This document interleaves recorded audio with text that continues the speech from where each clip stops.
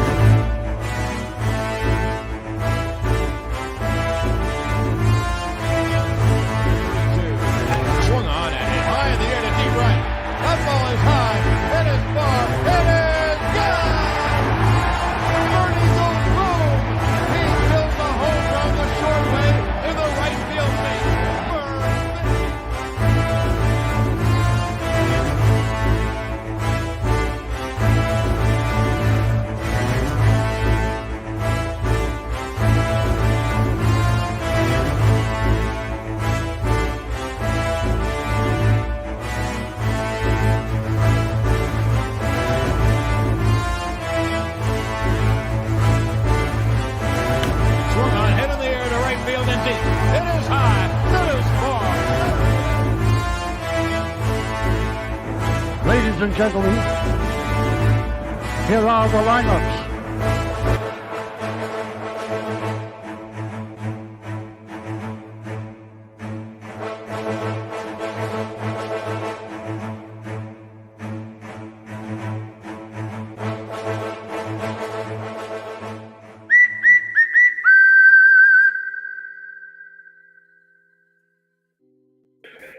Good Sunday afternoon, everyone. Welcome to the BX Bomber Strike Back podcast. Watch along tonight.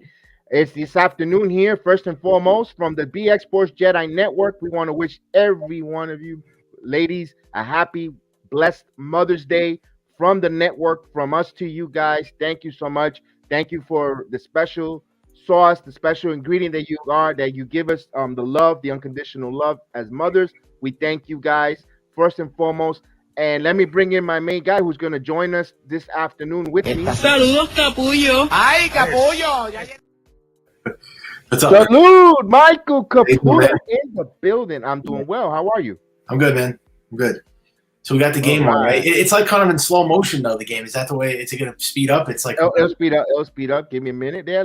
Guys, welcome to the JEDI Network. We got the lineups, but first and foremost, a lot of rain. So, hey, Michael, do you have wet feet? Because it seemed like all that rain and water in the New York metropolitan area. Yeah, it was rough the last 3 days. No baseball, but now we finally got baseball back today. So, I'm glad it's back. And the Rangers lost yesterday, so I wasn't happy about that. But oh man, well, we got the Yankees coming in here in first place, 17-7, taking on the Texas Rangers, who coming on a 4-game winning streak. Pitcher Dane Dunning, 1-1 with a 3.81 ERA, taking on Gerrit Cole with 2.03 ERA, and of course he came out of that nice performance last time. I got the lineups, but first and foremost, I want to make sure you guys make some money. The Yankees are a 1.5 run favorite. The money line is a plus 205, and it's a minus 245 with the over and under 7 runs. I'll take the over 7 runs tonight, and I got the lineups. The lineups for the visiting Texas Rangers goes like this. You got Miller at third base leading off. Simeon, the second baseman, will bat second. Seager, the shortstop, will bat third. The right fielder, Garcia, batting fourth. Batting fifth, the designated hitter, Lau. Behind the batting sixth, the catcher, Graves. The right fielder, Calhoun. The left fielder, Rex. And the first baseman, Andy Baez. And not batting ninth, the first baseman, Andy Baez. And of course the pitcher on the mound for our New York Yankees. For game one, this is a doubleheader, so we will have the game here back to back.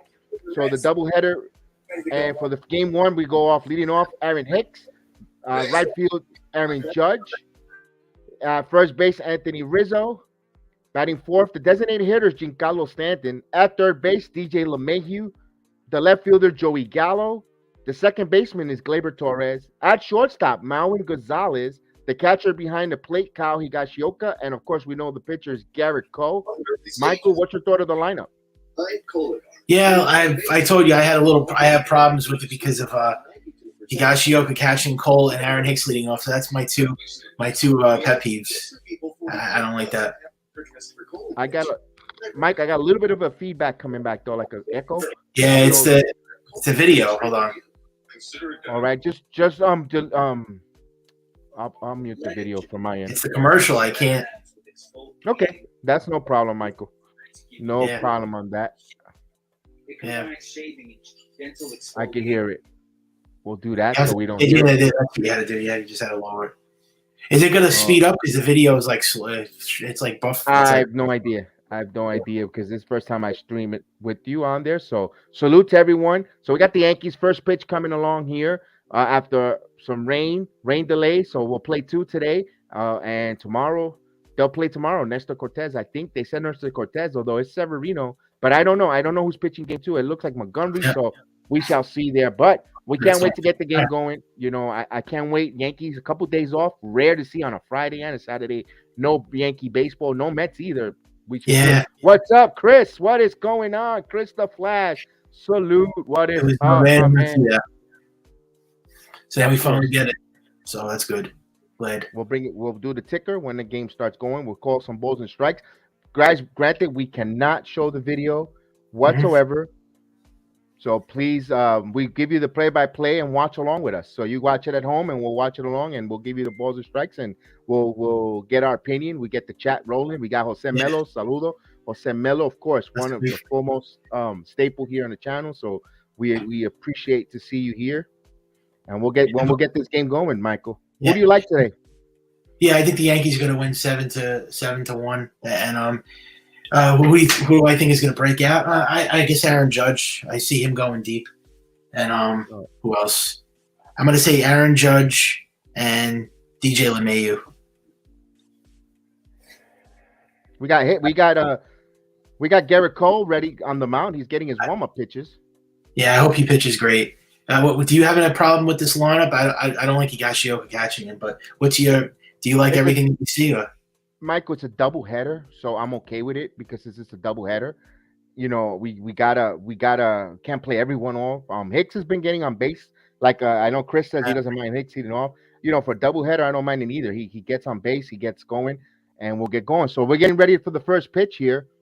Kofi, what's going on from West Ghana, Africa? Yes, I know you watch along with us on the Yankee watch along, and the Yankees defense goes Gallo in left, Hicks in center, Judge in right, LeMahieu at third, Gonzalez at short, second base is Torres, first base is Rizzo, and we're on the way. First pitch, swinging, foul out of play.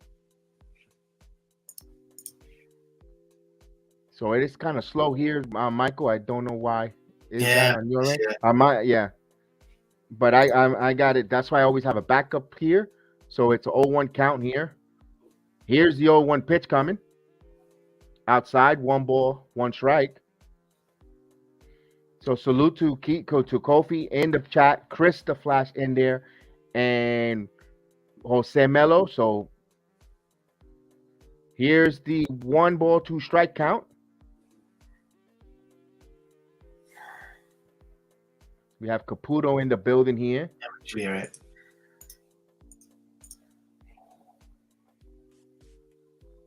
And the 1-2 pitch, swing and a miss, struck him out. Good start there for the Yankees. 1 down. And he'll come Marcus Semien. He has no home runs. It's rare to see him. He had 40 last year. No home runs, 8 RBIs, and he's batting 179 for the Texas Rangers. He'll step in here with 1 gone. Now you see everyone wearing those. Got pink on, of course. Yeah, I see that. Yeah. And here's the pitch. First pitch outside. Yeah, I wonder why this is slow. And here's 2 balls and no strike to count. It could be their end. It's a possibility. It could be like MLB, the app doing that, or it could be. And here's the This going line drive, there's a base hit for Simeon. So he got a base hit on 0-2 count to center field. He's on with 1 out. And that will bring up Seager. Corey Seager coming in here, the shortstop, with 4 home runs, 12 RBIs, and batting .258. So back to back, there are 2 big acquisitions up the middle. So this is the Yankees' first look at this trio. Yeah.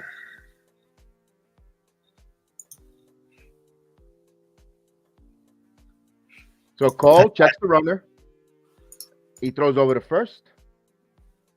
That's why I didn't like Higashioka catching in this game. Well, we'll see. We'll see because Trevino will definitely be catching game number 2 here. Yeah, game 2. But it should have been this game. It was going to be one of the games. And the pitch outside 1-0. It never does. It never does that. So.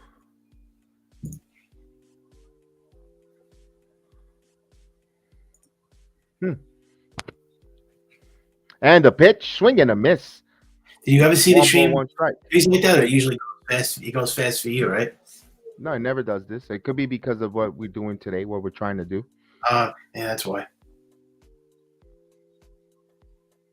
We'll fix it. We'll fix our minor technical difficulties on our end.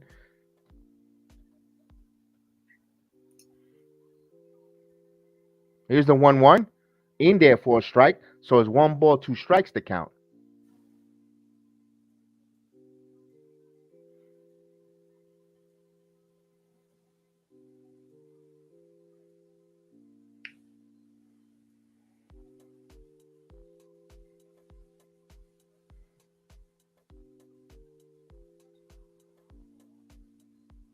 And the pitch, foul away.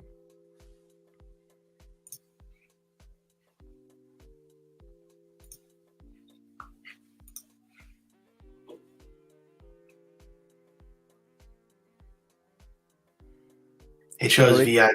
It doesn't show the game. No. I don't need you to tell me the whole play-by-play of what I'm trying to get there, buddy. Hold on, Michael. No, I didn't. I just said it's not showing it. I'm trying to get there. Okay.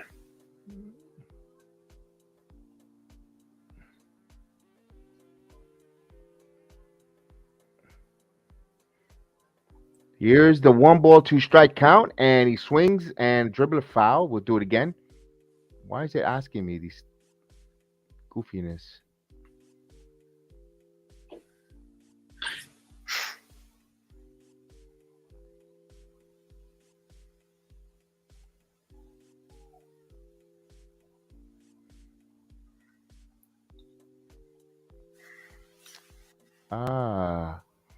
Nope. This ain't gonna happen then.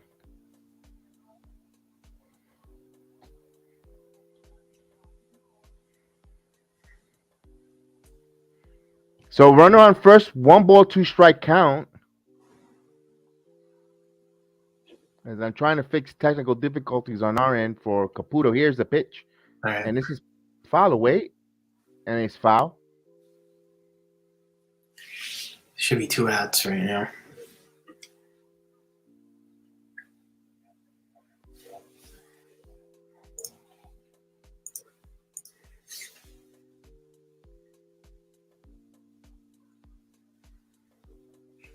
So right now, 1 ball, 2 strikes. As Go back, man. low it, low. Just hit. One chip. Rip down the right field. Mike, you gotta lower that because if not, I'm gonna get. I didn't. It just came on. I can't. How am I supposed to look? That's on your end. Now, it wasn't as close as That's not me. Brandon, what is going on? It's on Amazon Prime.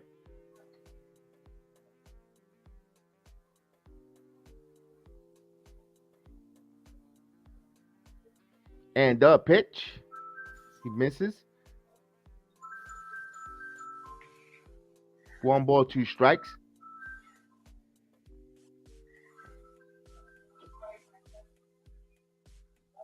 Yeah, you should have got out of this. 14 pitches already? I know. That's a high pitch count. 2 balls and 2 strikes. It pops up. That's why you should. in left field. Gallo's underneath it, and he makes the catch for 2 outs. Yeah, that's a lot of pitches here. It has been 7 days rest, so That's also a big point there. Good point there. But also, he shouldn't. Higashioka was a stupid move. I don't know why you go with the guy who can't defend and horrible defensive, and he can't frame pitches either. Yeah. Here's the center fielder, Adalis Garcia. He has 4 home runs, 18 RBIs, and he's batting .208 here with 2 outs. Runner on first. Yeah, I'm gonna say that. So I'll address that in between the change of the innings on that one. Here's the pitch. In there for a strike. So it gets ahead of the count 0-1.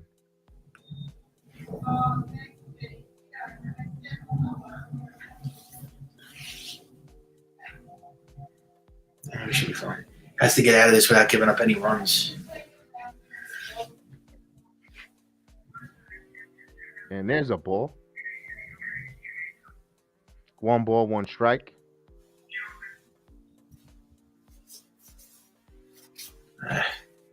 So is game 2 on MSG then for you guys, or I mean on Yes Network? And game 2 is is on Yes Network.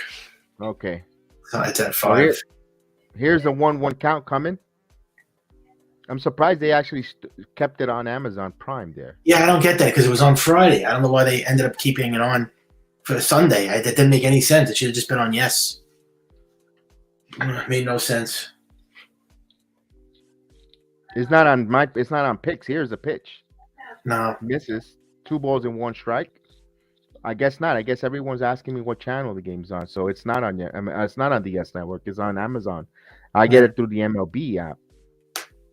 And I also have Amazon Prime. So yeah, well, I thought it was going to be on Yes, but they kept it on Amazon Prime. It was Friday. It was coming on Amazon Prime, but the game got rained out. So stupid that they came up with this dumb idea with Amazon Prime and Apple TV. Stupid. And you can't even watch the games anymore. So the runner on first base is Simeon, who could run. And here's the 3-1 pitch. This ball is up in the air. High fly ball, but here's Gallo coming in. Gallo coming in, falls right in front of him. So he's trying to pick flowers. Simeon's go to third. So Rangers got something cooking here with 2 outs here. First and third with 2 outs. And that's going to bring up the designated hitter, Nathaniel Lowe, excuse me. Nathaniel. He has 1 home run, 9 RBIs, and 293. I don't know the Texas Rangers, folks, so I got to read their names, and I miswrote it. I chicken scratch his name. So I apologize on that because I am not going to stop to try to watch the Rangers unless they play the Yankees. No offense to Mr. Heel.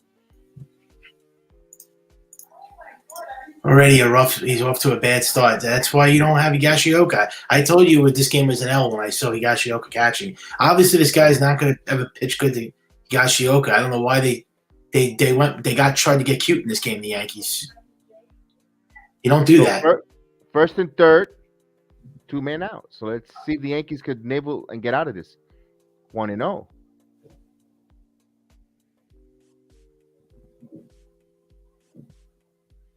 Well, already up to a high pitch count. It doesn't look like he's going to go deep in this game. That's the only issue you have there. As I try to get the game on for Caputo in a moment. Give me a minute. No, that's all right. Doesn't matter. And they throw the second bluffed. So no. I don't know. That was weird there. Remember I always said that he is a bad, terrible base runner. A base stealing catcher. So he should have had that stolen. He's horrible. He can't frame pitches. He's not good defensively. He's basically Gary Sanchez 2.0. He's the same thing. I don't know why would you have Aaron Boone's an idiot. You knew you were going to have Trevino catch one of these games. Why didn't he catch this game? Right now it's 1 ball, 1 strike. As I don't see where. God almighty, man. In there for a strike. So it's 1 ball, 2 strikes to count here. And let's get the 2-strike horn going. He has 2 great starts and now he's pitching like crap again. Because he had Higashioka. That's why. You know this is going to be the trend when he goes with Higashioka. This has to never happen again. This is the dead And issue. swing and a miss, struck him out. Goes down on strikes, no runs, 2 hits. They leave 2 men on base, and here comes the Yankees. And of course, let me go real quick to Jose Melo's comment. Yeah, last night there was a lot in the world of boxing, MMA fighting. Saul Canelo Alvarez lost his fight, trying to get conquest of the middleweight title, the light heavyweight title, and was failed. 115 and 113. That was a good fight. Canelo looked like he was a little bit out of his league there, but he all in all, he didn't embarrass himself going up in weight, but rematch. I'm willing to see that rematch, Jose. I'm willing to see that rematch. And it says here the game was a contract game, so they have to play it on that channel. Got you. So I boxing fight last night. The fights were good. Full report with full disclosure will be on the Austin and Chef Dan MMA Weekly and Combat Sport program here on the JEDI Network, either Monday night. They will be breaking that down. All their fights. They got a lot to say about the Gaethje controversy with the heavyweight champion Bronze Oliveira. Oliveira lost his title not by fight. He won the fight, but he lost it because of a weight issue. So they got a lot to say about that, and also a lot of up and down with that. So we go now to the Yankees home, and of course, those that are arriving a little late, the Yankees lineup. I always posted it here, so let me put the Yankee lineup on the bottom. So it'll be Hicks leading off, and Dane Dunning will be the pitcher. We got the Cap with us here. I was trying to get him to watch the game with us because he doesn't have the capability of watching it in our stream platform, but I'm just working on that. So we're trying to get that there. So let me give you the Yankee lineup real quick right here so you guys can view it, visually see it. Those that are scoring it at home with me.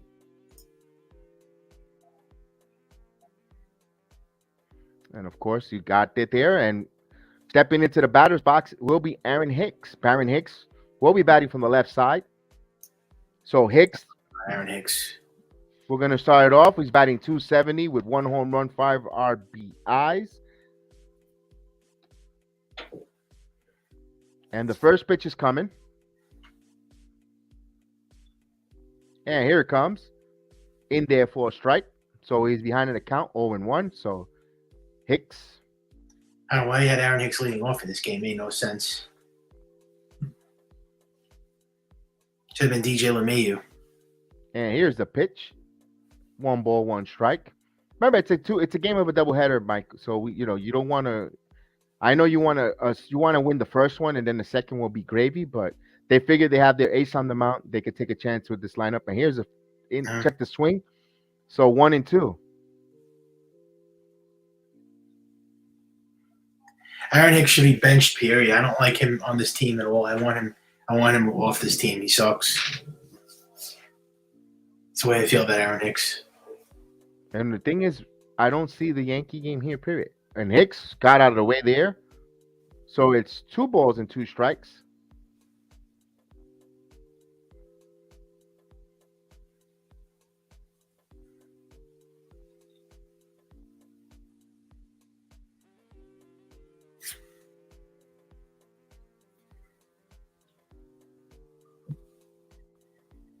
Here's the pitch. Caught him looking. So he stood there like a policeman. Struck out. That is Aaron Hicks leading off. That's who lead off hitter. He's an idiot, really an idiot, Aaron Bone. The guy can't hit, whether it's lead off, whether it's a 4th, 5th, 6th, he can't hit this guy. He sucks. I don't care that he has a high batting average. He's not going to be consistent throughout the whole season. He sucks. Salute, Marie Matthews. Happy Mother's Day to you. Happy Mother's Day as well to Judy. Here's Judge. And the pitch. He just missed. 1-0. I wish I could show you guys the video, but we're not allowed to. I'm trying to, and I can't even find it on Amazon myself. I'm watching it through the MLB app, but the MLB app is extremely slow. So it's 2 balls and no strike for Caputo to watch it with me. Yeah, it's fine.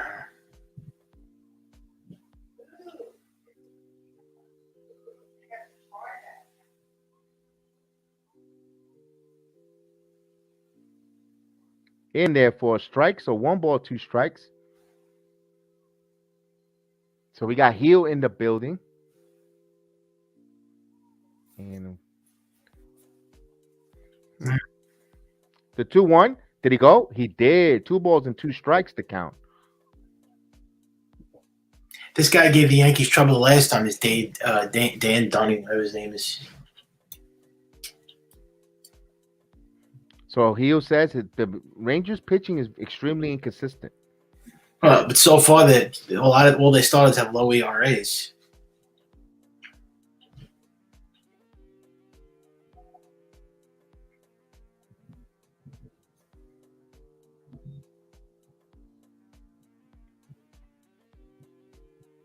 He is an idiot, Aaron Boone, because you put in Aaron Hicks as a leadoff hitter, and you have Higashioka catching right there as an L. Here's the pitch. Foul back. Oof. They hit it right on the Jim Beam sign. So it's 3-2 the count.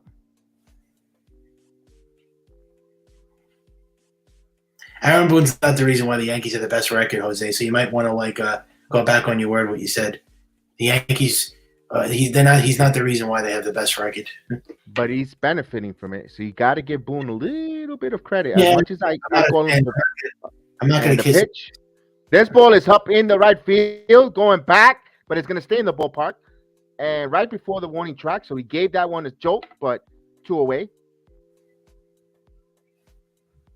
This brings up Anthony Rizzo. Rizzo coming in here with 9 home runs, 21 RBIs, batting .242. And let's see how the Yankees respond after a loss, because last year they won 13 in a row, and they lost 5 in a row. So let's see how they respond to this.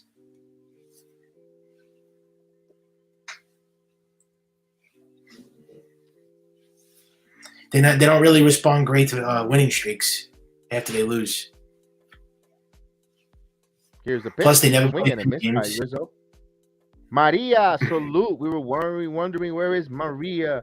Maria's in the building. Happy Mother's Day to you, Maria. I hope you're doing well.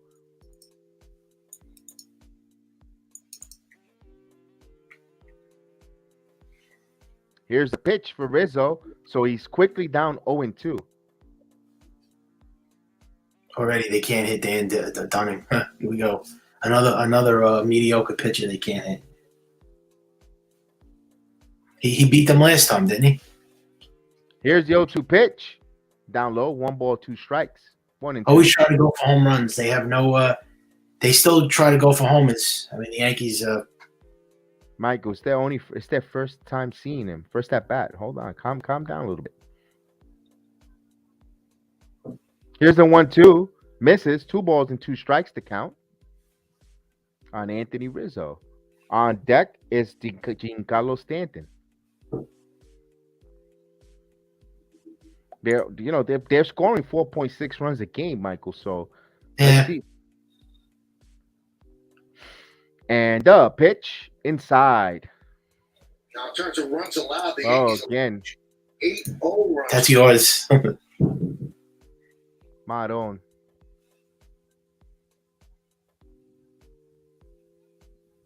No, it slows down every time I go to you, Michael, there. It's all right. Forget it. Yeah, I don't think it's going to happen. I don't care.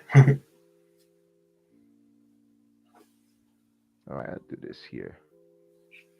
So Rizzo walks. Sorry, Michael. I tried to get you on there, but No big deal. As long as the watch along is fine.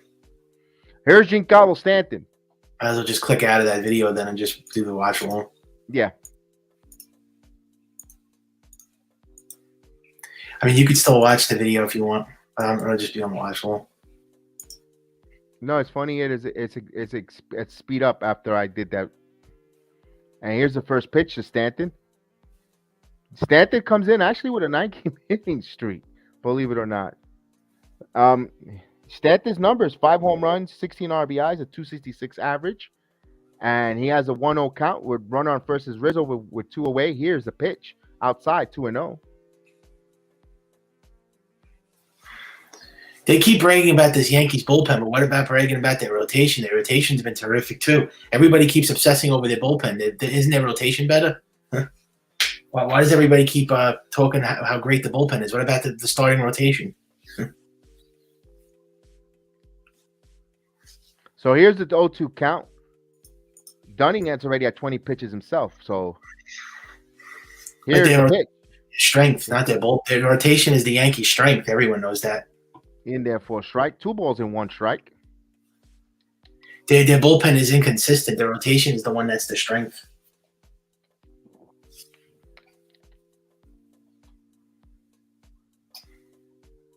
And the pitch, swing and a miss. So it evens the count. 2 balls and 2 strikes. Stanton was trying to make this a 1-0 game.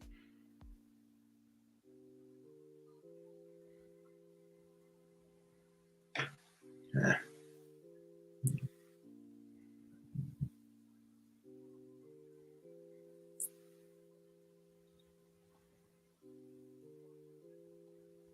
Yeah, he's better when he's in the outfield. And the pitch, swing and a miss. He goes down on strikes.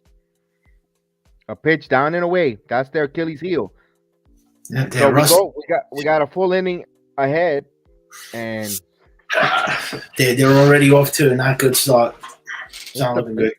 It's the first inning. Just calm yourself there. It's actually the second. A full inning of play. Just calm yourself. I could tell right away when this team isn't good. I just could tell right out of the gate. I know the symptoms of this team. They had 2 days off too. Yeah, they're doing what they did Wednesday when they played against the Blue Jays and they couldn't hit Kikuchi. It's the same game again. It's one of those games. This team is. I can't trust this team, man. I just can't.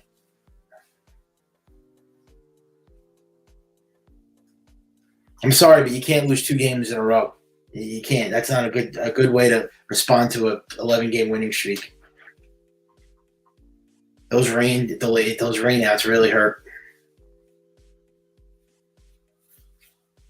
And Jose said here, when Stanton plays the field, he's a better player. Half this game in the field, half at DH. Good balancing act.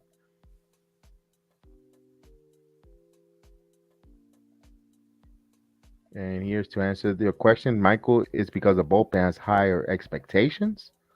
Mike, no. That's the way Mike is. Mike is always like that. And you can't win a World Series, but you need a consistent rotation throughout the whole regular season and playoffs. You can't have just a bullpen. The bullpen's not a rotation. What more do I want? I want to see that the lineup. I want to see that lineup hit for contact. I want to see them manufacture runs. I don't want to see them go for home runs every single time. They go for home runs 24/7. This team. I want to see some small balls, some speed. I don't want to see home runs constantly all the time. That's what this team always does. All right, we're ready for the second inning here. I mean, what's their run differential, the Yankees? So a second inning of work here for Cole. 25 pitches, and the first pitch of the second inning, here it comes, down low for a strike. So he got that call for a strike. And here's Mitch Garver. Garver with 3 home runs, 8 RBIs, a 189 batting average. Texas Rangers aren't even a good team. They suck. Yankees should be blowing this team out. And here's a line drive down the left field line. That's going all the way to the wall. That should be a double. Gallo picks it up, fires in, and Garver goes in there with a leadoff double. So Rangers got something cooking. Rangers are coming out with their hitting shoes. Yeah, how come the Rangers are doing good and the Yankees aren't? They rested for 3 days. Mike, calm.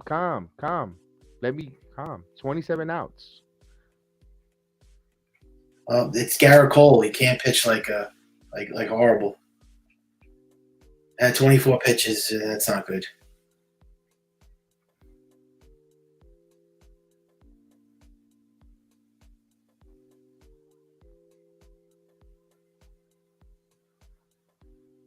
So there's a double for Gardner, and here's Calhoun.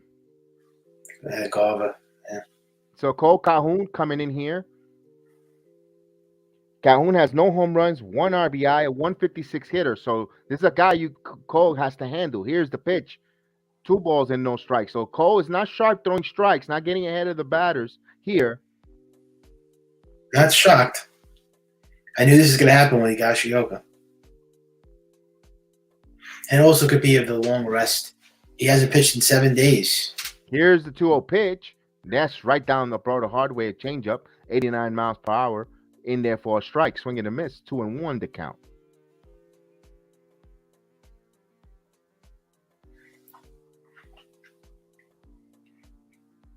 It's tough not watching this Amazon Prime that you can't watch the game. Sucks. This ball is popped up. That's in the infield. And LeMahieu makes the catch. So for the first out. So 1 away with a runner on second. No advancement there. So big. That was a big out there for Cole.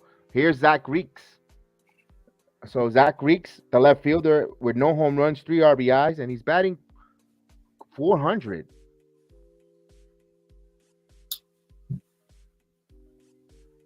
And Rec is batting 400.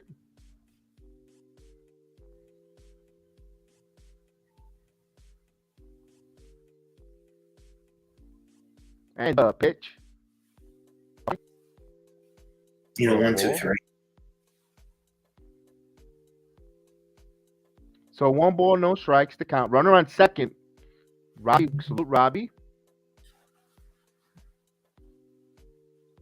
I think the Yankees. I got the over and under in a second, Robbie. Give me a second. Let me get this pitch in first. Hand up, pitch. 2 balls and no strike. The run differential, the Yankees are -1.5. The Yankees 2-run differential. Remember, bet with your head, not over your head. I think the Yankees win this by 2.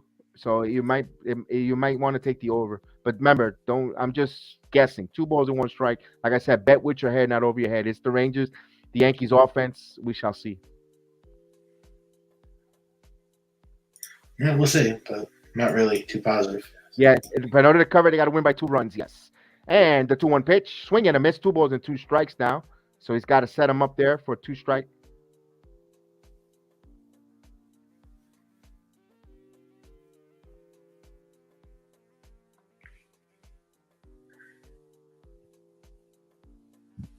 Here's the 2 balls and 2 strike count coming. Swing and a miss, struck him out.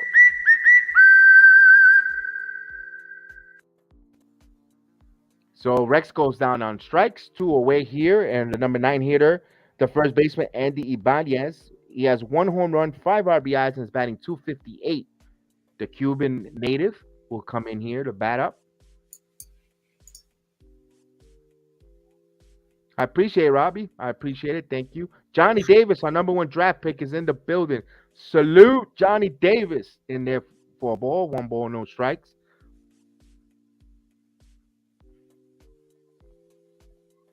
And Cole is good when he's off. He's striving when he gives up 2 or 3 runs. Incredible. And also, runs is not good if he's off. I mean, that's not even considered good. And the pitch, did he go? He did. 1 ball, 1 strike. He didn't hold up. A good cutter away, down and away from Ibanez.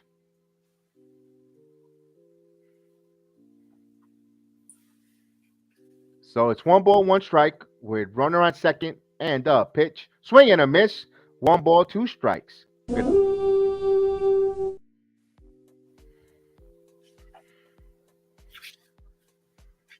Wow. Ibanez fully stretched, couldn't get that. The game day guy looks funny when he's throwing the ball. It looks like demented. Right? Here's the 1-2 pitch coming. It kind of reminds me of like Duck Hunt. You ever see Duck Hunt, the video game? Mm-hmm. Yeah, it looks like that kind of. And the pitch just missed outside. So it evens the count, 2 balls and 2 strikes. 40 pitches for Cole, about to throw his 41st with 2 balls and 2 strikes with 2 outs here. Runner at second, no score. Top of the 2nd inning. The deuces are wild, like they like to say.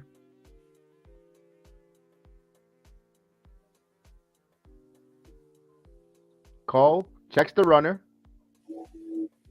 And the 2-2 pitch. Did he go? No. So it's 3-2. So the count runs 3-2. Cole wanted to know. He thought he was an attempt at that.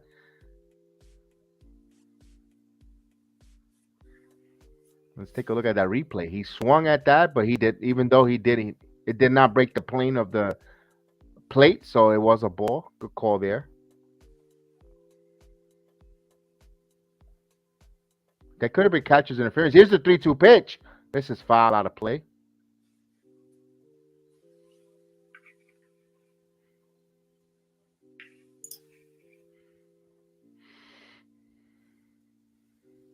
So one thing the Rangers are doing is making Gerrit Cole work extremely hard here. Yeah. I wish the Yankees could do that to the Rangers. Here's a 3-2 pitch. Did he go? Another check swing. No, he said he didn't. So he gets a 2-out walk.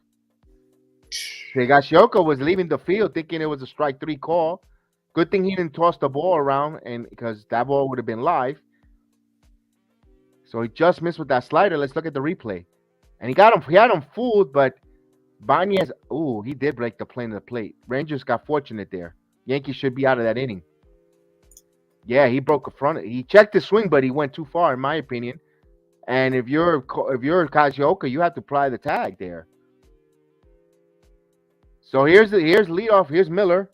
Brad Miller, the leadoff hitter, batting here. Second time around against Cole. And the pitch up high. So Cole got to get ahead of the count. He struck out the first time in the first inning, but Cole's pitch count is going to be 40. They're about to deliver his 45th pitch. And the Yankees got a double header here. Here's the pitch. Swing and a miss. I don't know why you would go with Higashioka when you know this thing hasn't worked the whole entire season into last year. Like they saw this fell apart last year with this Higashioka, and now they're still doing this. And Trevino catched him great the last 2 games. What was wrong with Trevino? I don't understand. Two balls in 1 strike, and he had back-to-back good games with Trevino behind the plate. But remember, Kyle is his personal catcher, or at that last year they had good chemistry last year. And you want to see.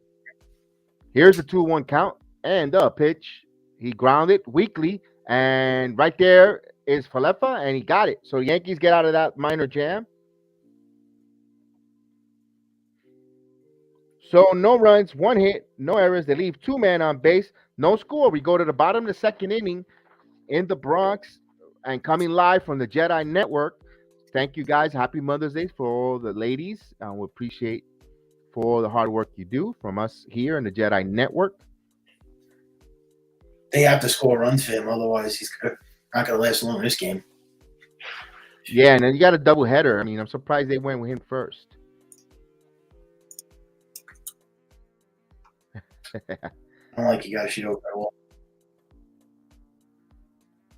I'm not a big fan of him as well, but I understand why they went with. I understand the move here.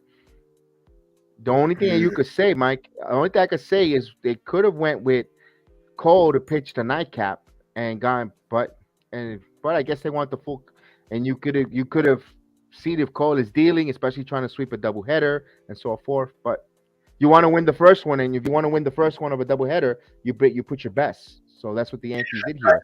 I don't like Higashioka, and I don't like Aaron Hicks in this long. It's terrible.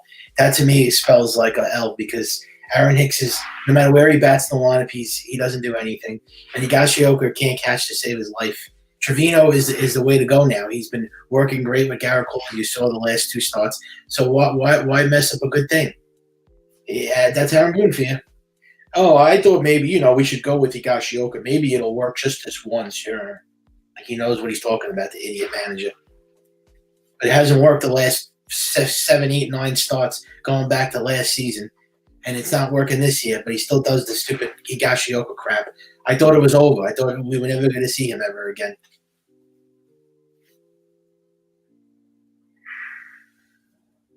That's why I don't know if he's pitching struggling because of that, or it's part of it, and because of the extra rest.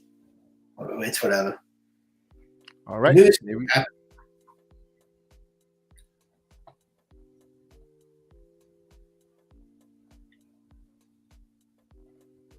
So we go to the bottom of the second inning. It's LeMahieu, Gallo, and Torres, and Gonzalez if anyone gets on. I understand it. Catchers don't catch 2 doubleheaders. But I'm saying this is the game. 1-0. Josh Mello that Trevino should have caught. Why couldn't Higashioka catch Montgomery?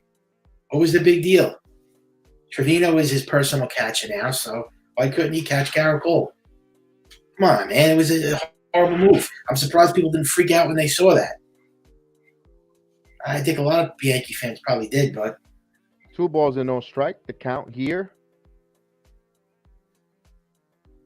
In there for a strike. 2 balls and 1 strike. The count to DJ LeMahieu. DJ LeMahieu numbers are he has 2 home runs, 8 RBIs. He's batting .294. And pitch. This is grounded slowly to third. He charges, throws across, and good scoop by Ibanez, and he got him. all right. So he got LeMahieu, so 1 away. It'll bring up Joey 0-2 Gallo. So Gallo, as soon as he gets in the batter's box, his count is 0-2, so he'll come up.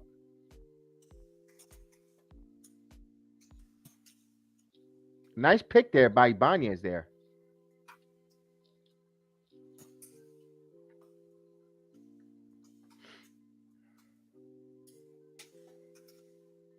So Gallo's going to go up against his former teammates. I think this is the first time he plays his former team. Here's the pitch. Foul out of play, 0-1. So the 0-2 Gallo's here. He's batting .188 with 3 home runs, 4 RBIs. So all or nothing lefty hitter has the 0-1 count coming and is grounded into the shift. Second baseman Simeon fields in time. He just ground everything out. It's better than whiffing. It's better than whiffing. This is making contact. Yeah, but they're making outs. So here's Gleyber Torres. Torres batting .222 with 3 home runs, 12 RBIs.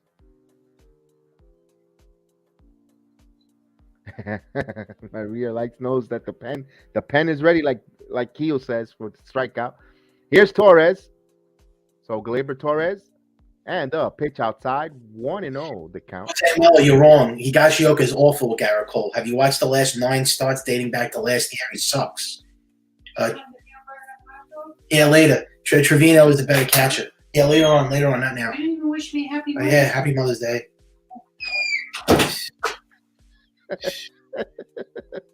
And the 2-0 pitch.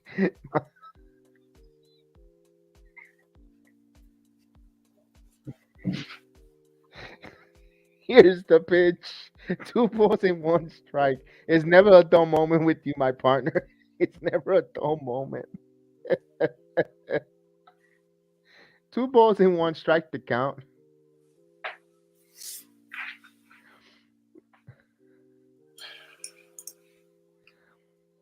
And pitch. 2 balls and 2 strikes.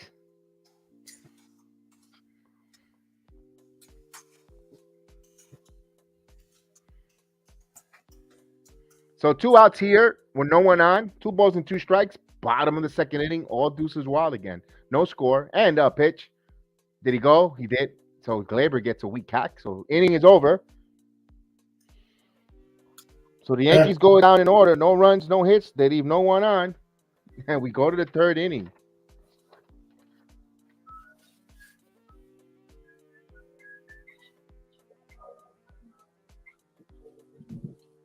Well, because he doesn't have a big Higashioka in the lineup.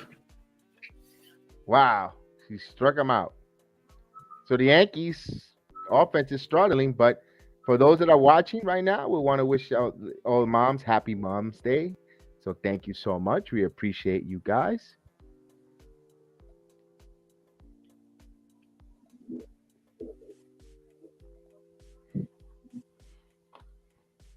Yankees got to figure out this pitcher.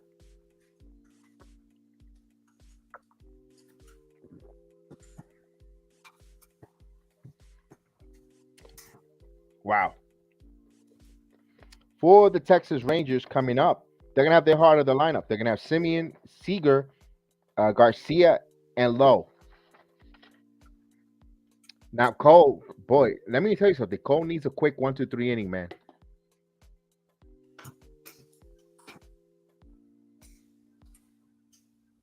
What's his pitch count? 40 pitches? 40 plus, 45, close to that.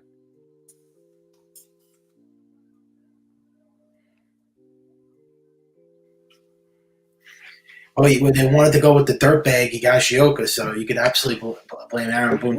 Would you stop with that already? We know no matter what happens, no matter how much we complain, Kyle's in the game right now. So we gotta have to, you know what, we're gonna have to take a nice bowl of eat it. I wanted to see them score runs right out of the gate. Of course, we all do. We all want to be a 5-0 against this pathetic Ranger team. No disrespect to Heel. He's a big Ranger fan, but this is what they do. This is their ant. This is their counter. So we're ready to start here the third inning as Caputo is on one of his regular rants, and this is check swing foul, 0-1 the count. So Simeon has not hit a home run yet this season, and I hope we keep it that way. Here's the pitch. In there for a strike.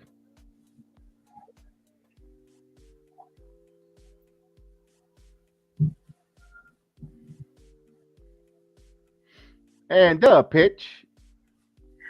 Hit there for a strike. Oh, he struck him out. Got him. All right. So he got him with the K there.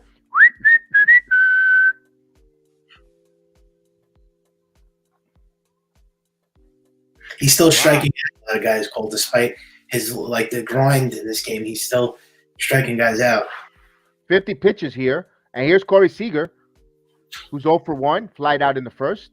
And pitch. He's swinging a miss. He's ahead of the count. Hopefully he gets in a groove here. Yeah, maybe but it looks like it's a bounce back.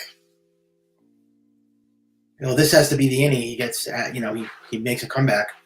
He's got to get a quick. 1 ball, 1 strike to count.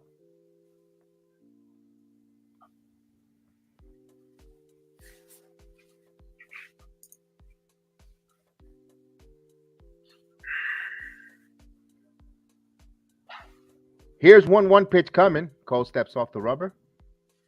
He'll reset. Oh, God. And the 1-1 pitch. Swing and a miss. 1 ball, 2 strikes. Foul tipped into the glove.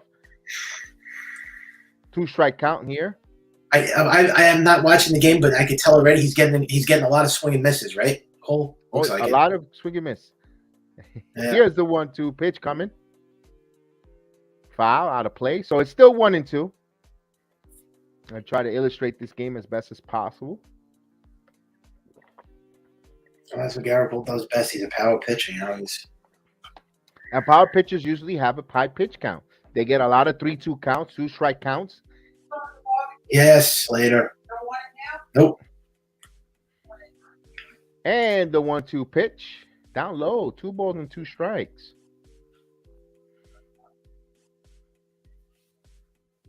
As the hot dogs seem to be ready. Not right now. Here's the 2-2 pitch. Grounded. Off the first base bag. Rizzo flips it. They got him. Nice play by Rizzo. It looks like it's 2 outs, right?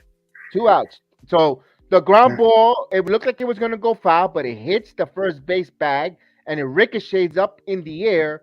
Rizzo follows it, gathers it, gets it. Good job by Cole that he actually covers the bag and he flips it over, and they had plenty of time there. So it was a lot of moving parts, but the Yankees, calm, cool, and collective, they got the second out. I mean, it looked, and here's bases empty, and Garcia, big cut by Garcia, foul away. So it also benefited that Seager didn't bust it out of the box right away, but though they would have had him anyway. So Cole appreciates Rizzo's play. Rizzo, he's a gamer. That's what he is. Rizzo, the gamer. That's why he's platinum. He was a one-time, platinum Gold Glove winner at first base. And the pitch. This is fouled out of play. So quickly 0-2 with 2 outs.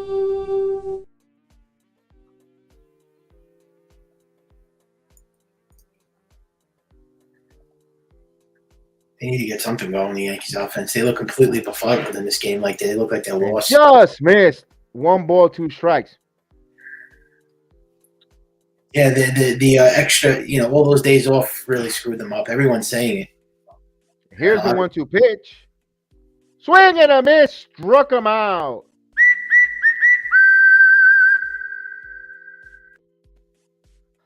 So 2 strikeouts in the inning and a nice play there by Rizzo and Cole sets them in order. No runs, no hits, no error. We go to the bottom of the third, no score.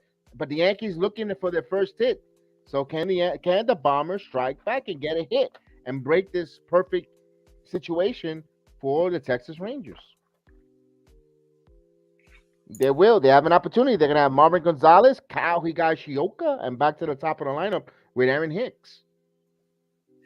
Here on a beautiful, beautiful Sunday doubleheader, Mother's Day Sunday afternoon. I got the Cap here with me. Thank you guys for joining me. I have the week of the order coming up. Well, let's see they get something going. We'll put this up there. Happy Mother's Day for everyone here again. And I hope you guys are enjoying your weekend. I hope the Mother's Day weekend is beautiful. I understand those up in the northeastern Conroe had a lot of rain, but I hope you guys managed to do a lot of things indoors or time together with your family members, with your loved ones. No baseball, a lot of rain, but I hope you guys enjoyed it. Or you guys managed to catch a good movie. I know Doctor Strange 2 was out in the theaters. I want to say those who are a comic book fan, I enjoyed the movie. Though does it have room for criticism, like every movie, like everything. But it was all in all, it was an entertaining movie. So I don't want to do any spoilers or spoil it if you haven't watched it. But if you're a comic book fan and you like the Disney Plus series with Marvel, you're gonna enjoy Doctor Strange 2. It's a pretty good movie. It's an entertaining movie. But the first and foremost thing for me personally was it felt like normal. We went to the theaters. We sat in the theaters. That whole interaction of the whole going out felt like it was before pandemic, and it felt good. So we go to the bottom of the third inning here. Marvin Gonzalez will step in, the switch hitter, who's batting 308. He has no home runs, a couple RBIs, 3 RBIs, and he's batting 300, 308 to be exact. Here's the pitch. Takes it in there for a strike to Gonzalez. They can't hit this guy again this day. Dunning. All right, so Jose Melo's predicting 2 runs this inning. All right, here we go. The second prediction. And the pitch. 1 ball, 1 strike. He got a huge hit the last game, Marvin Gonzalez. He hit that huge double, remember? And I guess He's a gamer. He's a gamer. He's another solid gamer who could play all different parts of the outfield. Switch Army knife player that you could plug and play anywhere that you need him. But you want to play him in spurts. Here's a 1-1 pitch. This is grounded. Foul.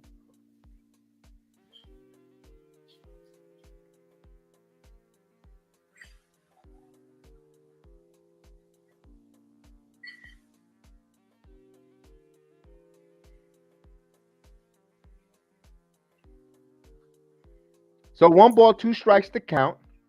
I guess in the batter's box. Corey reminds me of like his mannerisms. Reminds me of pitch. 2 balls and 2 strikes. Go ahead, Caputo. He reminds me of like Alex Cora, Marvin Gonzalez, the way he talks. He's got like his mannerisms and everything. When I was listening to his interview, and he sounds like Cora, so that's cool.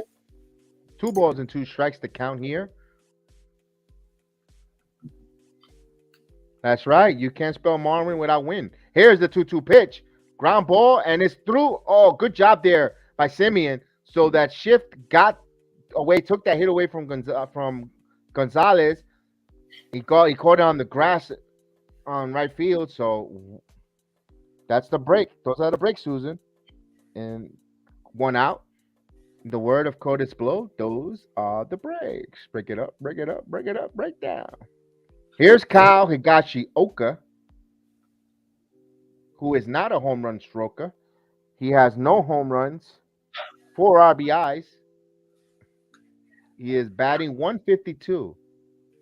So the Babe Ruth of spring training is the Jason Bay of the regular season, and he fouls it off.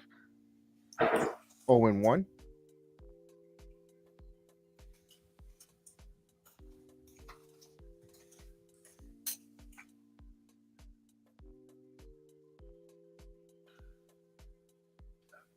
And the pitch inside.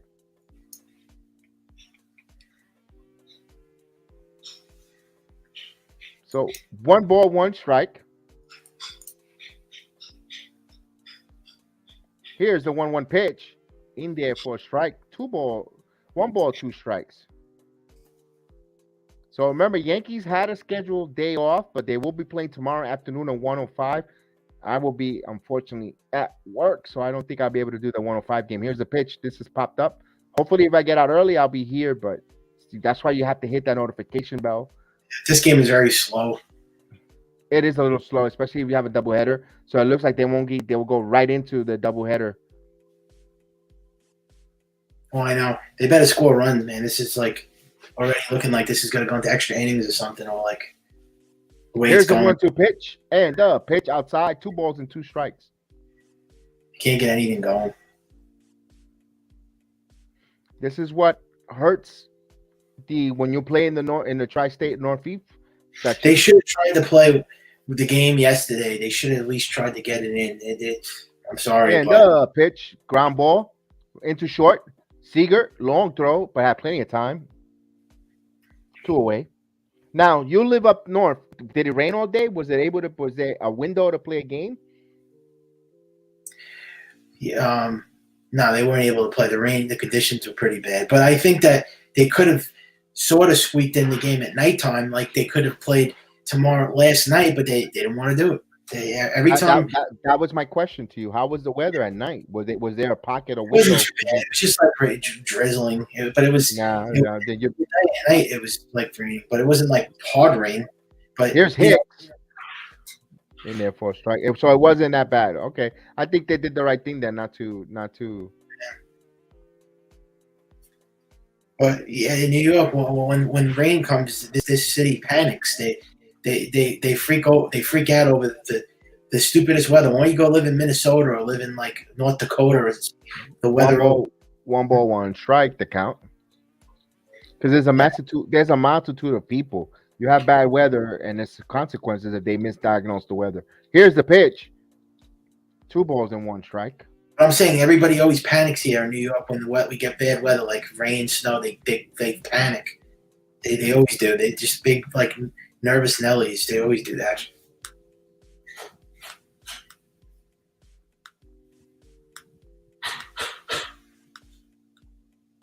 Here's the 2-1. Foul. Good old Aaron Hicks is up. Choke artist.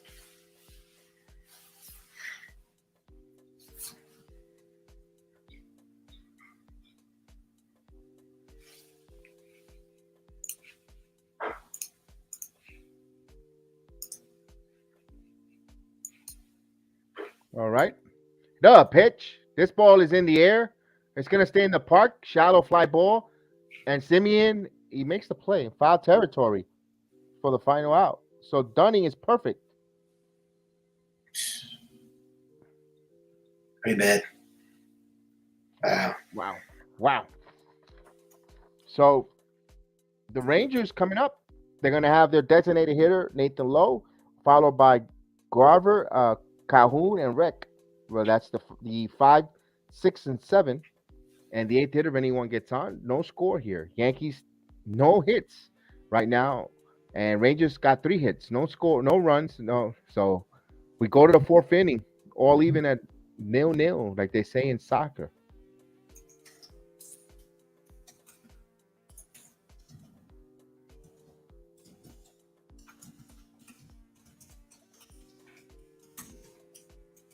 Is it? No, this is not. This is the year of the World Cup, right, Michael? I'm not sure. I'm not a big soccer fan. Yeah, I don't like soccer at all. I mean, if I want to see someone having a hard time scoring, I just go to my local bar. Yeah.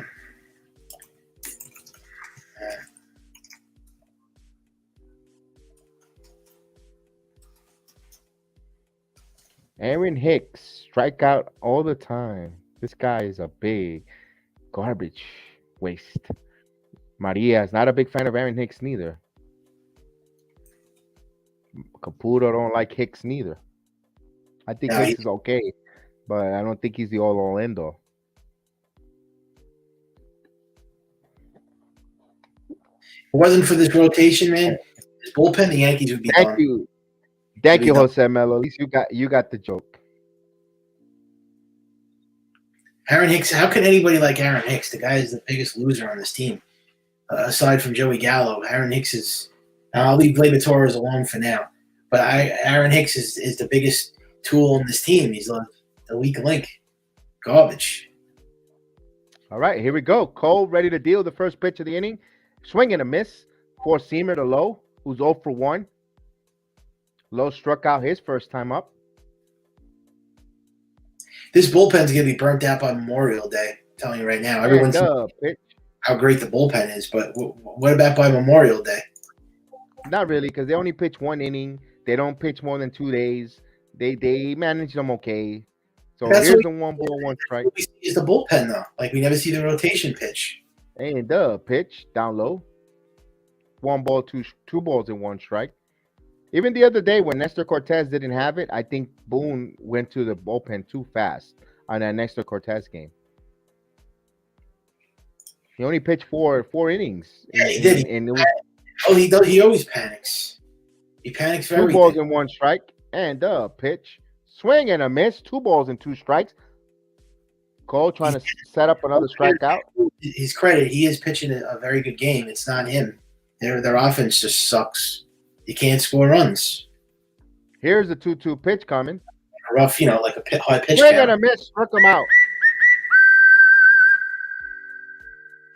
Sucks. So Lau chased the high fastball up and away. So he overpowers him. Wow. That was high rising fastball. Got him. No chance there.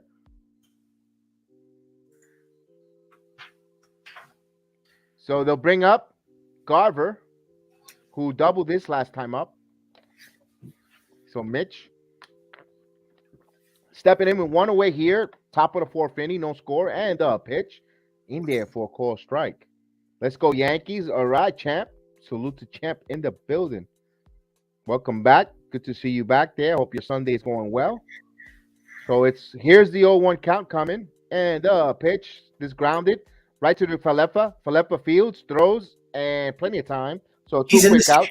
I thought he was benched in this game. I thought he's playing the night. Oh no, I'm sorry. Thank you. Gonzalez. That's why he's good. That's why it's good to have a co-host on here to help me out here. Yeah, it's okay. Marvin Gonzalez. Thank you, Michael. Thank you. It's just a force of habit. You're thinking that it was Falefa, so it was Marvin Gonzalez. Yeah. That's another surprising move by Boone. I guess he wanted to bench him for the first game. Yeah, you want to. This is a chance when you have double headers. You play your bench. You play guys who normally don't play. Let them play a full game. Get their feet wet. Here's the pitch. Misses to Calhoun, who's 0 for 1. Calhoun, his friends are Bugsy Smalls. I was going to ask you, who's the speed off the bench now since LaCastro went down? Just Marvin Gonzalez and Florial since they called him up. They have some speed, but not really. Swing and a miss. I don't know. The Yankees are trying to send Calhoun back to the Pity Pack Club. Yeah. Those don't know that. That is Harlem Nights reference. Here's the 1-1 pitch. Ground ball to short field. Gleyber Torres fields in time. So the inning, 1, 2, 3 innings. 2, 3. Wow. For Cole. So the Rangers get he's got Rangers in a row here. No score here. We go there to the bottom of the 4th inning. And Kelvin T. Jones.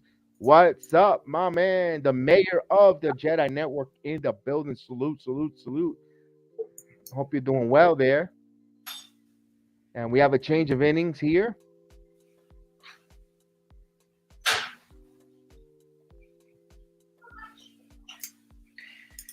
And the first game of the doubleheader. Now, depending how much time we're going to have in between the games, we'll have a special replay of last week's Heel of the Ring podcast when the game in between change of inning allows us to get stretch our legs, go to the restroom, have something to drink, and come right back. So we're gonna keep the stream rolling. It's gonna be a long stream today, where we're gonna have both games on. So Are you doing game number 2? game number 2, but I'm not gonna turn off the stream to turn it back on. I'll leave the stream rolling. So what we do is we'll step away ourselves. We'll leave. We'll put the heel of the ring podcast to play it its entirety until the game begins, and we'll go right into game number 2. Of course, tonight, later on this evening, it's WWE Backlash. So WrestleMania Backlash. Cole's pitching great. It's this offense that looks like complete crap. Right, indeed. So we'll have the WWE premium house event or premium event going on tonight, which is pay-per-view WWE Backlash. So we'll definitely have the guys break it down, their thoughts. Not tonight. I think either Monday midday. They'll be breaking that down. So keep an eye on that before Raw.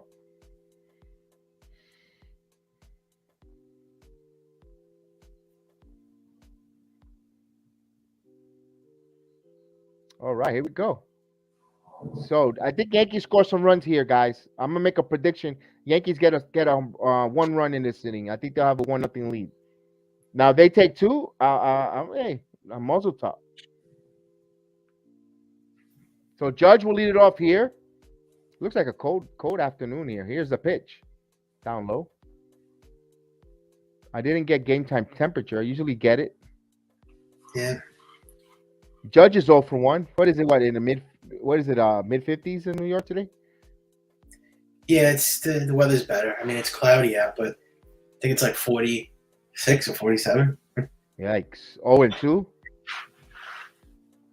Yeah, I saw a couple of folks with peacoats in the stands. I'm like, wow, it's that cold. Yeah. I miss wearing one of those. I had a nice, beautiful navy blue peacoat. Here's the pitch. Grounded foul. Yeah. I got rid of it as soon as I came over to Florida. 2 balls and 1 strike.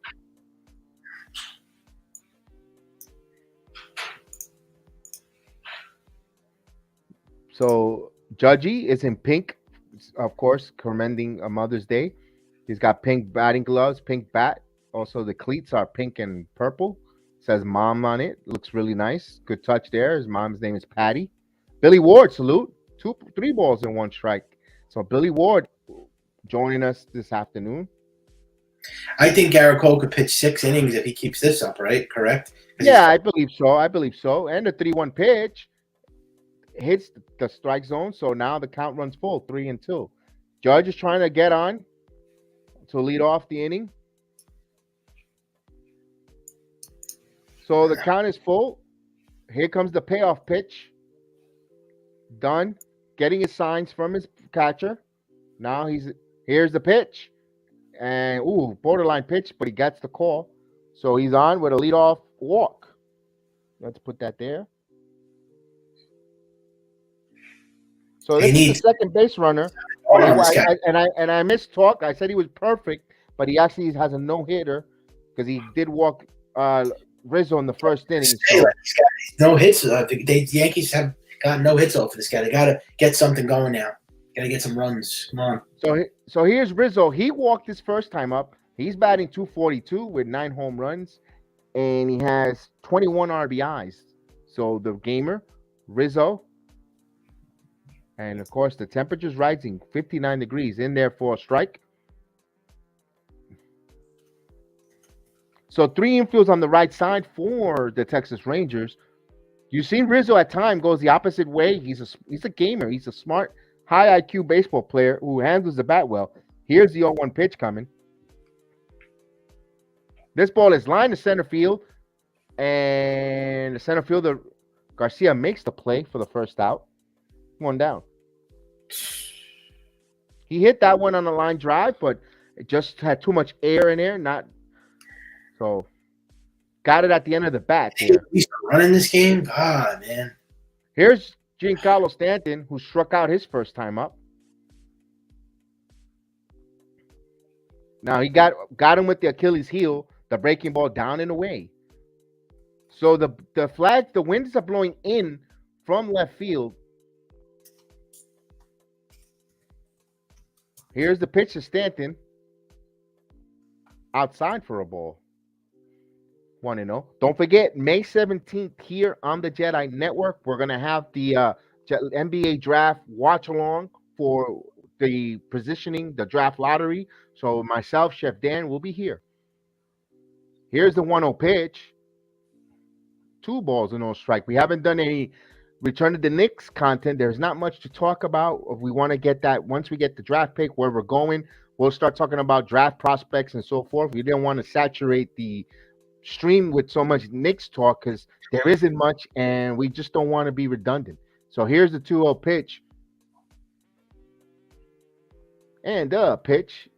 2 balls and 1 strike. And we appreciate those that only are Knicks-centric channels. Let them have that. Let them have their pound of flesh. But I just don't want to sound NBA 2K on YouTube.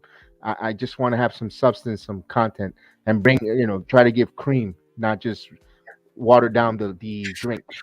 So here's 2 balls and 3-1 and 3-1. Yeah. Hopefully it walks. So DJ LeMahieu's on deck. I always like DJ in that 5th hole, but we need a leadoff hitter. 62 pitches so far for Dunning. He's going to throw his 63rd, but he hasn't given up a hit. But he's a couple walks, though. Here's the 3-1 count. He walked him. So 2-on. So first and second, no one out. 1 out, actually, for DJ LeMahieu. So you got your best hitter up here. Now you got to get runs. Now you got to manufacture these runs. Get a base hit. Although there's 1 out though, so the manufacture situation's out. You manufacture when you have 2 on with no outs. You got to try to get the hit here. Oh yeah, they got to get a hit. I mean, that's considered still productive. Because you also add, because then you have 0-2 Gallo. Do you want to have 0-2 Gallo with 2 outs to get that run in? I don't think so. This is the at bat. My opinion, they got to try to cash in if you're the Yankees with DJ LeMahieu. That's why I like him at that 5th hole if he's not leading off. Those are the 2 spots in the lineups that I really like DJ LeMahieu in. Yeah. Who's up now? So here we go. Gallo's next. Here's the pitch down low for a ball. So Gallo's on deck circle, followed by Gleyber Torres. With 1 out here, runner on first and second. With 1 out here, bottom of the 4th inning. Yankees looking for their first hit of the game. 65 pitches coming here for Dunning. LeMahieu has a 1-0 count. And the pitch. This is grounded slowly, but they look like they're going to try to get Stanton, and they're going to get a double play. Oh what a double play. Wow. Ibanez, he tagged Stanton, stopped, and hustled back and dove and got DJ LeMahieu on the bag. What a beautiful unassisted double play there. That, as a former first baseman, I appreciate that. That was nice. You scored at 3-3. This is bullshit. 3 unassisted double play. An unassisted double play. Wow. And he goes here. Has the Yankees play surprise you guys to the degree of who's actually winning, who's playing well? We didn't expect the starting pitching staff to be this good, Kelvin, and that's a surprise. We also didn't expect the defense to be this good. Well, although they said they were really good defensively, but we were even surprised there. Certain players, we're surprised of their performance, like Rizzo. Well, Rizzo, I knew he was going to be good, but not the way he's taking that RBI machine. Also with the bullpen, Michael King, and so forth. That was a pleasant surprise, in my opinion. You think he was safe at first, Brandon? Down that double play? I think he slid in there. He got him with time there. Although, let's see when they come back out of the replay. We're in a change of innings. Yeah, you had a golden opportunity, and they did nothing. Well, pathetic. LeMahieu usually puts the bat on ball, and I don't know what's going on with him lately. He started off the season hot. Now he's like in a slump. This guy, hasn't done anything. Well, that's part of baseball. 162 games, you're gonna have ups and downs, and it's just how the Yankees gonna have to navigate through that. They still haven't gotten a hit off of Dunning. No hits. That's the only thing that concerns me. No hits right now. But they had 2 base runners on. Well, actually, they stranded one because they got that. They no runs, no hits, but they stranded 2 base runners on that walk. So we start the 5th inning, no score though. We got no score. Yeah, pretty bad. There's no way this guy's gonna pitch a no hitter. Come on, ridiculous. Judge bat has been on point. Yes, Judge has been good. Judge has been phenomenal. Here's the first pitch in there for a strike. So for the Texas Rangers is Reek, Ibanez, Miller back to the top of the lineup with Simeon, if anyone gets on. So it's a pitcher's matchup. Here's the pitch. Swing and a miss. Quickly 0-2. So Cole has been pitching well. You know, he started off a little dicey, but If the Yankees lose this game and the Rays win, then say goodbye to the division lead. So much for that. 72 pitches for Gerrit Cole. And here's the 0-2 pitch coming. 1 ball, 2 strikes in the dirt. Good block. You got to make him pitch at least 6 or Joker. 7 innings. You have to, depending what he does. Yeah, I think he'll get out of this. But Cole needs another quick inning like last inning, because his pitch count is at 73 with he hasn't recorded out yet. Yeah, and he has a 1-2 count. And the pitch, this fly ball into center field. Hicks is under it. Hicks makes the catch, 1 away. So he'll bring up Andy Ibanez, who had that great double play, unassisted double play. He walked his first time up. So the Cuban native stepping in here.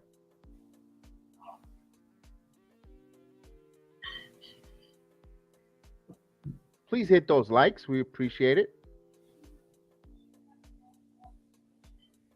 they should have scored runs, man. They blew it. Cole from the windup. Here's the pitch in there for a strike. What a nice one. A nice strike.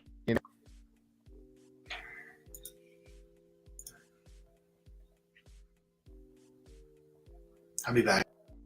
Yes, sir. Caputo will take a break. Go get his hot dogs.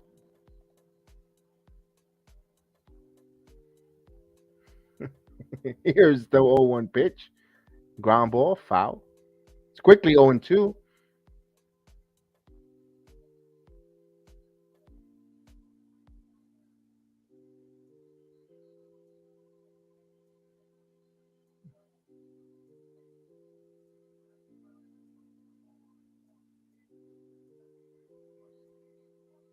Here's the 0-2 as it's time. His steps took a little too long there from the stretch.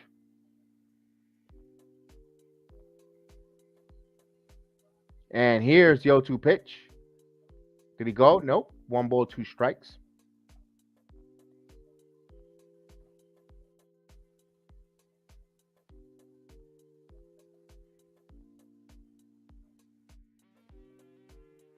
Oh, you know what? You're right, Brandon. Huh. And there's the pitch. 2 balls and 2 strikes. Brandon was correct. Huh. He didn't touch first base there. I saw the replay. First time seeing the replay there.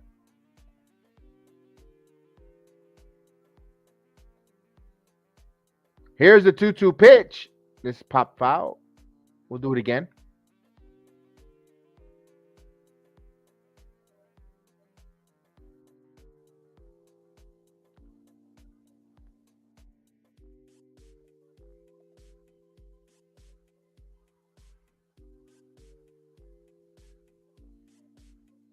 And the 2-2 pitch.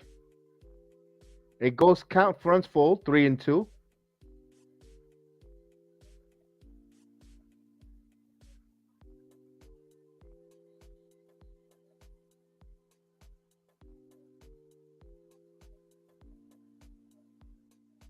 And the 3-2 pitch. This popped up. Center field. Hicks is under it. And he makes the play.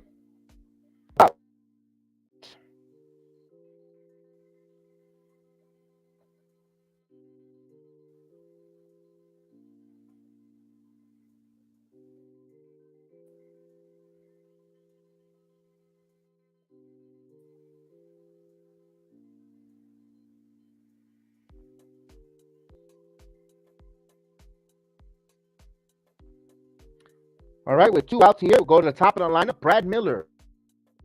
Miller's 0 for 2, and the pitch in there for a strike. 0-1 to count.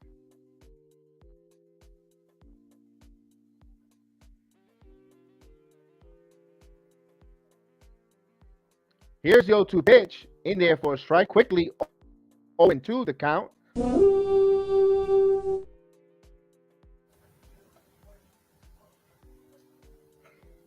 Cole trying to get a strikeout here. And the 0-2 pitch. He spoils it. Quickly, still 0-2.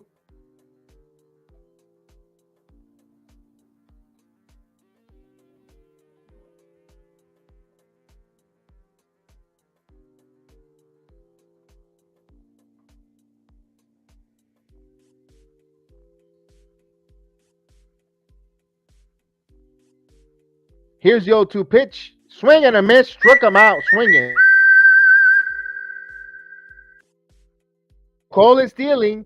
That's 10 in a row for Gerrit Cole. No score here. Yankees need to get some runs immediately. I'm going to take a quick break. Don't forget, folks, Michael Caputo Costanza, his show is It's Over Yanks. The New York Yankees? The New York Yankees! Ruth, Gehrig, DiMaggio, Mantle, Costanza. I must say, with all due respect, I find it very hard to see the logic behind some of the moves you have made with this fine organization. In the past 20 years, you have caused myself and the city of New York a good deal of distress, as we have watched you take our beloved Yankees and reduce them to a laughingstock, all for the glorification of your massive... The little light is blinking right now. Come and listen to the idiot. Hey, everybody, the idiot's on. He'll be on here. He was joining us a few minutes ago. A little nervous that the Yankees aren't hitting and haven't scored. And you saw that he's in full gear. So we are in a change of innings. Well, once we get back, we want to always wish everyone a happy Mother's Day. All the moms out there.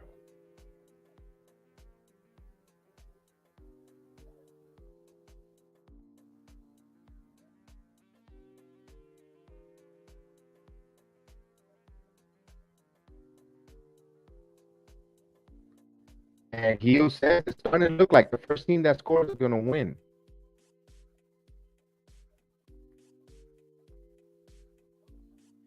All right, we got there.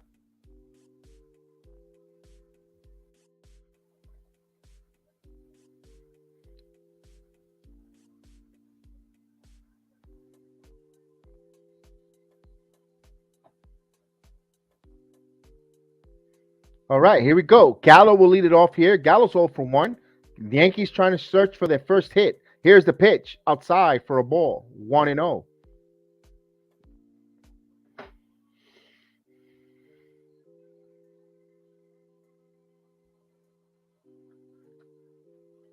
Here's the 1-0 pitch.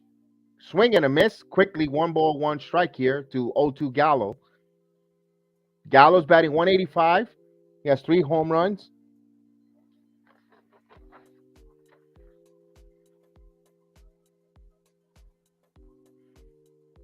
One ball, 1 strike. Here's the 1-1 pitch. 2 balls and 1 strike as I'm scoring it at home.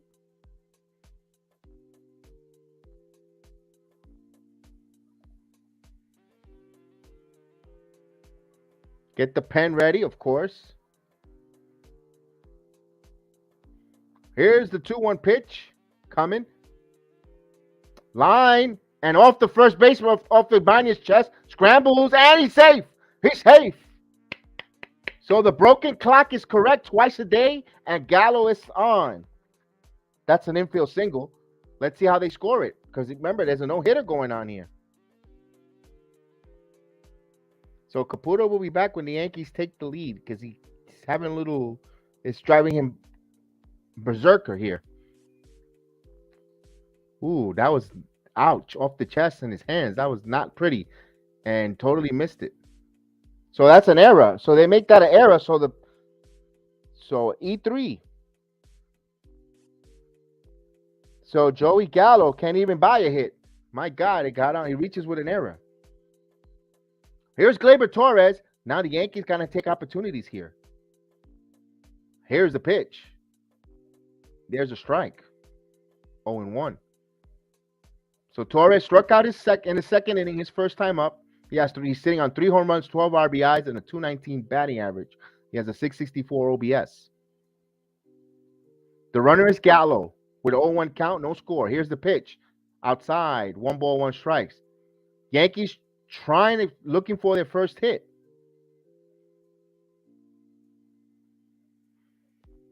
They have been no hit here through 4 innings.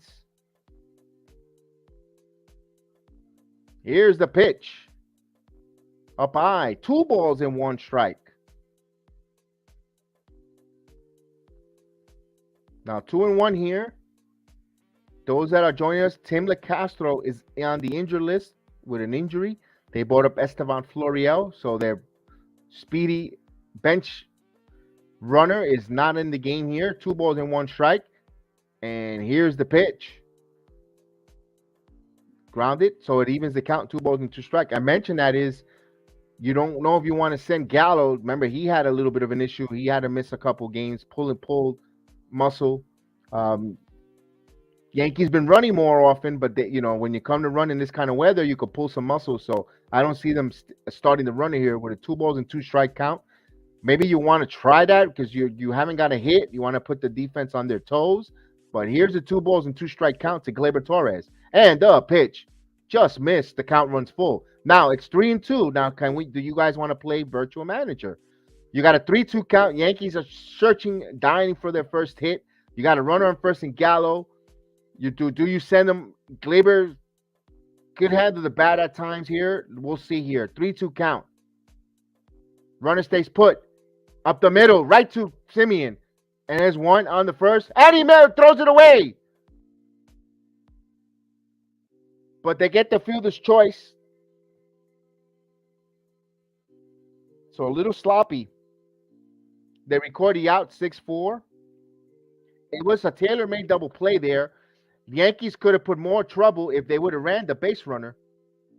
Because I think the play would have been just the first. You would have had a runner on second with 1 out. So Seager, as you could tell, just didn't make the throw there. It wasn't crisp. And that shift, if there wasn't the shift, that's a base hit, Brennan. So here's Gonzalez. Yankees trying to search for their first hit. So they switch base runners, if you ask me my opinion here. That was a good, solid contact, but Gleyber, he didn't come up to show for nothing. Here's Garvin, bunt, and third base line, and it goes foul ball. So he had a good mindset there. They were trying to they had him to pull, and Gonzalez trying to go the right way, trying to get their first hit with a push bunt.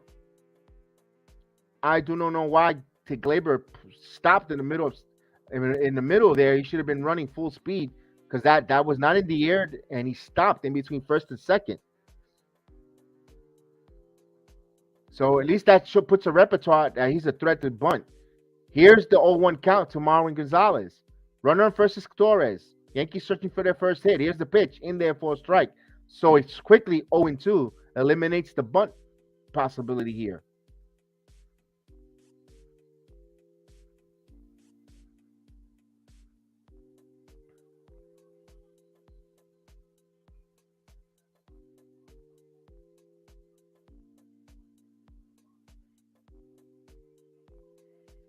(0-2) count.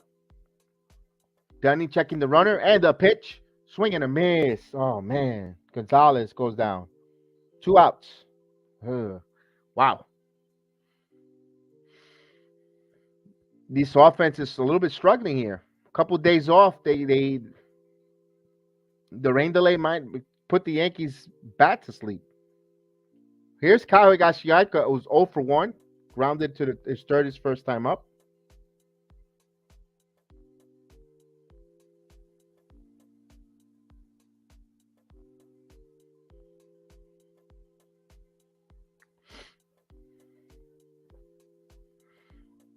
Here's the first pitch to Kyle. Outside, 1-0.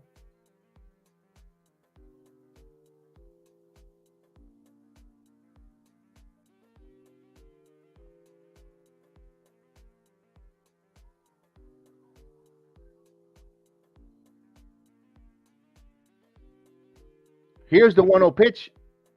He checks the runner and he deals. Ground ball right to the third baseman, but it booted off the glove, and that's going to be another bobble. So Texas Rangers, boy, they're playing some sloppy defense, and now there's another error here for the Rangers. And that's some hard hit ball, hard contact, but right to the defense.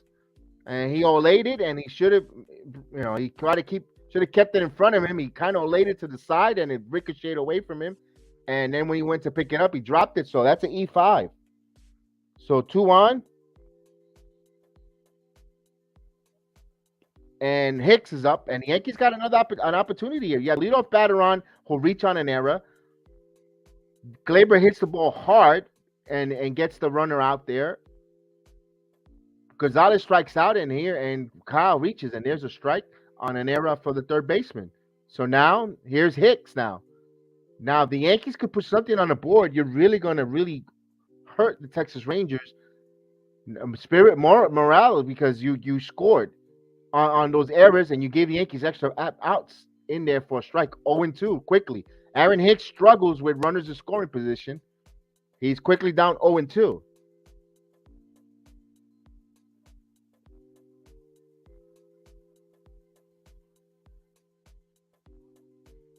So 0-2 count coming. And the pitch down low. 1 ball, 2 strikes. So Hicks stood there looking his first time up like a statue. So he also popped up to shortstop, and he's 0-2.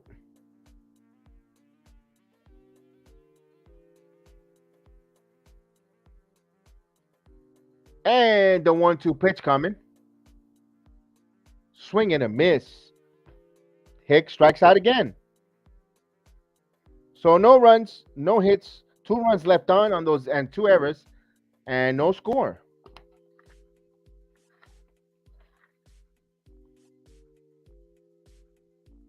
So for the Rangers in their 6th inning, you're going to have Semien, Seager, Garcia, and Law.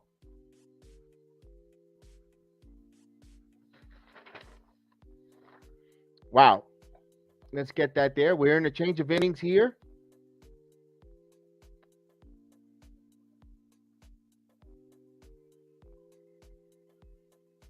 Of course, happy Mother's Day to everyone. For all the moms, to be more specific.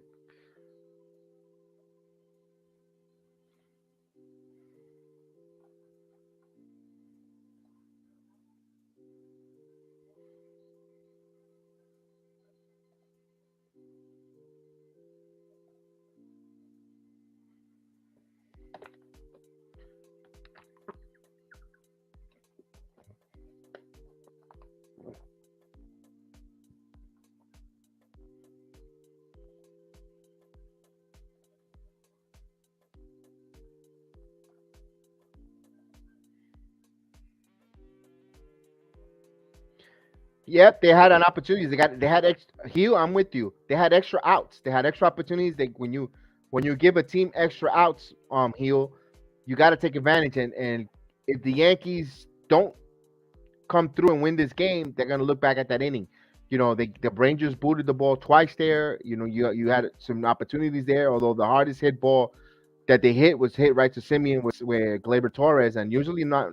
Other times that's going through to the base to the center field for a base hit, but that's how it is. So Dunning has a no hitter alert. So if you've got the app, you get the no hitter alert. So 85 pitches for Gerrit Cole. He's only 1 walk. He gave up 3 hits here. So here's Semien. And here's the pitch in there for a strike. Now, this is a dangerous hitter here. Semien has not hit a home run yet for the Rangers, and there's no score. Cole is susceptible of giving up a home run. Got to be careful here. So he shook off Higgy twice. Now he steps off. 0-1 count here. Dangerous hitter. as the ticker's a little behind. And here's the 0-1 pitch in there for a strike. So 0-2 quickly. He gets ahead of the count. And that was a dart right on the outside part of the plate for a strike there. So 0-2 count. And here comes the 0-2 pitch. Grounded. Softly, the third. Mayhew. Tough play. Throws. Not in time. Infield single. Simeon could still get up and down the line there. That 0-2 count, and he got soft contact, but it was right. LeMahieu, the angle, and he tried everything he can there. He got a good throw there, but Simeon could run. He was hustling out of the box. Kids, that's what you got to do when you get the ball hit in the infield. You don't take nothing for granted. You bust it out of the box, and he's on with an infield single. The Yankees trying to go for 2 here with Seager. Seager's 0 for 2 here. Chip go, ready to deal the pitch, up high. 1-0. So Seager's 0 for 2. Flied out and grounded out. They have that ridiculous shift on him. No one on that whole third base line. Here's the 1-0 pitch coming. Cole ready to deal. Fires, foul out of play. 1 ball, 1 strike to count. You got some warm up now. Michael King is starting to warm up.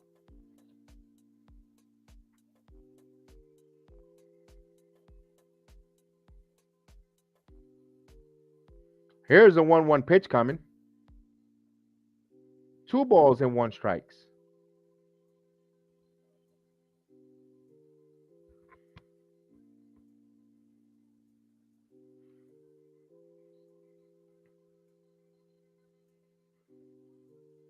Two balls and 1 strike. Simeon the runner on first. Let's see if they send the runners, if they put some action here. Simeon does have success on stealing on Higashioka. Here's the 2-1 pitch. Up high. 3-1. He stole a couple bases when he was a member of the Blue Jays last year.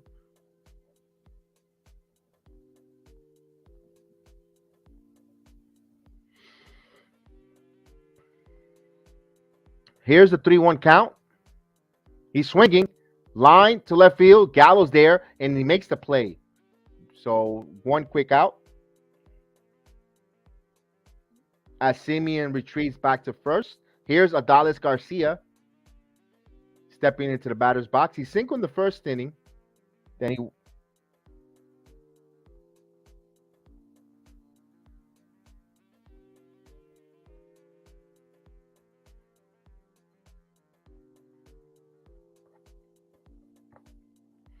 So the Yankees trying to go for a double play ball here, trying to make this a quick inning. 93 pitches. So this might be Cole's last inning of work. Or last batter, Buffoon. You know, like Buffoon, he likes to come out and say, "Hey, look at me, I'm Aaron Buffoon. Look, I like to change pitchers." He likes to do that walk, and you think he's on the catwalk. Throw over to first. Simeon gets back. So hopefully we get a ground ball double play, and we could do and King could come in with a clean inning. If he's going to go to the bullpen, what it looks like it, because at 93 pitches, he's itching. Here's the pitch. Did he go? No, he didn't. So it's 1 ball, no strike.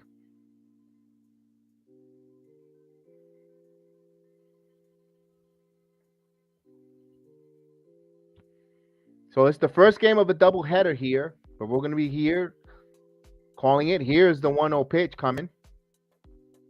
Throw it to first. Simeon just gets back.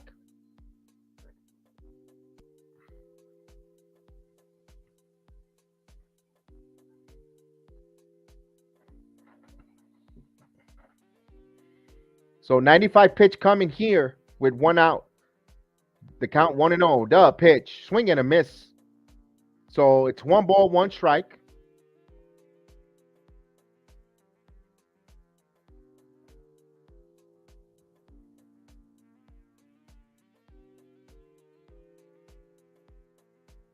So the right-hander checks the runner, Simeon, gets the sign. He's ready to deal. And here's the pitch. Misses with a breaking ball, knuckle curveball away. 2 balls and 1 strike.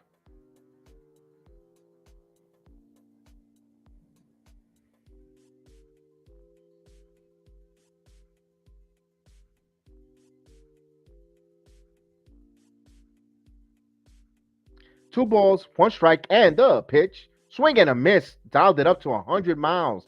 A 4-seamer down and away. 2 balls and 2 strikes to count. Wow. So at 97 pitches, he's still dialing it up to 100. He's still got a lot left in that tank. Here's the 2-2 pitch coming. Swing and a miss. Struck him out.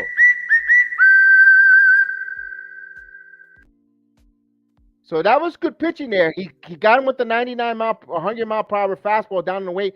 He changed it up his eye level with a slider down and away and got the strikeout there. He set him up perfect. Good job there by Cole. 2 outs now. And here's Nathan Lau, who's 0 for 2 with 2 strikeouts on Cole. So 98 pitches for Cole. He's going to throw his 99. He's got 99 pitches, but the Yankees don't got a run for him yet. Here's a pitch for a strike.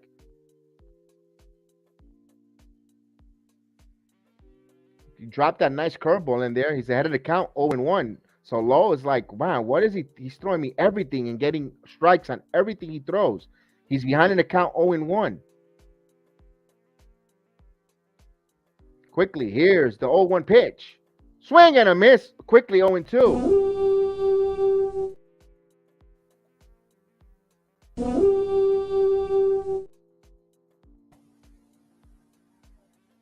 So the 0-2 count here, 100 pitches for Cole. The crowd wants a strikeout. They get on their feet. The clap begins. They're getting loud. And the pitch misses. 1 ball, 2 strikes.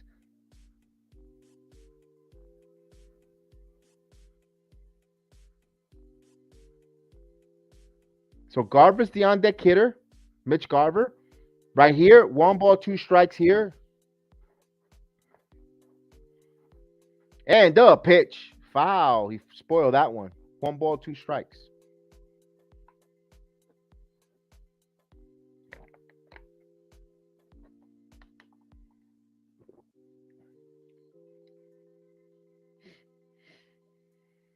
So Nathan Lau is trying to avoid 3 strikeouts. He's got 2. He struck out twice, so he's trying not to get that hat trick.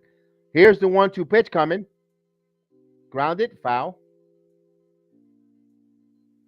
So Simeon was off running there with that 1-2 pitch, trying to put their base runners in motion. I'm surprised they haven't sent Simeon earlier, especially the way Kyle's reputation, who doesn't throw guys out. So King is warming up. It looks like Michael King is ready. He's got his pitching going.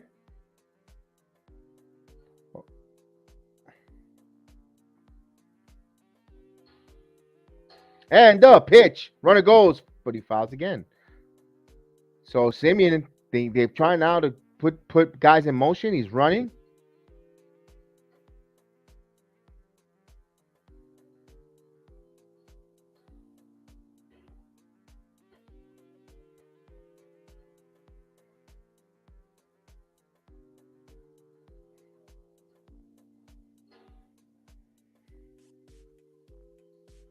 Throw over to first, keeping an eye on him. Good job there, keeping an eye on Simeon. He's been getting some good leads.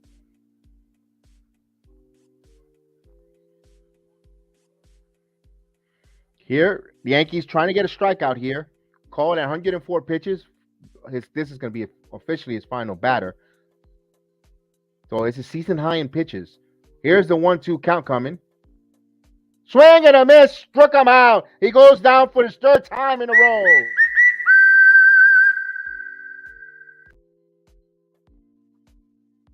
So Cole has 18 2/3 of shutout inning.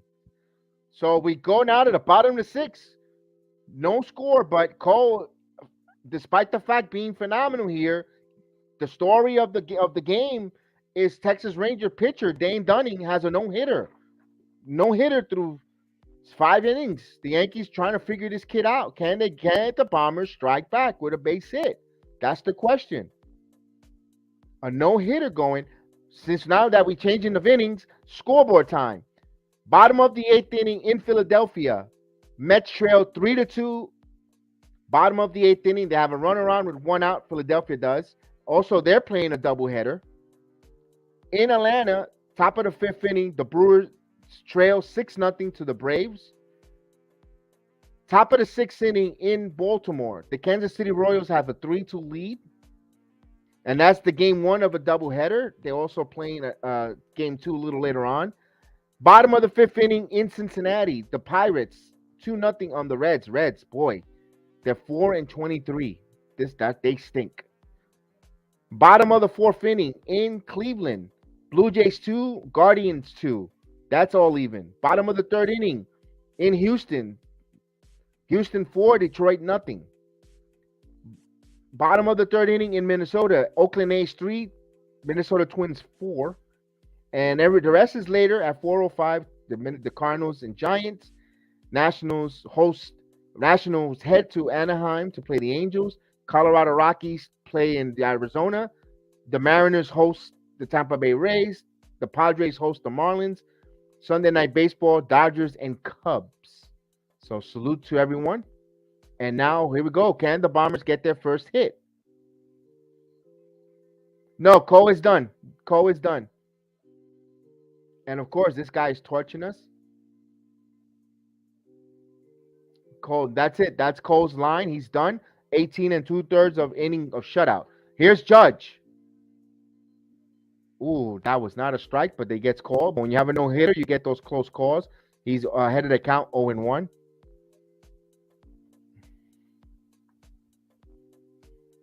Judge reached the base on a base on ball. One of the few guys on base here. Ground ball and third, and that's a fair ball. Backhanded. Throw, and not in time. So there's a hit. So Judge hits that deep into third, right down the line, and even if he gets it clean, it was going to be a tough play to throw all of the way his body language. That's an infield hit. No way he was going to get Judge, even if he played it.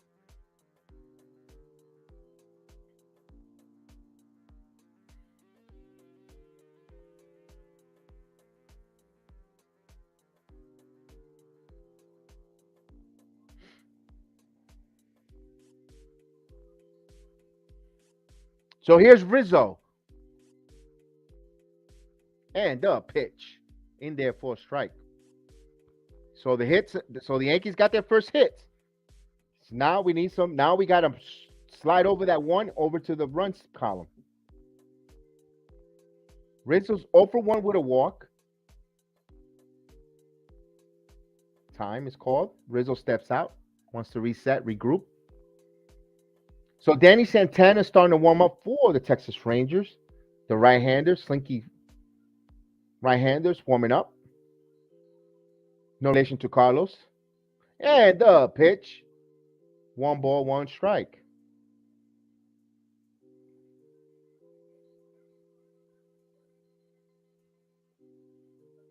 So 0-2 count here.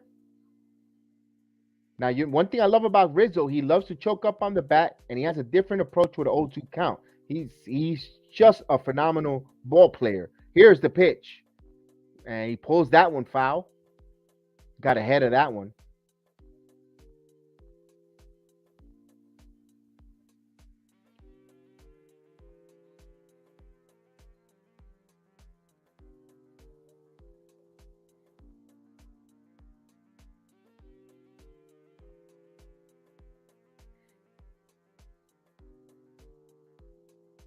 Here's the 0-2 pitch coming.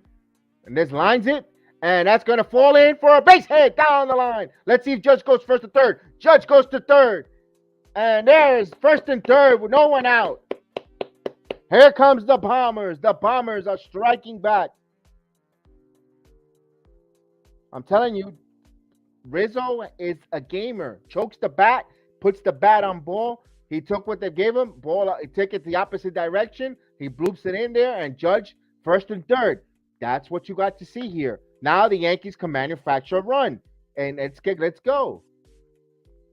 Here's Giancarlo Stanton. Now Stanton cannot strike out. All we need is a deep fly ball here.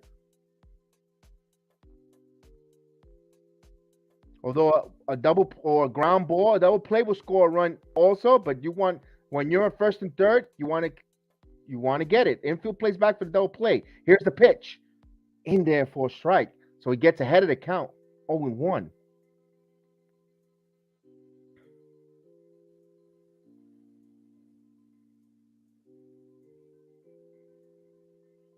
So 91 pitches for Dunning. But Dunning's throwing strikes here. Here's the 0-1 pitch. Swing and a miss. Stanton 0-2. This is the part that gets you nervous and scared when you get the 2 strikes on Stanton. He does whiff a lot.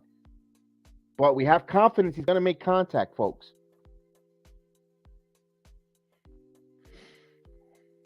So here's the 0-2 count coming. Let's see what he deals to Stanton. And the pitch. Outside breaking ball. 1 ball, 2 strikes. Good job. That's the Achilles heel of the Yankees. Now, the outfield, you don't run on Garcia. He has a very strong arm, and Calhoun. But Reeks does not throw well. They say you could run on him, but of course, we'll see if there's an opportunity there. But Judge could run. Here's the 1-2 pitch, though, coming. Throw over to first. Rizzo gets back. See if the Yankees trying to do some deceptive hit and running or double steal. Let's see. So this is a big part of the game here. Cole's out of the game, and if the Yankees could get a run here, he'll be in line for a victory. So a lot of implication here on this 1-2 pitch or this inning in period. Here's the 1-2 pitch coming. You throw over to first. He gets back.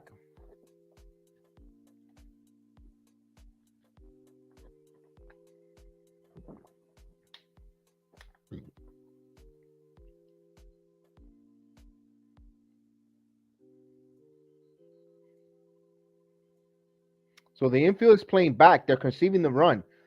Here's the 1-2 pitch. This ball is in the air, and this ball is staying in the park, but it's deep. And he makes the catch, tags, and the throw is going into second. And it's a sacrifice fly for Stanton, and the Yankees lead 1-0. Wow, so Stanton comes in there, they manufacture run, 1-0. So he got a slider up high, and he's lucky he didn't hammer that, but he got just enough. He got the job done.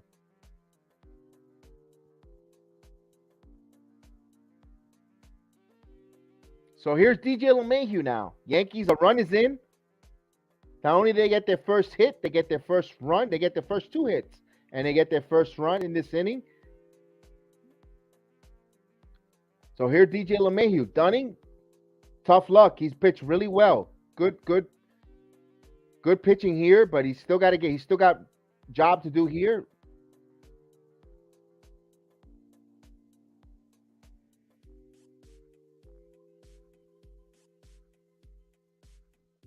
As you see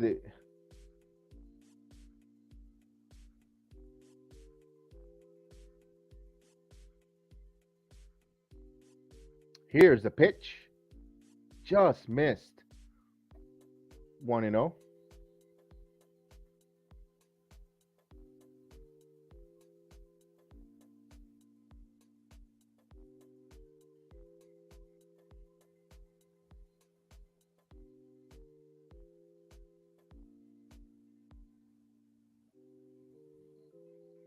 Here's the pitch. There's a bunt.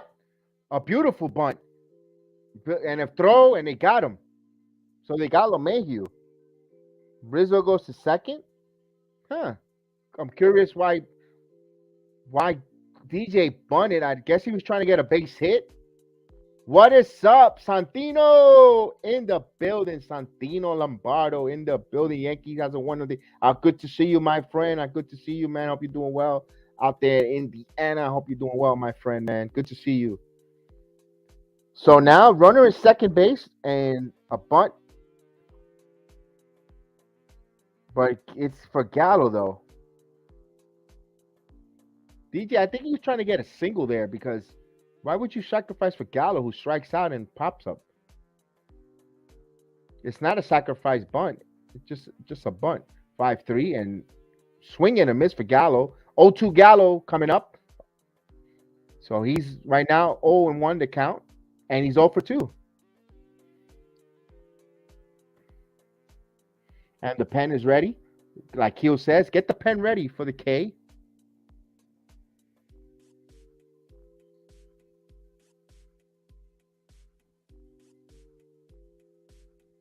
Here's the 0-1 pitch coming. He's taking off a long time, but Gallo's ready. Here's the 0-1 pitch. Runner steals. Runner deals. And the pitch inside. So 1 ball, 1 strike. The runner is Rizzo. He's at second with 2 outs. Yankees up 1-0 right now.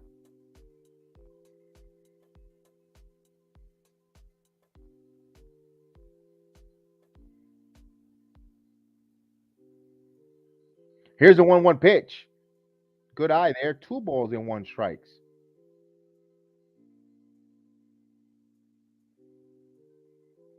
Yankees trying to score here. They started the inning with a ground ball deep into third base on an infield single by Judge. A Rizzo opposite field bloop that allowed goes to first and third. That's when you run the bases well. That's what speed does. And Gallo and then Stanton with a fly ball, and that's where we're at 1-0. Here the pitch. This grounded hard right by the first baseman. Banez took a hit away and got him. So, but the Yankees, they finally get run on the board, and the Yankees have 1 run on 2 hits. And right now they lead 1-0 here. We go now to the 7th inning. So now we're definitely going to see Michael King come out. Michael King has been pitching lights out, pitched very well. Let's see if he can continue. For the Texas Rangers, you're going to have Garver, Calhoun, and Reek coming up. So we'll see. The Yankees finally gets through and score some runs here. And of course, it's a wonderful day today for all the ladies, all the moms. So we want to salute you guys. Happy Mother's Day. Of course, we want to make sure that everybody, and also from us here on the Boss JEDI Network, wishing you a happy Mother's Day to everyone.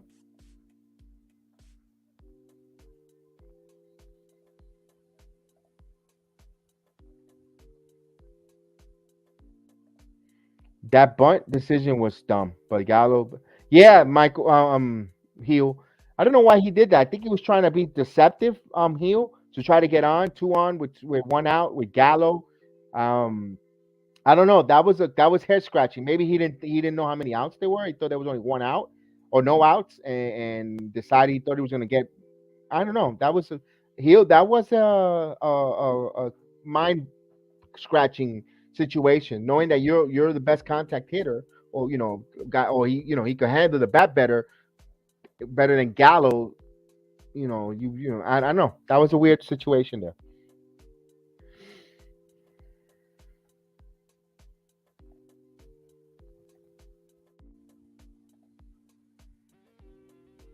Yeah, that was crazy.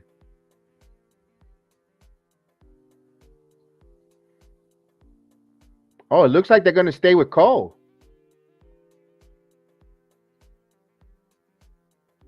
If Cole is coming out here with 105 pitches,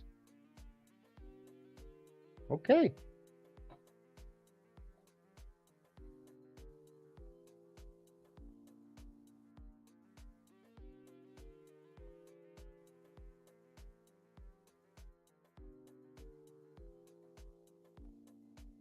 So Cole's back out there in there for a strike. Wow. He's pitching in the 7th inning. I never thought I'd see that. I think 105 pitches. He's ahead of the count. 0-1. I'm shocked. Here's the pitch in there for a strike. He's dealing 2 strikes. Guys, Weiser starts warming up.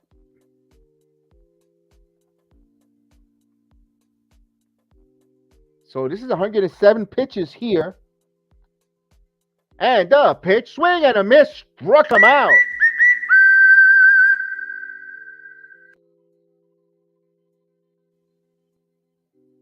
One away. So, wow.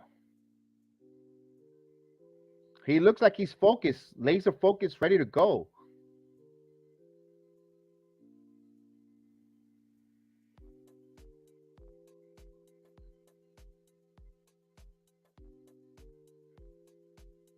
So he's got 19 inning scoreless streak here. Here's the pitch. Swing and a miss. Calhoun whiffs on that one. He's ahead of the count, 0-1.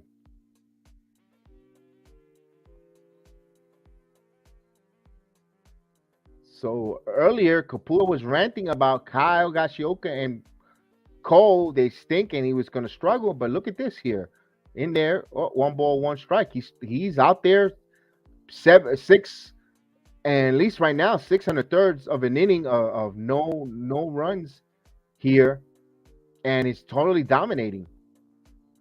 1 ball, 1 strike to count, and the pitch. 2 balls and 1 strike. Not missing by much. That one was a little bit, but 2 balls and 1 strike with that knuckle curveball. So he's dealing. He's reeling and dealing as the Mets fall to the Philadelphia Phillies in Game 1 of the doubleheader, 3-2. Philadelphia Phillies desperate. They needed that one. I think the rain delay hurt the Mets here. Here's the 2-1. Grounded line, and that's foul. So it evens the count. 2 balls and 2 strikes here.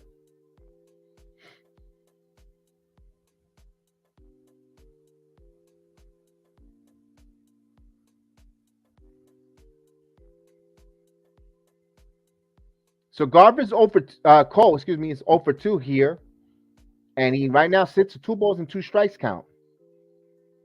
And the pitch down low. The count runs full, 3-2.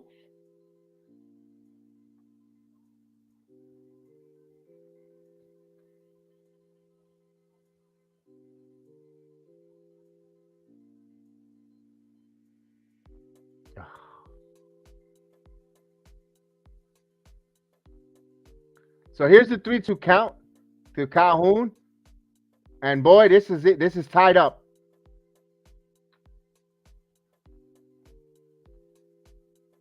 So there goes the 19 inning streak. Done. And of course, here comes Buffoon. Of course, Buffoon is going to come out now because he wants to see hey, look at me. I can do a pitching change. Cole battled. I was actually shocked that he let him pitch this long, but you take it 1-1. I'm not gonna bash it. He's making $36 million, guys, a year. And you know what? If you're making 36 and you're pitching this long, I have no problem with that. I'm not gonna burn it. It was just a line drive hit.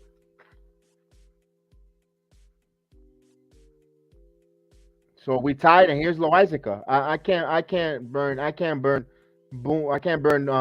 Cole here. What's going on?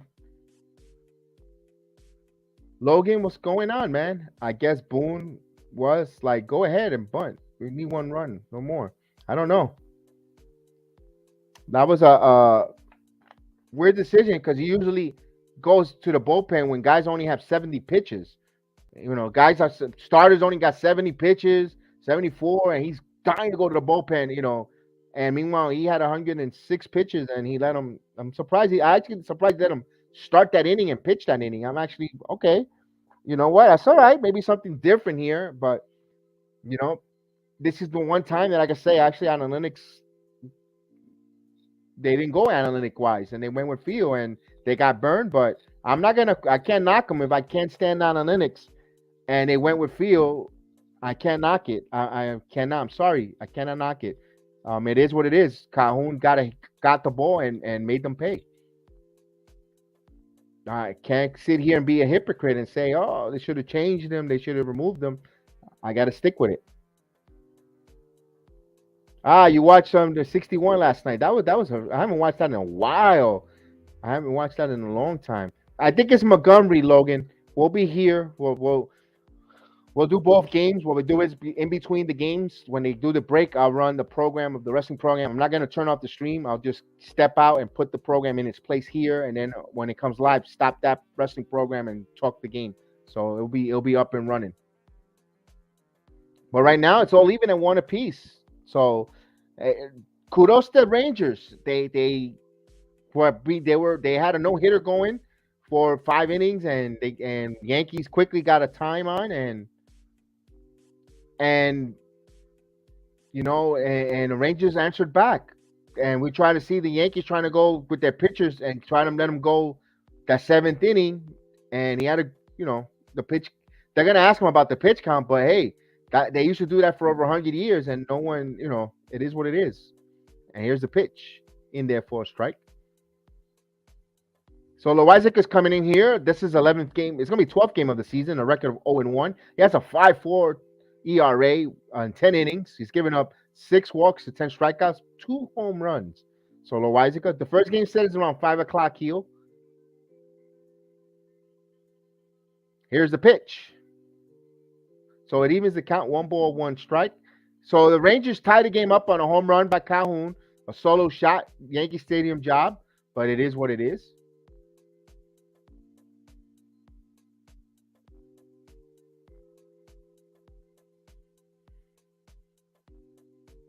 And the pitch, swing and a miss, 1 ball, 2 strikes.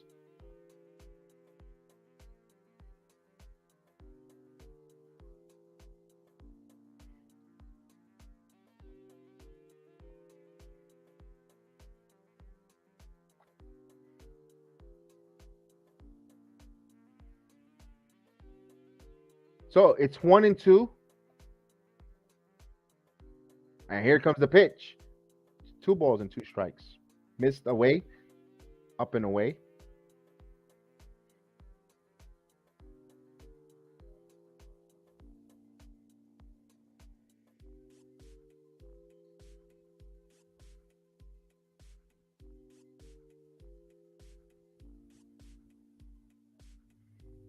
Two balls and 2 strikes to count. Time.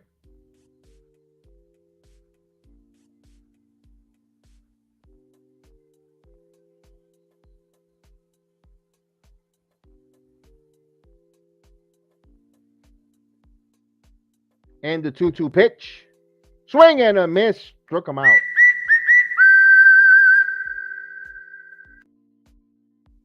So Rex goes down on strikes. Here's Ibanez.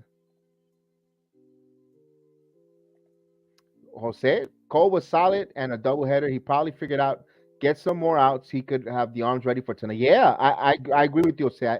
I like I said, you know me, Jose. We cannot go back and we hate analytics, and meanwhile the guy's pitching old fashioned and 105 pitches.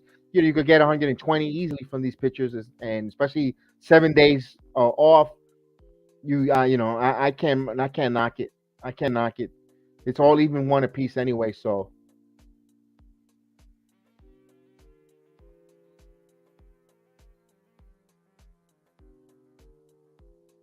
here's the 1-0 pitch coming in there for a strike. So we got Bush actually warming up in the bullpen, number 51.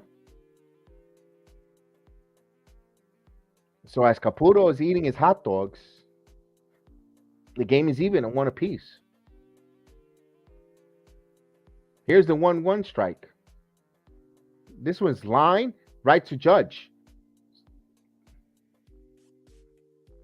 That will do it. So the home run by Calhoun has tied it. So it's the 7th inning stretch.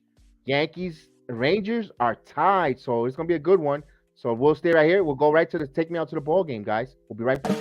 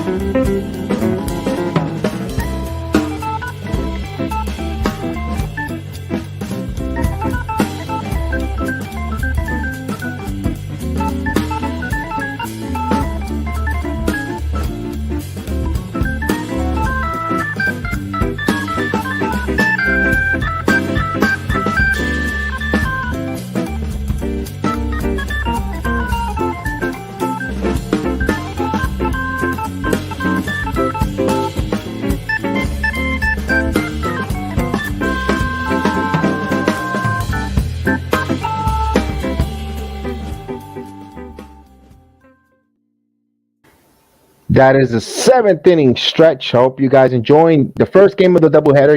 Yankees all even one apiece with the Texas Rangers, and the Yankees half of the seventh inning will bring Torres, Gonzalez, Higashioka, and back to the top of the lineup for Aaron Hicks. The first game of the doubleheader. Let's see if the Yankees could strike. Can the Bronx Bombers strike back? They score that run. Let's hope they can strike back and take the lead. We will find out. And Matt Bush will come on to pitch for the Texas Rangers. So Dunning's night is over. Let's see now if they could get to the underbelly of the Texas bullpen and get some runs and hopefully, dare I say, take the lead.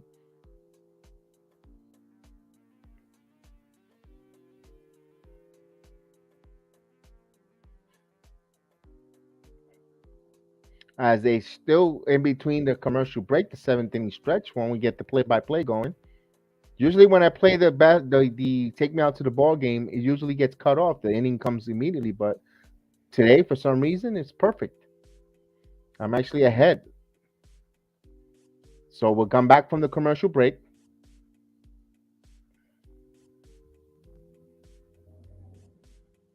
Here we go.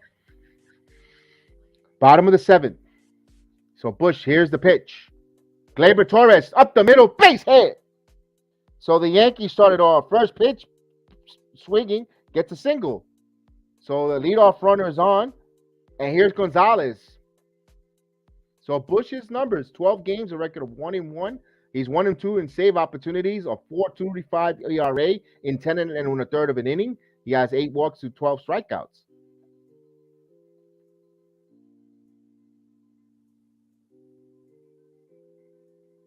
Maybe. You might be right. So here's Gonzalez with a runner on first here. Yankees trying to do something here. So it's a bullpen game now, all even at 1 apiece. Let's see. So Gonzalez. And the pitch inside for a ball. So 1-0. The 36-year-old pitcher.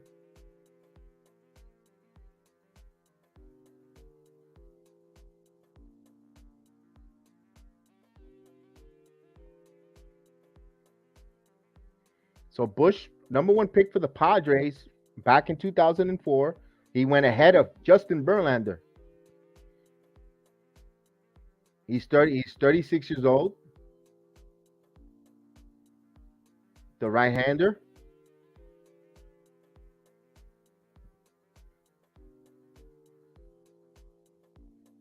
So you got Gonzalez who can handle the bat ahead of the count, 1-0, in there for a strike. So it evens the count, 1 ball, 1 strike.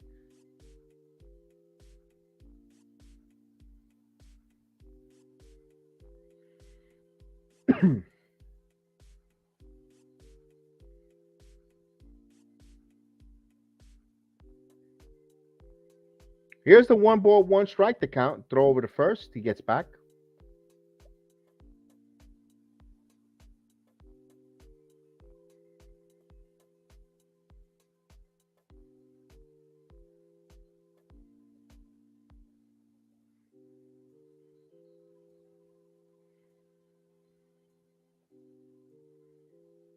So here's the 1-1 pitch.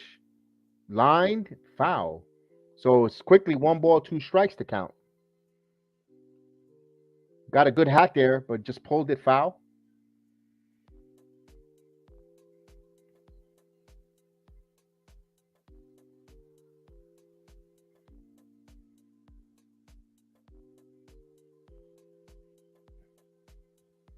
Yeah, I heard that too. Brendan. I wasn't going to repeat it, though. Here's the 1-2 pitch coming.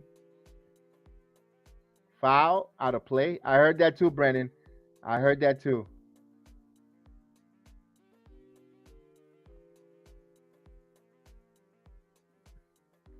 So they were killing him softly with his life, telling his whole life, with spelling his whole life with this broadcast. If that was a Fuji song, that would have been the line right now in the poor kid. They told his life, yeah. He just kept going on and on. Here's the 1-2 pitch. Line, and it's a foul ball. Just missed it. It just sliced. One time. Brandon, me and Brandon will get this joke. Tell me his whole life. 1 time, 2 times. Yeah, I know. Only the best. Yeah. Okay, so here's a 1-2.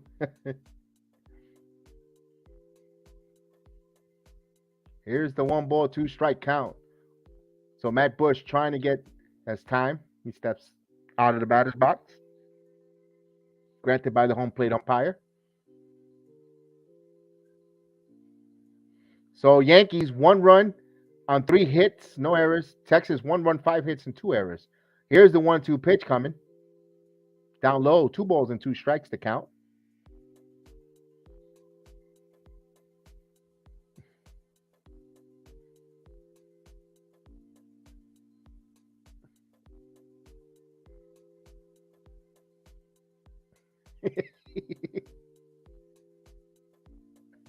Here's the 2 balls.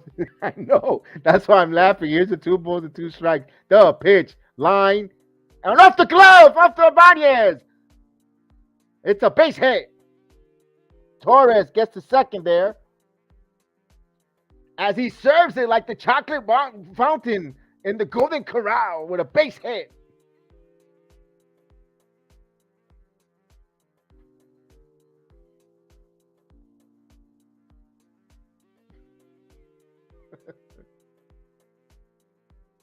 Man, almost got hit into a double play, but the Yankees got fortunate there. That's baseball, Susan.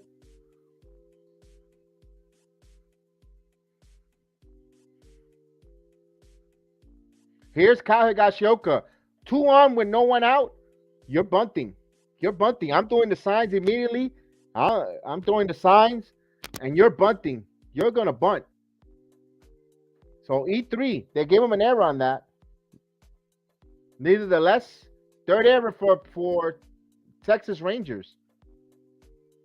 You got to bunt. I'm the Yankees. I'm bunting. I'm giving the sign. But although you got Hicks who can't hit with runners in scoring position for nothing. But let's see.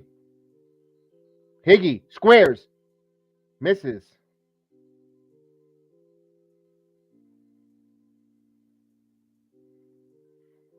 So he's hitting 146 as Luis Rojas goes through the signs. As all the signs is being set here.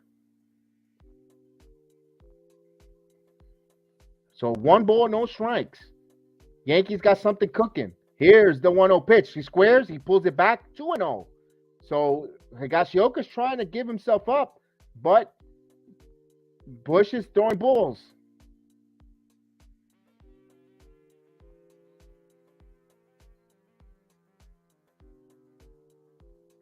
I want him to continue the story of Matt Bush's life here. Here's the 2-0 pitch.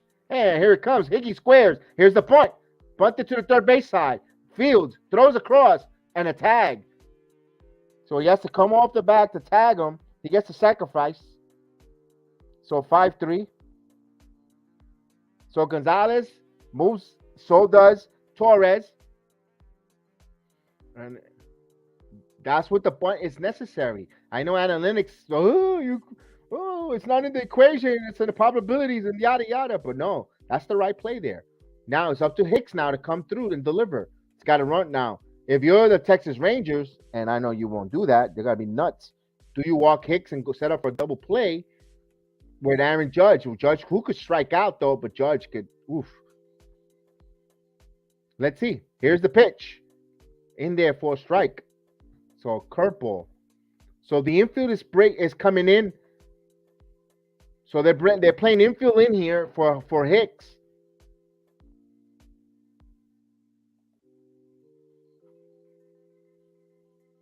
Yes, indeed. Here's the pitch. 1 ball, 1 strike. Brendan, I'm going to start that for a moment. I want to get back to that when we have some time to elaborate on that. I got a little bit of insight that I heard from another program about that. Here's the 1 ball, 1 strike count.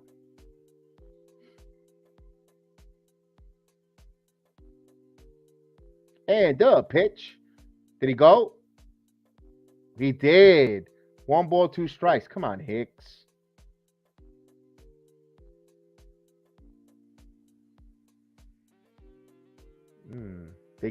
From that angle, let me see this angle. Oh, he didn't cheat. That was a check swing. He held.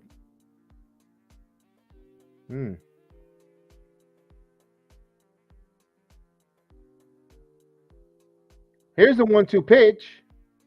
He fouls it. Got a piece of that one to stay alive. 1 and 2. And Jose Melo, the analytics are only good to get the best anger out of fans. They reduce the viewers, not hits. Yeah, you're right. So we got double barrel action for Texas going in their bullpen. As Matt Bush is out there. 1 ball, 2 strike count.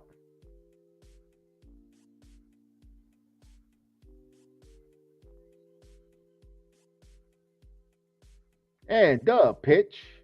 Did he go? He checks his swing. No, 2 balls and 2 strikes to count. If he would have got punched on that one, Hicks is horrible.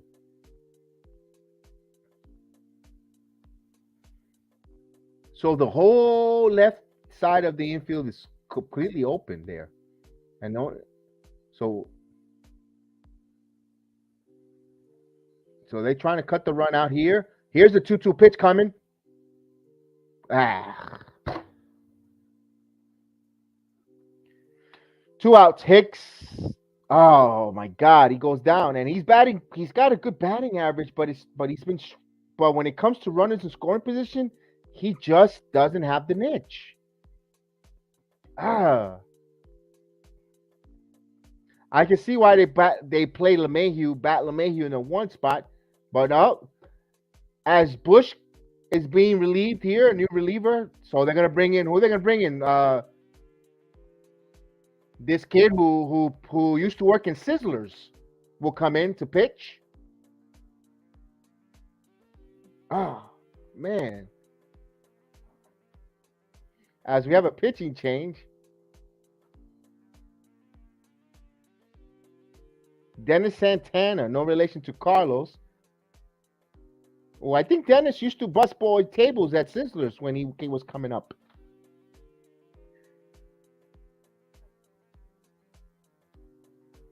Or P.F. Chang's, one of those two. Maria says he's terrible. It's ridiculous. The problem with Hicks, when he gets going, man, he has a pretty swing, but the order that they place him in, like that's what I'm hoping. Kind of Falefa starts getting more comfortable in his batting average, and you put him in there.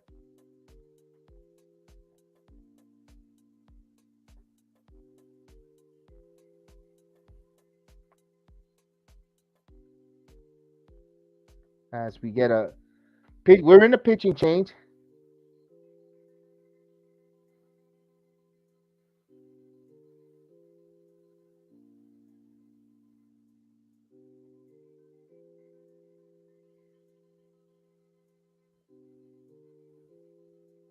All right, so we'll got a pitching change here.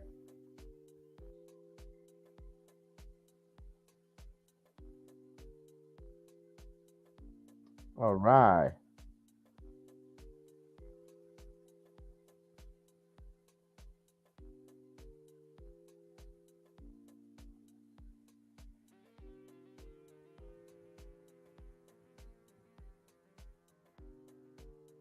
All right, so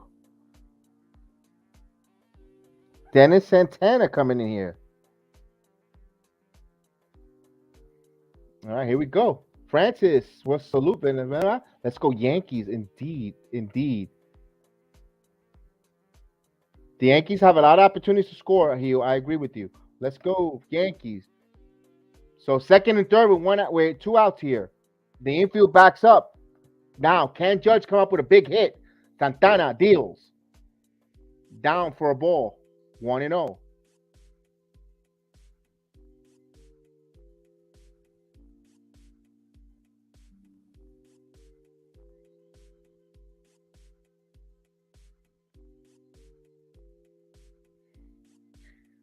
Here's the 1-0 pitch. Misses. 2-0.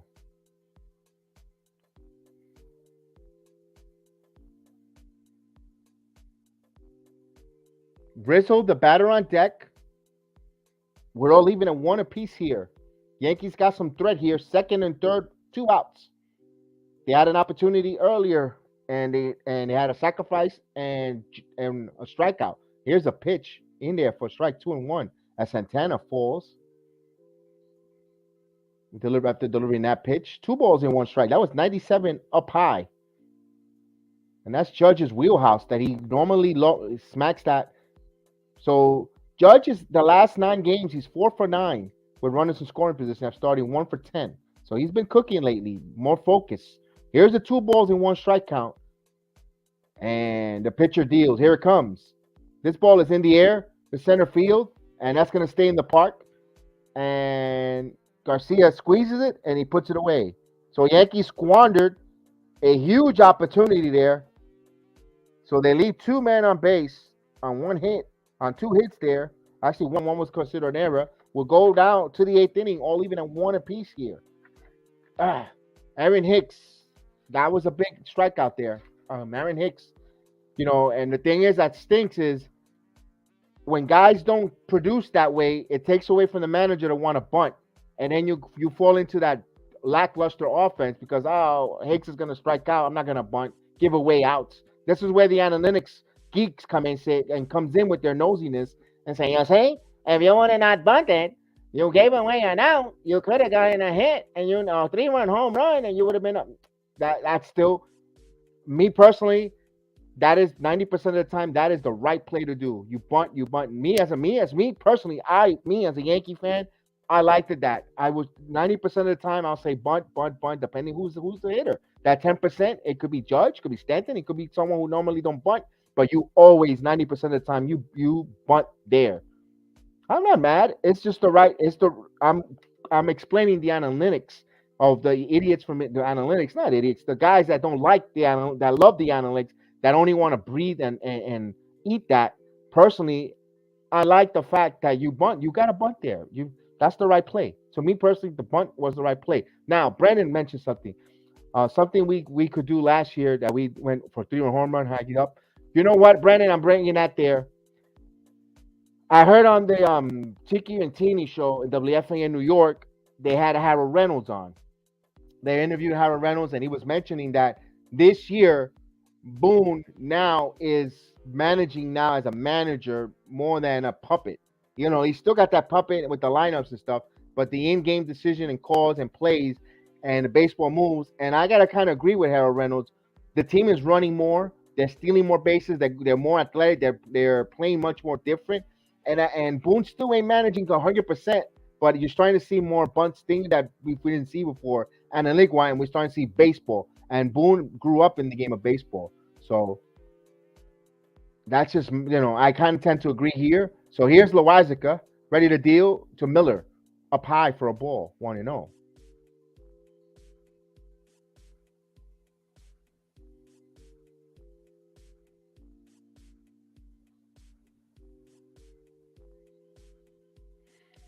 So game 2 of the Mets Philadelphia Phillies, they're about get ready to start. Here's the pitch. So Holmes warming up. So 2-0. The Yankees supposed to schedule their second game at 5 o'clock. So it looks like it's going to bleed into that second game. I don't know how much of a break we'll have in between.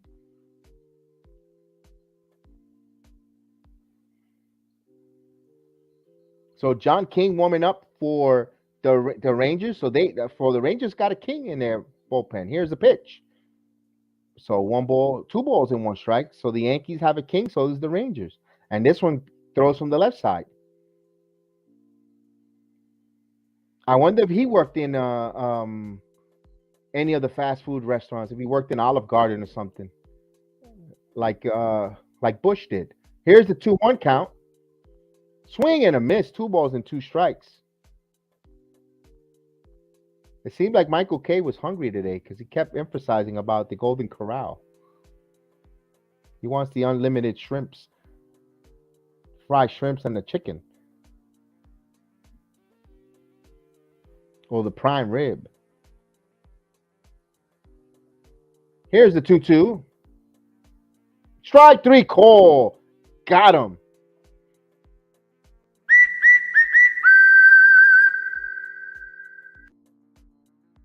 So Miller with the hat trick struck out 3 times. Here's Simeon.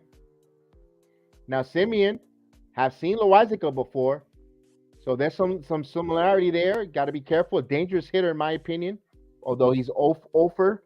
Actually got a hit last time up. 2 for 3 here. Couple singles. And there's a strike.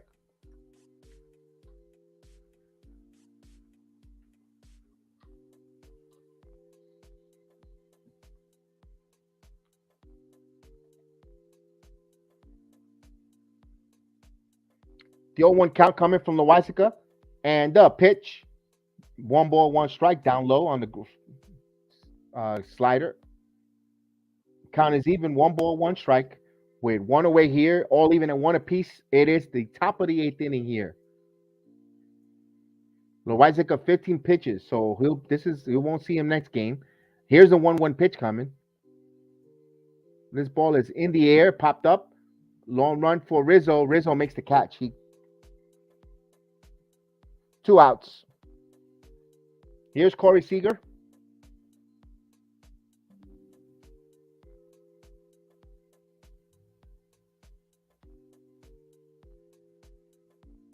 So Rizzo was the only man all by himself, but he got to it. He was actually playing him in, and he got back there nice and easy. Lost his hat, but he made the catch. So 2 quick outs here. Here's Seager, who's 0 for 3.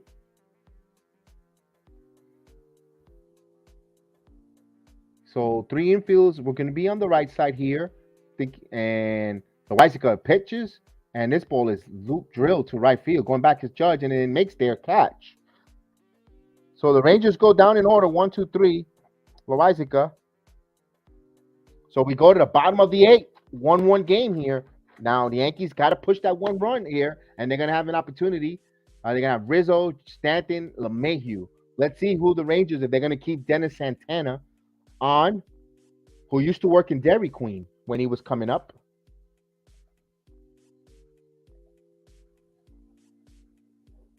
So the Yankees with 3 hits here. Last inning was a really good opportunity for them to score and couldn't fail. Let's see.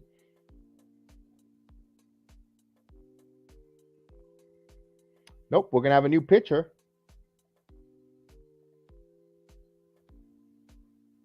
What's up, KW, man? I haven't seen you in a while, man. I hope you're doing good. I hope you're doing well, man. My friend, I hope you're doing excellent. Hope you're doing, everyone, the family, and everyone out there in your land, doing well, man, and blessed. This game is a nail biter. Heel says it. Yes, let's take the lead. Let's take the lead. The bottom of the 8th inning. Yes, Francis. Let's indeed. So we got KW in the building. Salute. Always good to see him on with us here. And it's a nail biter. Let's go Yankees. Indeed. Let's get it.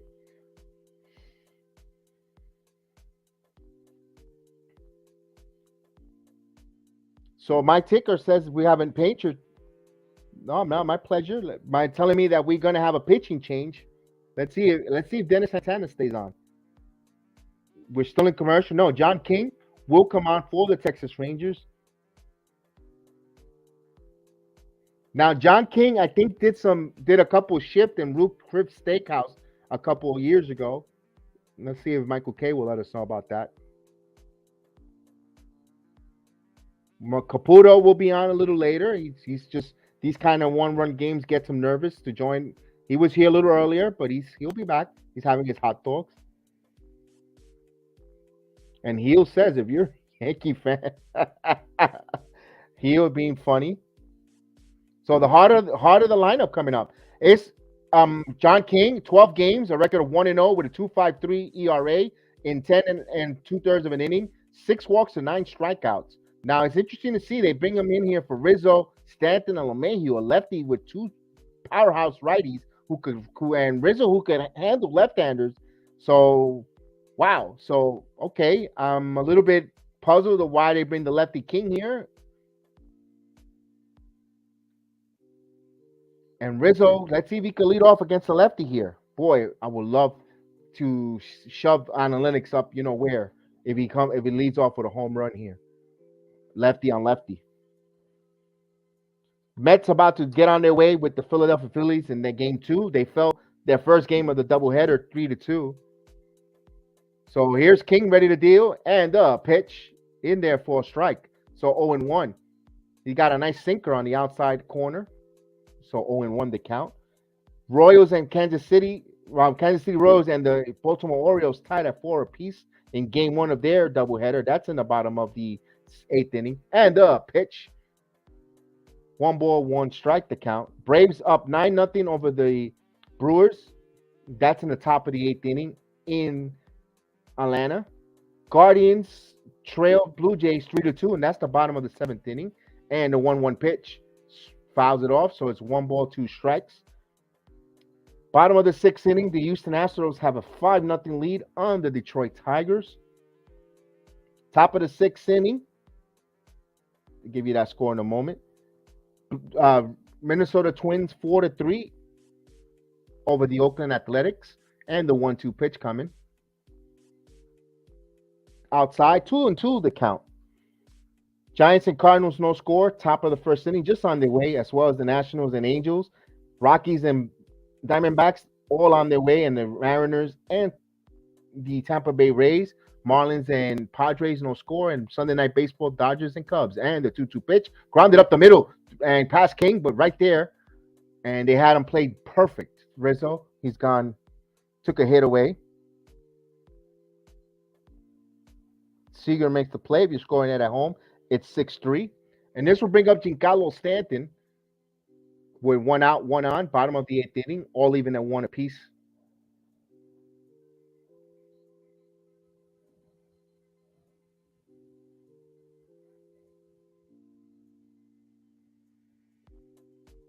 Here's the pitch. Down low. 1-0. Now Stanton, he tortures and he obliterates left-handed pitcher. He's ahead of the count 1-0. So King ready to deal. And the pitch. This ball, foul back. Stanton pretty much almost came out of his shoes swinging at that pitch.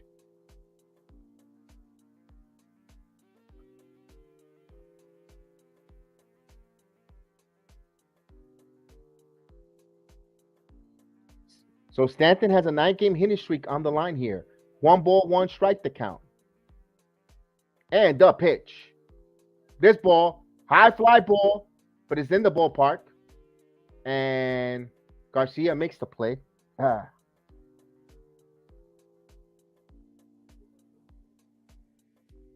The wind is extremely strong in Yankee Stadium. He really crushed that one. But the wind, that's how strong the winds are in Yankee Stadium, and held that ball back.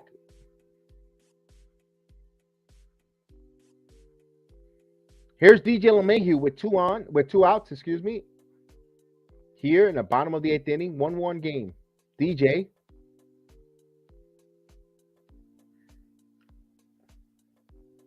And the pitch. This ball is foul out of play.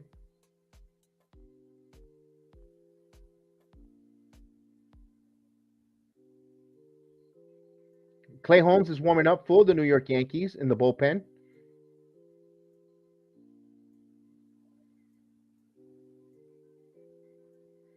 And the 0-1 pitch outside. 1 ball, 1 strike.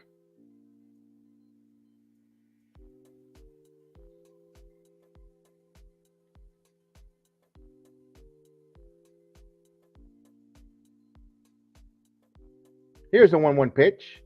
This one is foul. 1 ball, 2 strikes to count.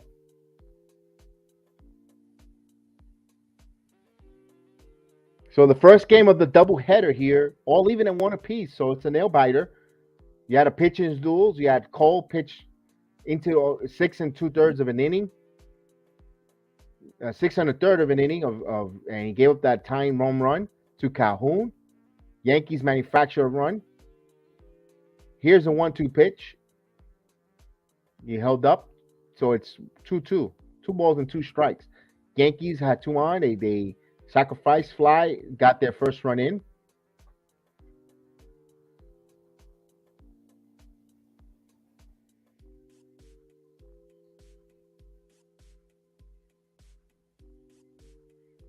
Here's a 2-2 pitch. Foul.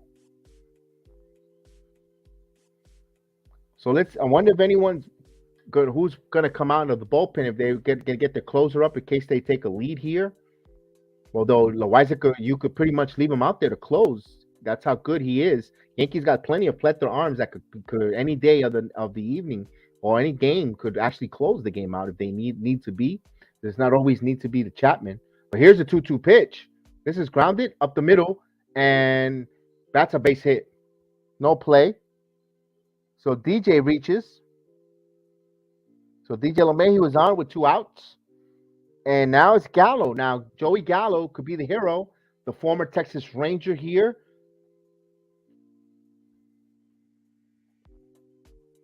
So here's the – we'll even at 1-1.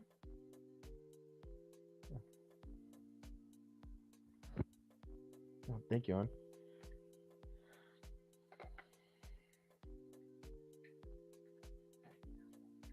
Here's Gallo. He could do some damage to his old team.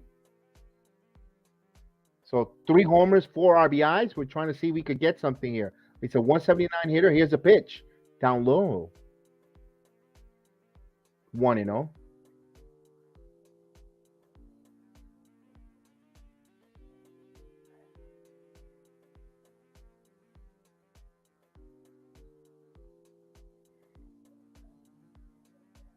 And the 1-0 pitch coming. In there for a strike. 1 ball, 1 strike. Outside on the knees. Down low. Boy, you know Gallo was relishing here. He could endear so well to the Yankee fan here with something. Yes, I agree with you, Francis. Here's the 1 ball, 1 strike. Hey, pitch. Swing and a miss. 1-2. So 0-2 Gallows in the hole here. 1 ball, 2 strikes. I will. Thank you, Kelvin. I shall. Thank you for that.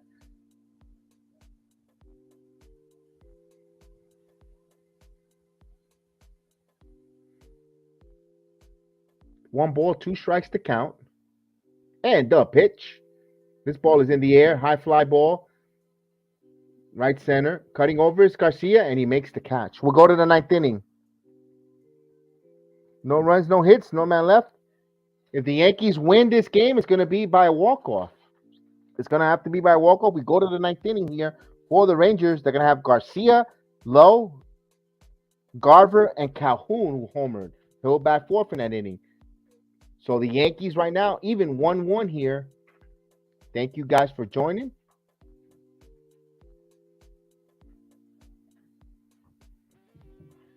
I'll put that there.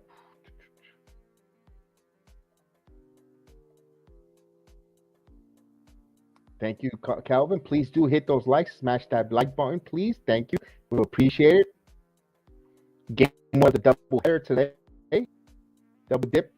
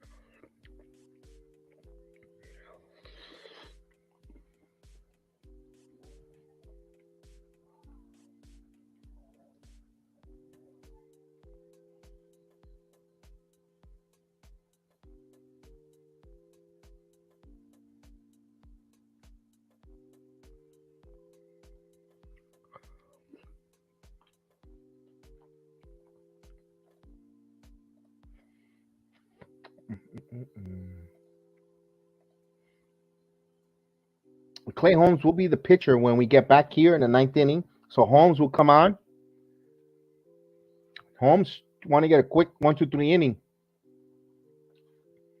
If he could get under 11 pitches to get out of that inning and get the Yankees the opportunity to win it, it'd be phenomenal because we got a doubleheader. Got another game right after that.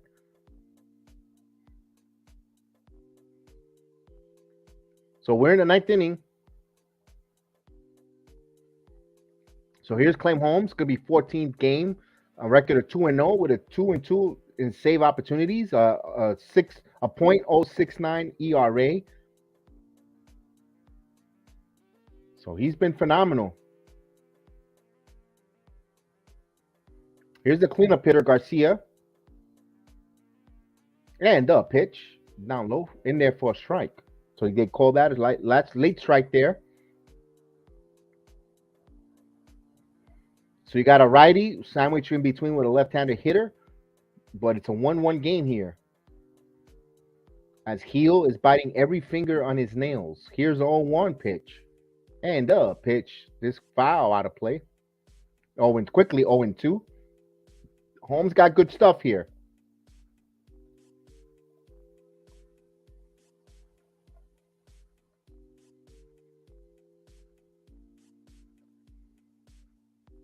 Here's the 0-2 pitch coming from Clay Holmes, the right-hander.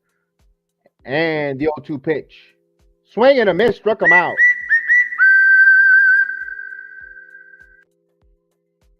So, good morning, good afternoon, and good night. So, 3 straight pitches. Garcia's retired, 1 away. Here's Nathaniel Lowe.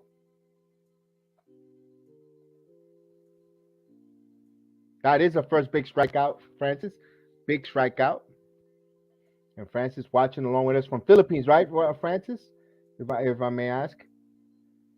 Here's the pitch. In there for a strike.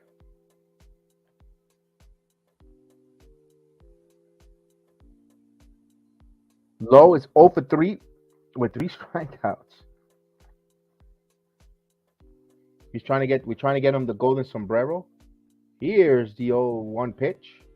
Inside, almost hit him. Good way to get skipping out of there. It's 1 ball, 1 strike.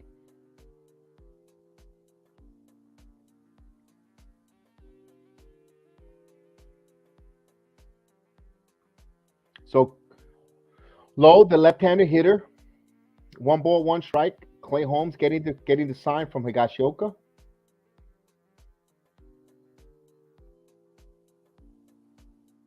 And here's the pitch. Line, and it's going to go foul. 1 ball, 2 strikes.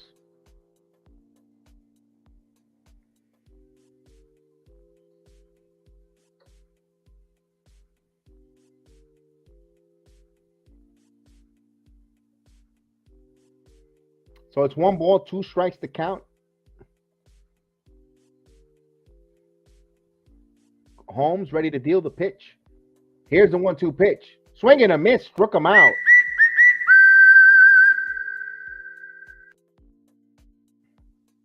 The golden sombrero for Lowe. 4 strikeouts. 2 quick outs.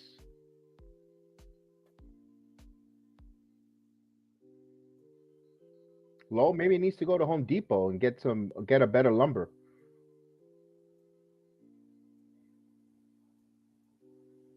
Here's Mitch Garver. This is a big batter, in my opinion, to get out. You don't want to feel Calhoun. Calhoun is feeling himself. He's the reason why the game is tied. Right now, Garver's the batter. You got to go after, down for a ball, 1-0.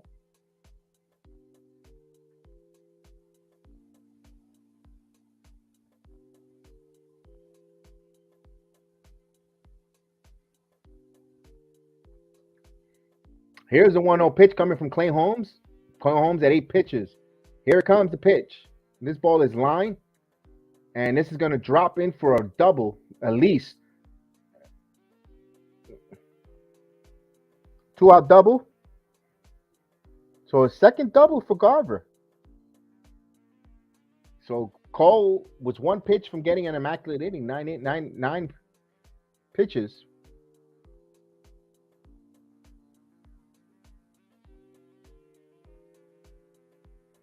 So now you bring the pesky Calhoun up to bat.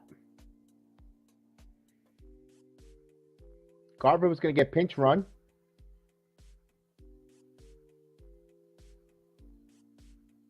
Eli White will be the pinch runner who could run. Here's Calhoun. Now Cole last time he faced him, he tied the game run with a line drive home run. Holmes ready to deal. Here's the pitch in the dirt. Good stop there by Higashioka. That was a good stop there. Keeps him at bay. No advancement.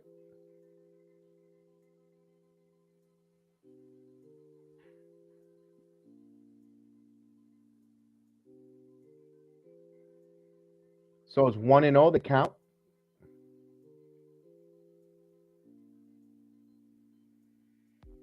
Holmes gets the sign. Runner at second with 2 outs. And the 1-0 pitch. Here it comes. Down low, 2-0. So Holmes falling behind on the count here. So Eli White has the 6th best in Major League Baseball sprint speed, 29.8 feet per second. We all know Tim LaCastro, I think, is 2nd or 1st in Major League of all of baseball.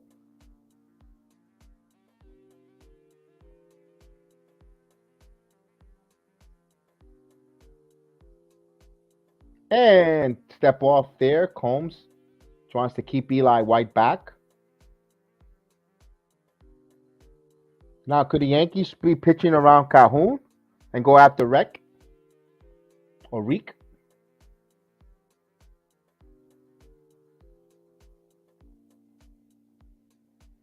Here's the 2-0 pitch. 3-0. Now, if you're the Texas Rangers, do you give them the green light? He already homered. He's the reason why you're tied at 1 apiece. Lefty, righty bat. Let's see. That's going to take a lot of guts from your manager if you give him that 3-1, that 3-0 green light. And pitch. He's swinging. And right to LeMahieu, Fields, across the diamond. In time. That will do it. So we go to the bottom of the 9th inning. Yankees going to try to walk it off there. Smart approach there by Calhoun, but he failed on that.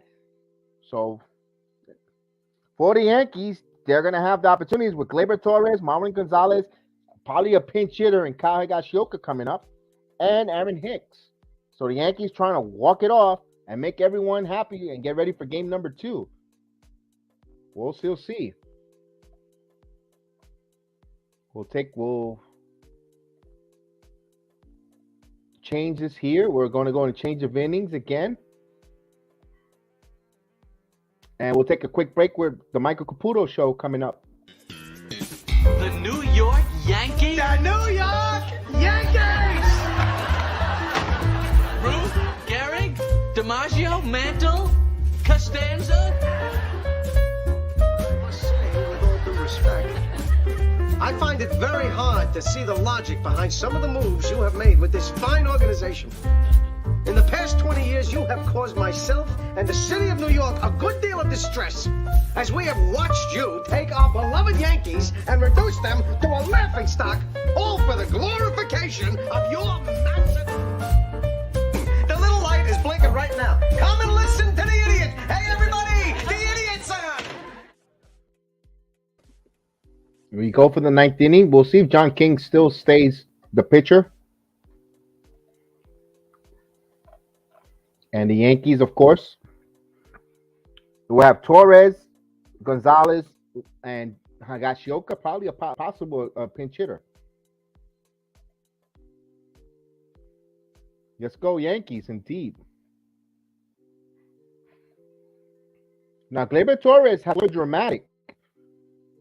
He's been his walk-offs a couple years, and this year with some and Gleyber Torres has come through when it's 19.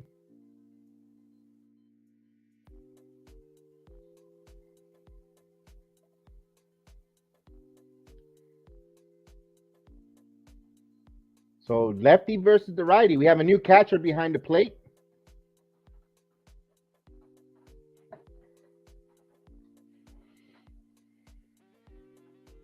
So Heim is the catcher behind the plate. Mr. Heim. Here's the pitch. Gleyber fouls. First ball hit, hacking. Fouls it away, 0-1.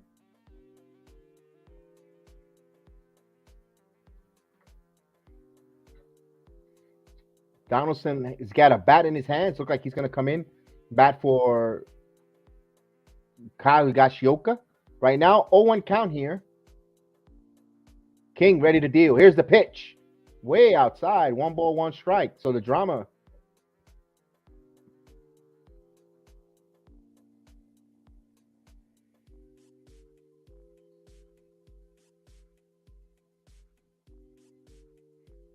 Here's a 1-1 pitch coming. 2 balls and 1 strike.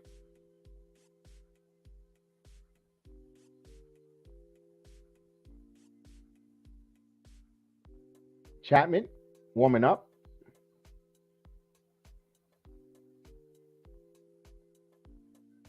Here's a 2-1 pitch. 3-1.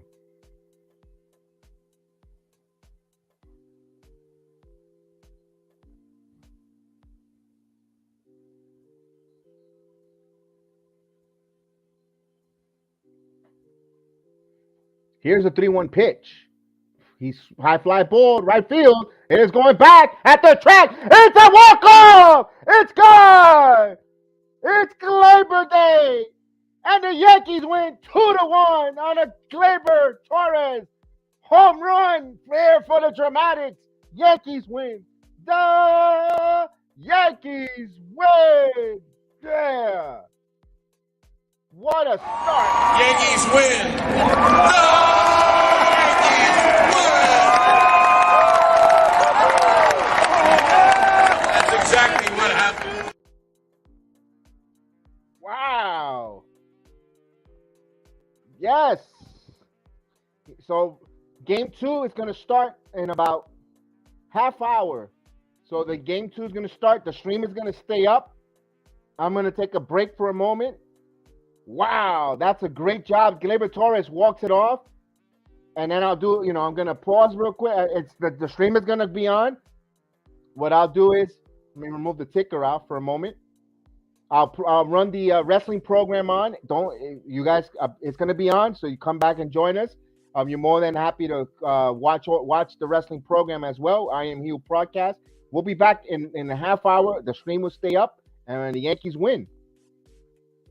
Ladies and gentlemen, just in case you live under a rock, I might grab a bat, I don't know, my rap, my blood boils over like, oh God, here goes. I lost all feeling from my head to my toes. You said some shit that I can't let go, so just stay tuned for the rest of the show. So have you ever felt betrayed? Switches how you see things, realize something needs change.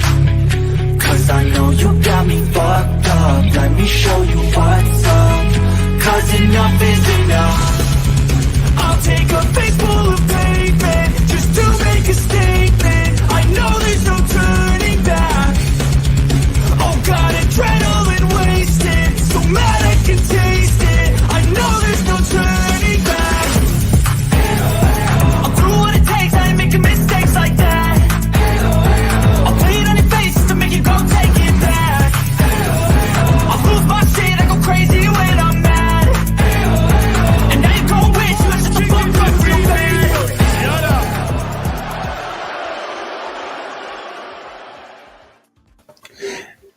Hey, how's it going there?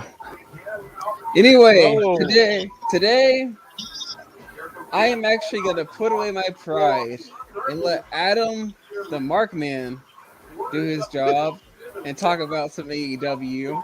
So we're gonna see how someone else does today as the host. So let's see if he can do better than me. Spoiler. That's Adam the Diff Man. Get it right, you jobber. Which spoiler alert. I'm not the jobber, okay? I've been a mainstay here for a while now, and I'm one of the most entertaining people on this show, by the way. Already, I mean, come on. I'm heel for a reason. But, we'll save the lamest for last. So, Jedi, how you doing? What is up, wrestling community? It is the AEW Heel the Ring edition. We got Heel, we got Adam, the Diff Man, and in with us. Salute to you. With no further ado, let's get right into AEW, and we'll go right to Adam. Adam, take We it were away. so close to getting Adam Page. We're just one name off. It's Thursday night, and you know what that means. It's time for another AEW Dynamite review on Heel of the Ring, and here I am, already better than Heel. More entertaining than Heel, better looking than Heel, but you can't see that. But I guarantee you I am. Better looking the hell. Whoa, I don't want to get too personal, but I just want to say I'm taking your nut. All right, well, that aside, let's get into the AEW Dynamite review. Kev, thank you very much for having me here. I really appreciate you having me on the show. Heel, you're mid. Anyway, if I'm so a mid carder, then what are you? I'm the mid. You have to I'm be the main like, event. I'm the whole damn show. You know what you are? You're that unsigned free agent on the W2K roster, like the Jody Garcia or something like Jody Garcia. Is that Lillian Garcia's younger brother? Anyway, no, it's a so female, Jody Garcia. Right. So Yeah. well, anyway, AEW Dynamite review from 5/4, May 4th, by the way, since this is Jedi Sports Network. I didn't get to say May the 4th be with you. So happy Revenge of the Sith. So we start by opening up with Jeff Hardy with Matt versus Bobby Fish with Kyle O'Reilly. Adam Cole is on commentary for this match, and this is a Owen Foundation tournament qualifier. What do you guys think of this match? First and foremost, I liked it.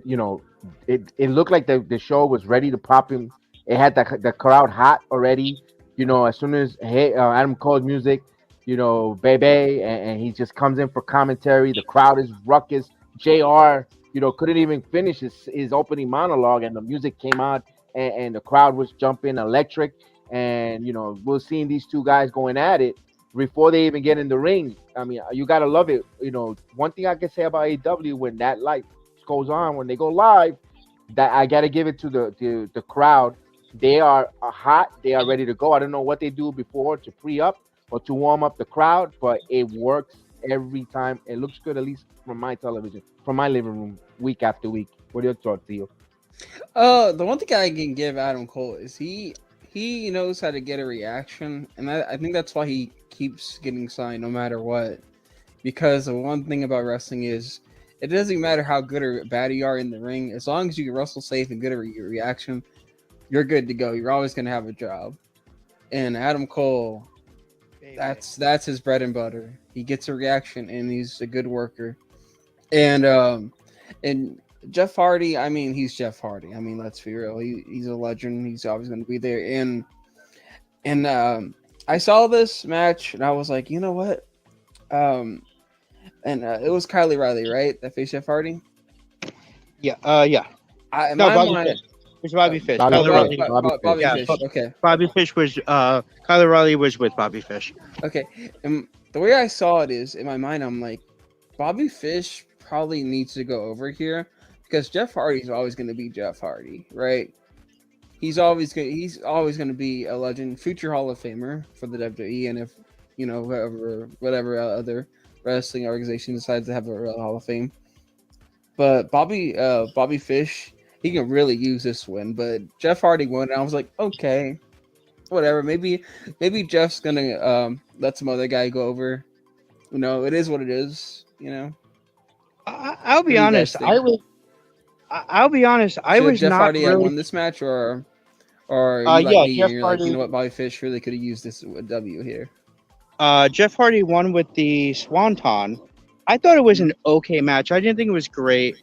I'll be honest. There are some points where Jeff just looked really slow and old, and it kind of reminded me of Harrison Ford in like those later Indiana Jones movies where it's like, there he goes now, really slow, moving slow now, cause he's old.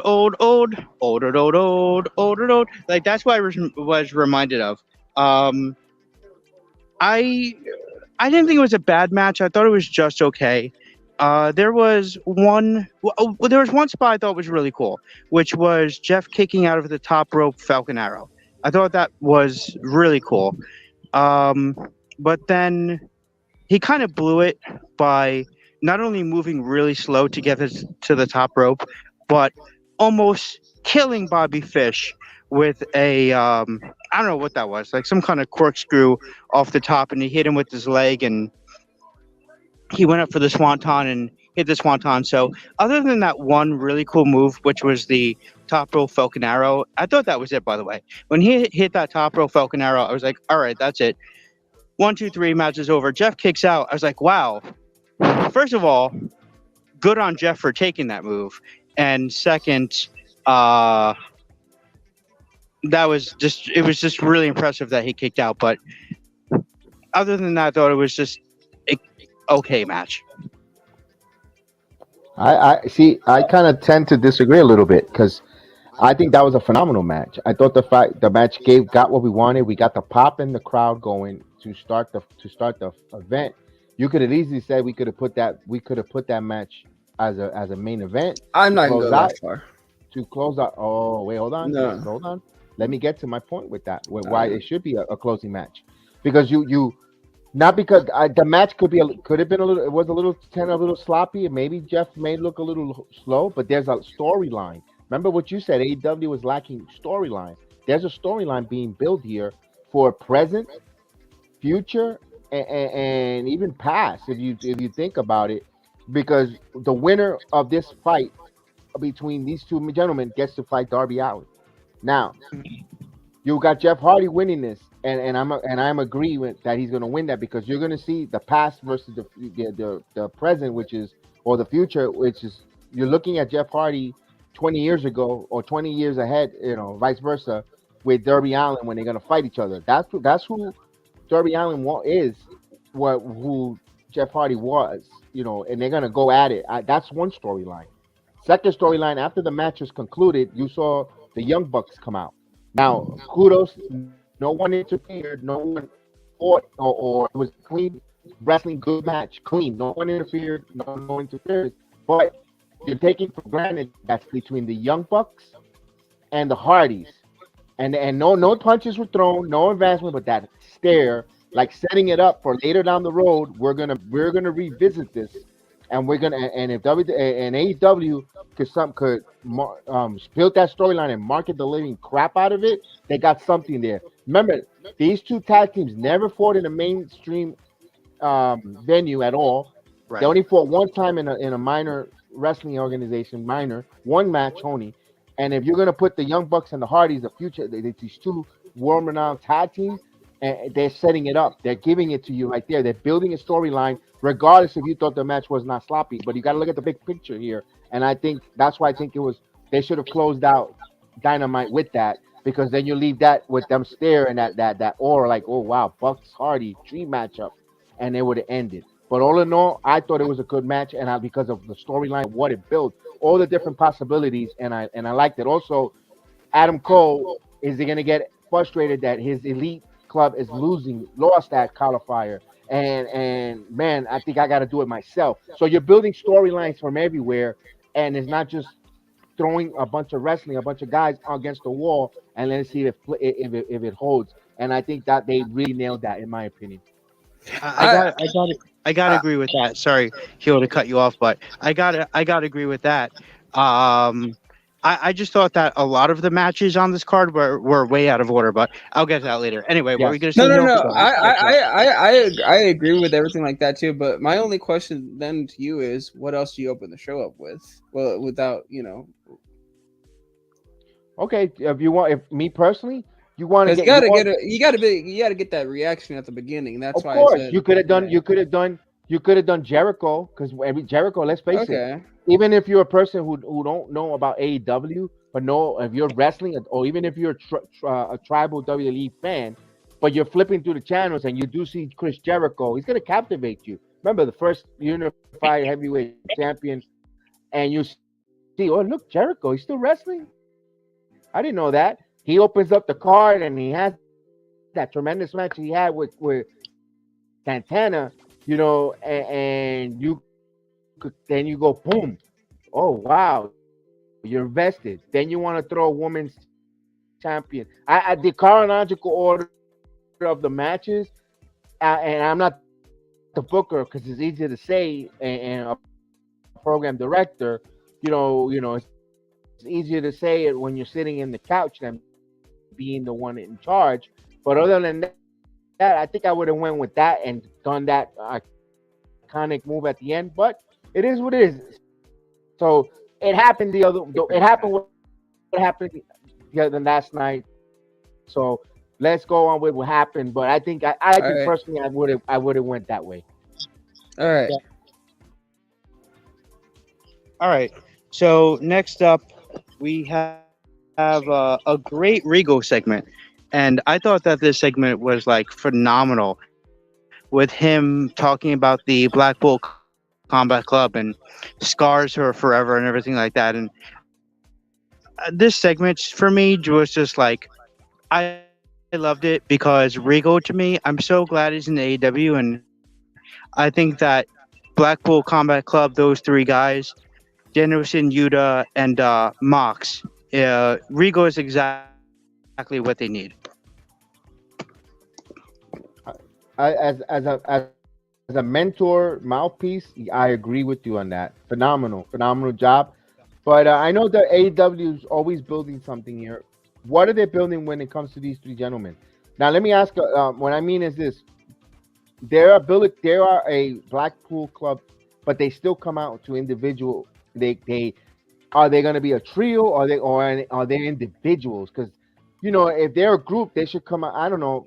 Do you like them coming all together, or do you like what they're currently doing, each one in their own individuality? What's your thoughts on that, Heel? If they're going to be a trio here or whatever, they need to be a trio. They can't just be like, oh, we're just kind of like there. Because watching this segment, I was like, yeah, I like the chemistry because like I like what's going on here. Like even Daniel Bryan or Bryan Danielson, whoever you're gonna call him, I believe in many interviews he said he's been a fan of William Regal. So obviously they're gonna have natural chemistry. However, if you're gonna do this, go all the way with it. Don't just do promos like this. And if you're not gonna do it, then obviously Bryan Danielson should be doing bigger things. And I guess I kind of feel like I kind of feel like Bryan Danielson, he gets too much of a pop with his own theme when he comes out, so they don't really want to ruin that. If they came out as a trio, so it wouldn't be as big of a pop where Mox and Danielson, and even Yuta a little bit, get enough of a pop on their own where they don't have to come out as a trios right now. But at the same time, you're right. It just feels like three guys who are teaming with one another rather than like an established trios. You know what I mean? Right. It kind of takes away from them being like a group. Definitely. But I think the one who's benefiting the most is Wheeler Yuta. But as of right now, they got nothing scheduled for All or Nothing. They're not on the card at all. Nothing scheduled. It makes you wonder, what are they doing with this? Are they trying to find another trio to feud with these guys? Or what's their thought? What's your thought? Do they have, or are they just going to make up three guys? And because they have a plethora of talent that they could feud. You got the Black Order. You got Malachi Black and his group. The Undisputed Era or Undisputed Elite. Sorry. Yeah, Undisputed Elite. Well, they're all going to be in Owen Cup. Oh no, that's right. The only two of them maybe are going to be in a match for the Owen Cup, because the finals are going to be at Double or Nothing. Correct. But I mean, there's a lot of guys that you could put up against them. They're doing nothing with Dark Order right now, so you can have them feud with Dark Order. You have Church of Black, which right now is feuding with what's it called, Death Triangle, which I think should be an interesting feud. But yeah, I mean, there's definitely other guys that you could put them up against. But so speaking of Blackpool Combat Club, The next match is Blackpool Combat Club versus Butcher, Blade, and Helico, and Regal is on commentary. What do you guys think of this match? You want to go first, Kev? No problem. The match was Yeah. good. It was a solid match. Once again, you see everyone finishing have a finishing move with with the Dragon Sleeper. You've seen all their finishing move there again. But it's starting to it's phenomenal. Will Yuta is getting over and over. Moxley. But again, what's next? Are we gonna see this? It's starting to become like a Veer moment. I'm not saying they were gonna squash them, but it kind of seems like the way they don't have any resistance. They haven't had any adversity and I would like to see the Blackpool Club get some adversity, some get there, put them against the wall, a group that was just like, oh, we're in a fight. So I would like to see that. All in all, though, I see what they're doing, how they're putting them over, and Regal and so forth. I like what I'm seeing, but it's getting to the borderline. It might just get a little stale. Or okay, what now? Who you gonna bring? Who's the next 3 ham and eggers you're gonna bring out here for these guys to squash? For me, it's kind of like you, Kev. I didn't know how to feel about this match. Obviously, I'm excited about Helico because I mean, I don't know about you, Kev, but like I literally have like this. I don't know. I'm a big simp for like lucha libre, or anyone that does a lucha style. Correct. So like when I saw Helico back when he was wrestling for AAA, I that's when I started to love him as a wrestler. I know we'll talk about another lucha libre later on, but like, so yeah, I want them to push Helico because again, I want someone to at least try to get the Spanish viewer like us. Because again, we will always love lucha libre. Lucha libre will always be a big part of wrestling. Again, it was just cool to see him there. However, I don't know. When I saw this match, I was like, okay, it's happening. But the only one I really care about is Helico.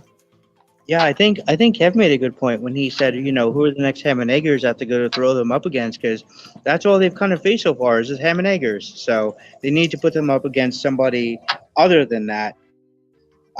Blade may or may not have botched a clothesline over the top rope during this match. I think it was to Danielson. Oh, you want to talk about a botch? We're going to talk about one later. Okay. Let me ask you this, Adam, real quick. With Double or Nothing coming up, and Wheeler Yuta with the tournament that what is it, that cruiserweight tournament that they're gonna have in New Japan, and Tony Khan gave the green light for him to go. He says he prefer him to go wrestle there. Of course, he's gonna get better experience. He's gonna fight some good cruiserweights in that tournament in New Japan.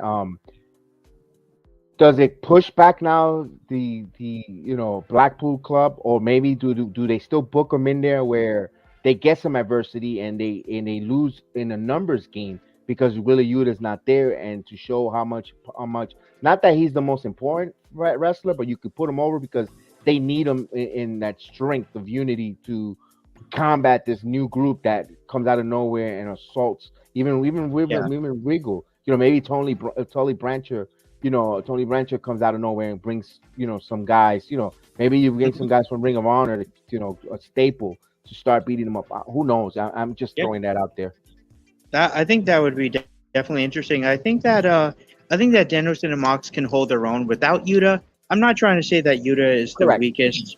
I'm not trying to say that Yuta is the weakest of the group, but he's the newest, he's most inexperienced, but he's majorly over. I thought that the Blackpool Combat Club looked really good in this match. Butcher, Blade, and then Helico didn't really look as good as Danielson, Mox, and Yuta. But I think that without Yuta, maybe Regal can recruit somebody else. But I think in terms of like getting destroyed, I think it would kind of depend on the strength of the group that you're putting them up against. So if you're putting them up against, say, like a Malachi Black and a Brody King, I think it would be okay to make Danielson and Mox maybe look a little bit weaker than they normally do, but they're looking really strong right now. I can tell you that much. Right, because you see when it sometimes that is a problem that I have with AEW just currently right now in a other feud that we're gonna get to, the numbers game. You know, Right. I do not like to see the 3-on-5, and we'll get to that later. Like where we're going with this, you need two more folks because you can't always be having this feud, and you're always undermanned. And my point is maybe they could learn from that stupidity, that mistake that I'm feeling that they're losing some essence on a feud going on elsewhere in the company. Maybe they could use that just for that night because and it could highlight Willie Yuta fighting in New Japan where he was and the experience level, and also bring eyeballs to that tournament. And go, man, he fought there. Maybe I go check it out on YouTube. You know, since now they're cross promoting and they're helping each other. Maybe that's a way of helping or putting that tournament over. I'm just thinking maybe out a little bit outside the box, but too much for my pay rate.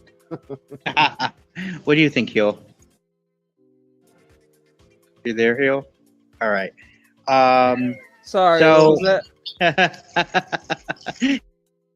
So, do you have anything else to say about Blackpool Combat Club, or do you want to move No. on to next Move segment? on.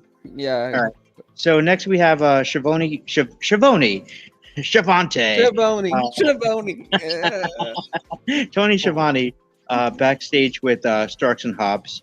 Christian Jungle Boy and Luchasaurus come out, and we're going to get Jungle Boy versus Starks next week for the FTW Championship. All right, exactly. I was like, I had to say something about this. I was like, All right, really listen. on it. Listen, I like the fact that they say I want a title shot for the tag team title belts, and I like when Jungle Boy says, "No, I want a title shot. If you want these, I gotta get a title shot at that FTW." Now, the FTW is to me personally, I think it's an unsanctioned belt. You might as well call it a 24/7 belt. Exactly. No one has. I think and my question is, how in the world is that that's a ECW belt, the property of the WWE? What the hell is it doing on AEW? But I digress. The last person that and only one, I think only one person, and please check it out or cross reference me or fact check me. I think the only person that ever won that FTW belt was Sabu.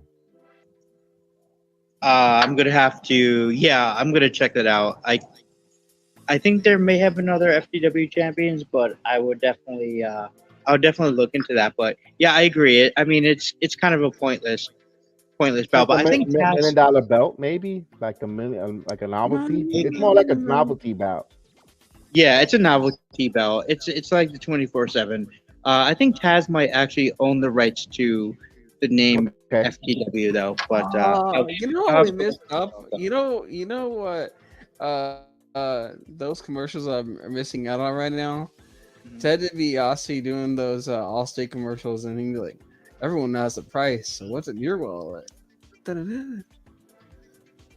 All right, my friend. This is the first one. You know what? You just made the list. Oh no! Oh, here we go. I was gonna say Kev play the clip, but I think you already know what to do. But all in all, So with then- that FTW belt, right? Just wanted to elaborate real quick before we move on with that belt.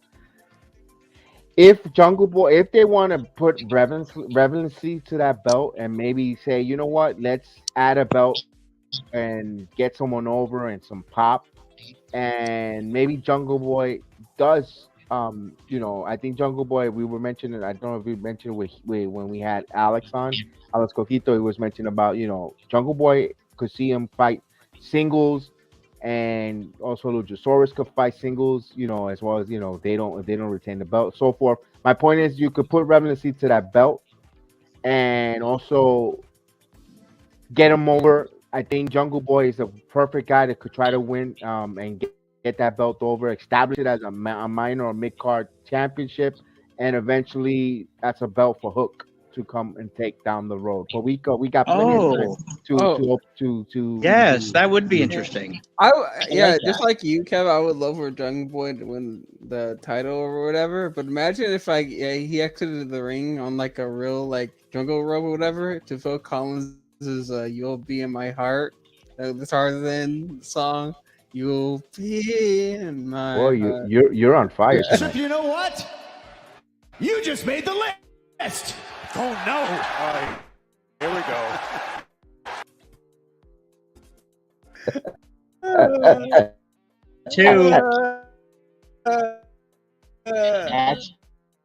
Two. So after the commercial break, we have Schiavone backstage with I keep saying his name wrong. Schiavone. But you know what? Salute to Big Task at hand. I wanted to shout out my main man, Big Task. But like The Rock says, it doesn't matter what your name is. Go ahead, Adam. So we have Schiavone backstage with Keith Lee and Swerve Strickland. Keith Lee says that they're going to swerve in our glory. Watch. That's literally what I wrote. Watch. Swerve in our glory. Swerve in our glory. Let me ask you this, Adam. Where is this thing going with Swerve and Keith Lee? Do you see a possibly Swerve heel turn on Keith Lee? Or what? Heel. I don't know. I mean, I don't know what they're doing. All I know is they probably paid a lot of money for Keith Lee, and I don't really know if they're getting their money's worth right now out of Keith Lee by having him feud with Team Taz. Although, I mean, CM Punk did feud with Team Taz when he first came in, and they paid a lot of money for I know my laugh's annoying to everyone listening to this. What does that mean? I need to Google Translate right now. Google Translate. Hey Siri, what does "swerve in our glory" mean? So yeah, I don't know where they're going with Keith Lee. I would like to eventually for him to have the TNT. Will you please shut the hell up? Adam, give me 1 minute. I want to first say hello to Eli from the Midwest Marks podcast. Adam, when you have a chance, I need you to check my friends out from the Midwest podcast. They also break AEW down and do freaking well job. I just wanted to say hello to him and break him down. Eli, what's up? The Midwest podcast. Check them out, our friends. So go ahead, Adam. Go back. Continue to the program. Sorry. Midwest podcast. Hey, man, if you guys cover AEW, definitely, I'm down. Consider me already subscribed. So we have Wardlow versus a mystery, air quotes, big air quotes here, mystery opponent. Was anybody surprised? Was anyone? Yeah. You know what? I was a little. Go ahead, Hugh. You haven't talked for a while. Oh, I actually love this segment. I remember tweeting right after the segment. I was like, I don't care what happens before I die. We need, even if AEW has to give Miz all the money he wants, we need a Miz versus MJF match, and I mean a long feud too. All right, but stay on topic. Stay on topic. I know. I am. I'm just doing the whole 7-1-1 because anything MJF touches is always gold.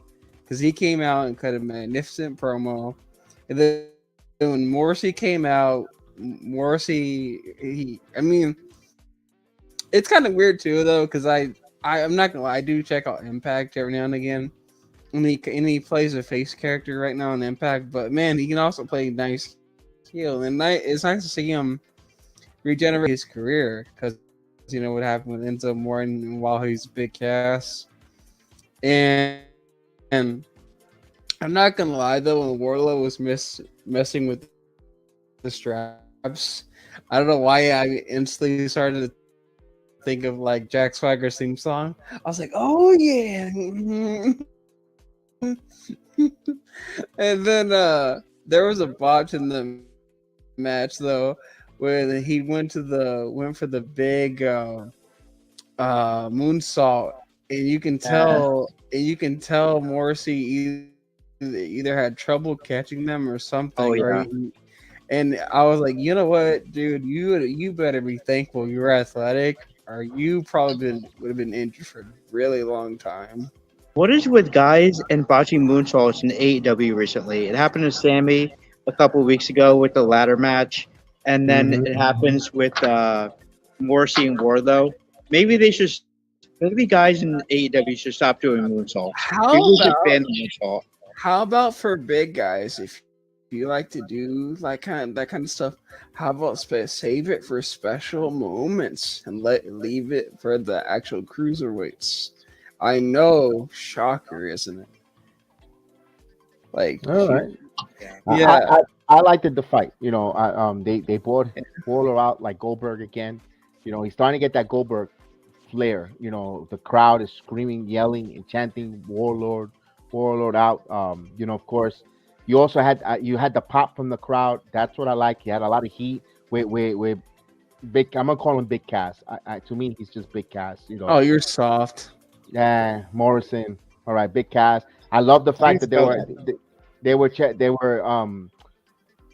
were chanting. Let's Enzo, and they're like, no, we don't. We want Enzo. No, we don't. That had me rocking. You know, in my house, I was like, whoa, that was phenomenal. Yep. You know, and then you see him, and then you see him giving the finger. You know, to the crowd, and he played it properly. And also, one thing I want to say though, they didn't really bury, Morrison, Cass that bad. You know, he only did one powerbomb symphony, of course, because he's a big man to powerbomb. But they probably see something. Let's leave him. We're not gonna bury him and have him job deeply because we could. There's a room where Big Cass could be, AEW bound. You know, I could see him working in AEW. He looks like he could work. And didn't you? And of course, maybe Mark says Warlord is over. He is super over. He is like on fire over, like just like the emoji. What I can say about, doesn't he look like Edge or like Test? Kind of like they had a baby. He looks like, what if like Kurt Angle and Impact and Jack Swagger had like a child? No, they're not even close. Look at the physicality, the eyes and the face, and okay, I guess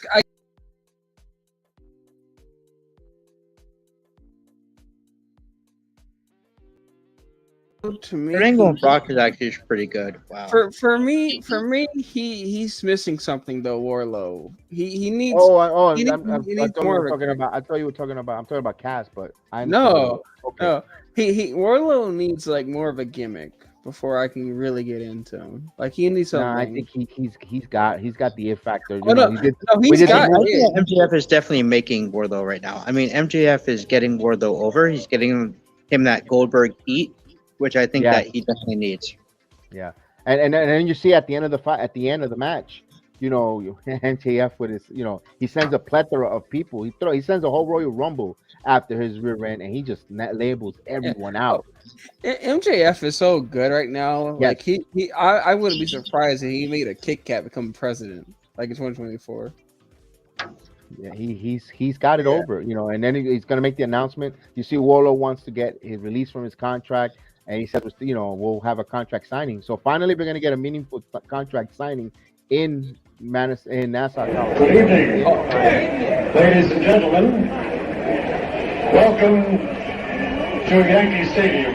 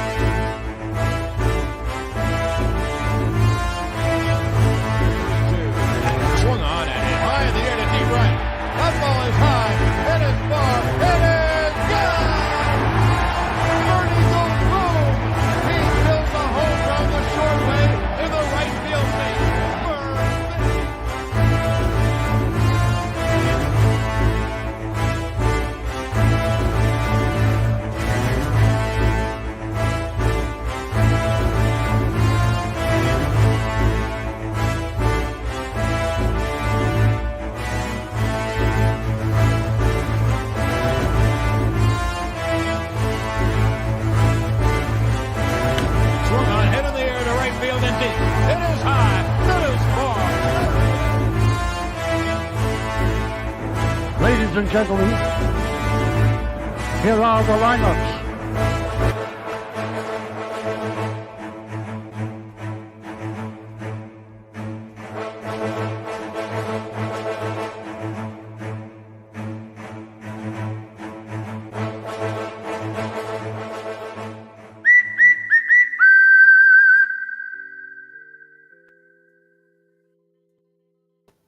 Welcome back. Game 2. We're ready to go. I hope you guys took a few minute break. Thank you for watching the Heel of the Ring podcast. That is our wrestling program we have here. I gave you a little bit of a sample. So just, instead of turning off the stream, starting back up, you're here, you invested, you take a break, you go right back to it. The stream is up. It makes much more sense than starting a new stream, new thumbnail and all that. It is what it is. It's there on the description. So thank you those that are watching with us, all the strong. Thank you for all the likes button. Thank you for the overwhelming views. It's Mother's Day weekend, and thank you guys for joining us. A salute to all the moms out there. You guys are the best, rocking your unconditional love. So thank you again. Game 2, I got the lineups, folks, as you saw that. And of course, we're gonna go with the visiting Texas Rangers. Let me remove this here. Leading off and playing shortstop, Marcus Semien. Batting second, the right fielder, Garcia. Batting third, the designated hitter, Corey Seager. Batting fourth, the catcher, Heim.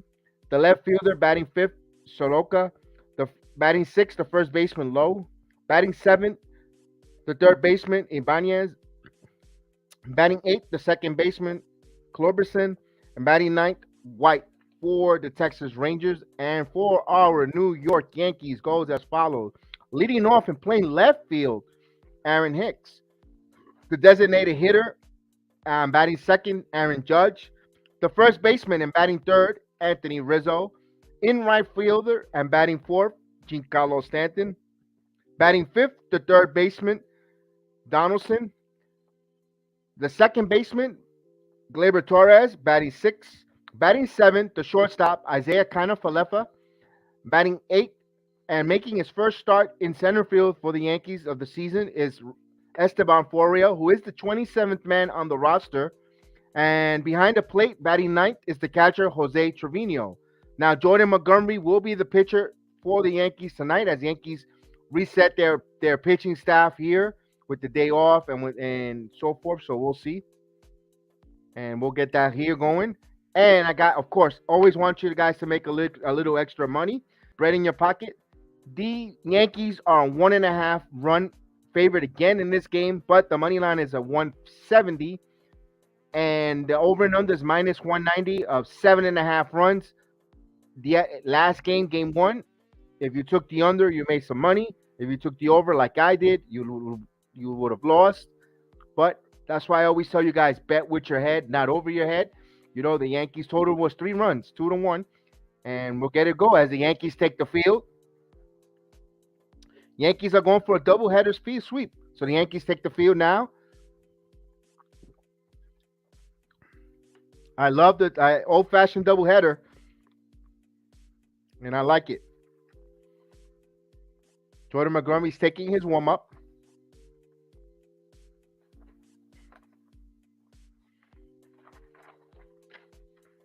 All right, so hello again, of course, Maria. I am back, indeed. We are back here. Thank you for joining us. Thank you for being part of the program. We thank you, and thank you for all the overwhelming views. I appreciate everyone watching along with us. So we stay under here. Hopefully the cap will come in a little bit. We had Caputo in game 1. He stepped out, and then he came in at the last, but it is what it is. We'll bring in our second man. I'm going to use a different ticker today, guys. Hopefully this one works. Hopefully this one, it was working before, but I want to try this one. This is a different ticker. Let's see. If not, we'll scrap it. We'll go back to the other one.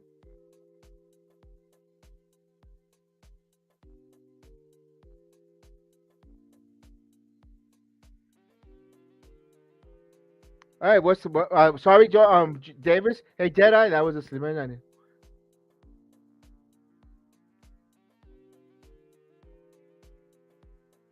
Oh no, don't worry about it. Don't worry about it. We took care of all that junk. We get rid of all that. You know what the bad thing about that bot?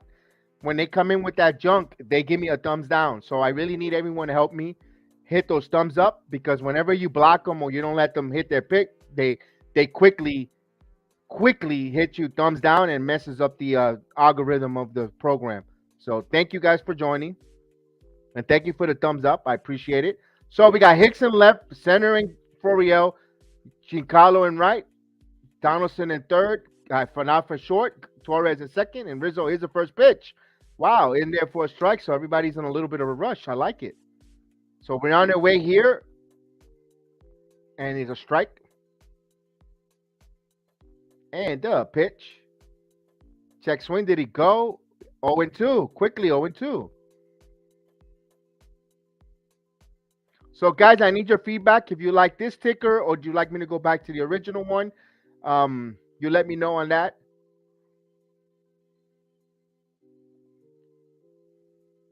Judge is the designated hitter, Pablo Martinez. So he'll be the designated hitter. 1 ball, 2 strikes to count. Salute to you. On a beautiful Sunday, mid 5 o'clock in the afternoon. So here's the pitch. 2 balls and 2 strikes.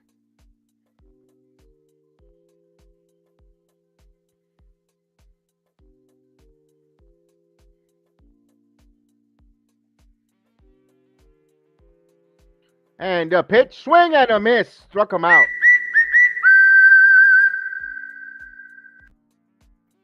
So first batter strikes out.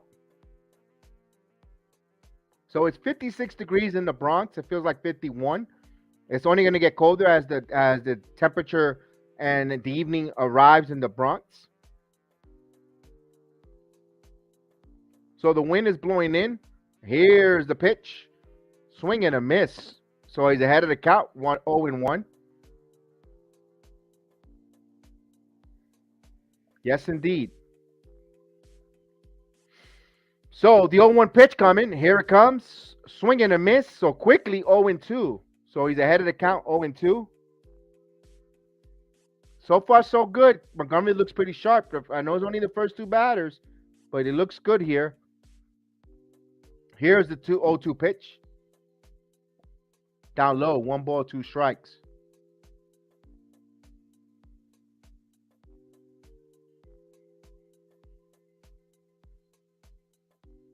Here's a 1-2 pitch. This ball is line drive, and it's over the head of leaping Gleyber Torres. So it was a base hit, a 1-out base hit for Garcia. So there goes the no-hitter, the perfect game, and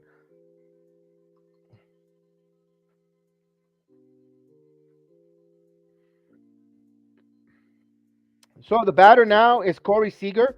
Seager with 4 home runs, 12 RBIs, a 258 batting average. He's 24 out of 97. He's the designated hitter tonight in game 2. So 3 infield on the left side versus Seager.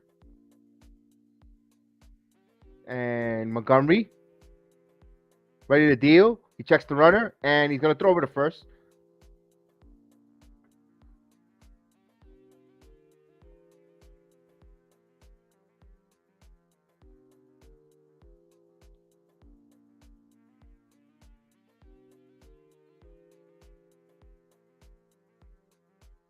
Here's the first pitch. Seager swings, and here's 2. Here's 1. Flores on the first double play. So it's 4-6-3. Beautiful double play. You can see, boy, Torres looks so comfortable in second base. So no runs, no hits, no errors. Actually, it was a 4-5-3 double play. Wow, even impressive. So the Yankees come in to bat here. Wow. So we're in a change of innings here. Thank you for those. I hope I was able to entertain everyone through the app who didn't have the Amazon Prime and wasn't able to watch the game.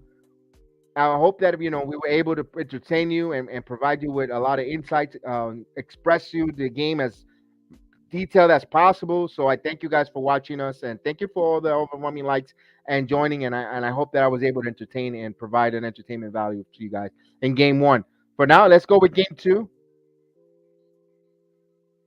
And again, of course, the special of today is the mothers. All the mothers out there, happy Mother's Day. So those that are arriving now, a little bit late for game 2, we went over the Yankee lineup, and if you can see on the bottom of the ticker is rolling. And of course, this is the lineup in case you missed it: Hicks, Judge, Rizzo, Stanton, Donaldson, Torres. Oh, wait a minute. There's a challenge. Okay.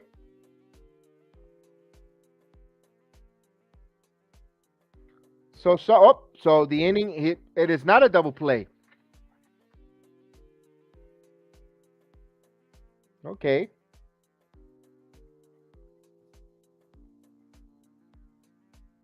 All right. So it's a fielder's choice. So this brings up C.J. Helms. So they went to commercial. They thought it was a double play.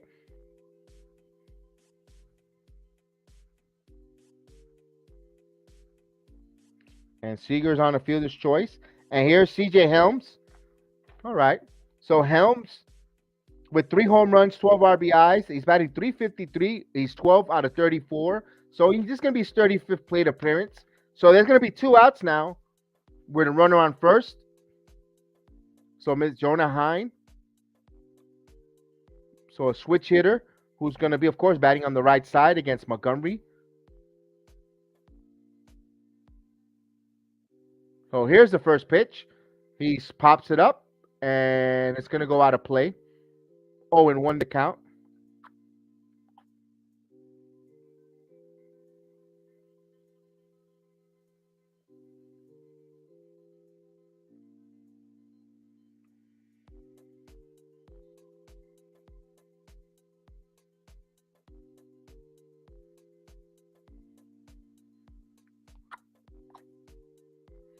So 0-1 count here. Montgomery ready to deal. Here's the pitch. In there for a strike. 0-2 on Hines. So we got a 2-strike count as the horn is going to sound now.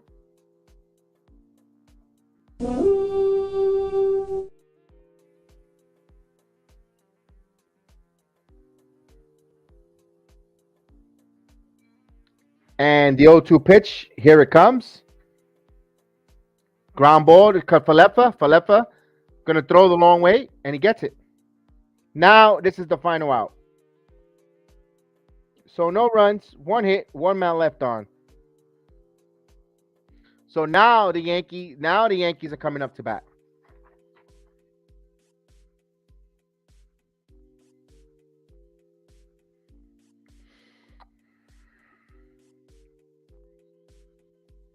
So now we can switch, and now we can say the Yankees are coming up to bat. And there's the Yankee lineup again. In case I missed it, it's Hicks, Judge, Rizzo, Stanton, Donaldson, Torres, Falefa, Florial, Trevino. So Glenn Otto will be pitching here, the right-hander. His 3rd start, a record of 1-0 with 2.85 ERA, 9 innings, 3 walks, 10 strikeouts. He's given up a home run. So he throws a 4-seamer, slider, curve. And can the Yankees get that pitch count up high and get into that bullpen?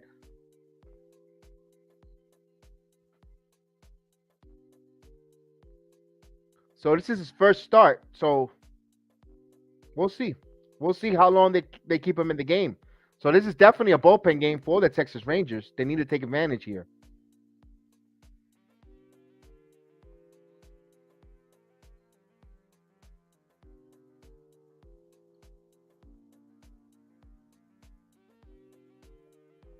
Yankees trying to take the broom out and sweep the series.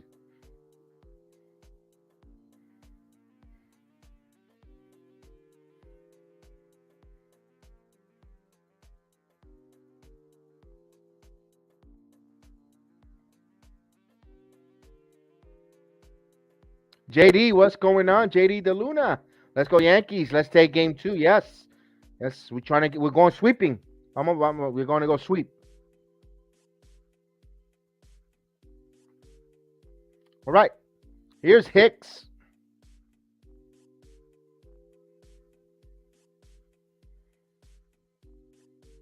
Boy, Glaber really home run, really took the goat horns off of Aaron Hicks because he was going to hear it because he had an opportunity there. Maria, let's go Yankees indeed. So Hicks batting lefty because, of course, Otto's the right-hander. And here comes the first pitch from Otto, the right-hander. And the pitch. Ball outside. 1 ball, no strikes.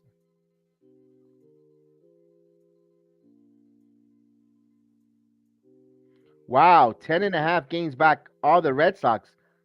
So you cannot win a division early, but you could surely lose it. 10.5. Here's the 1-0 pitch. 2 balls and no strikes. That's 92 miles per hour. Wow.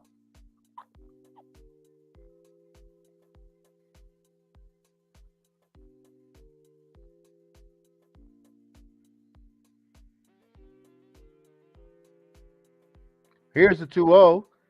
And the pitch. Swing and a miss. He swung at ball 3 there. 2 balls and 1 strikes. Like, what is hit? Does Hicks need to check his vision? Wow, he could have been up 3 balls and no strike, but either the less, it's 2 balls and 1 strike. Although Hicks do take a lot, he leads the major leagues in a lot of pitch seen.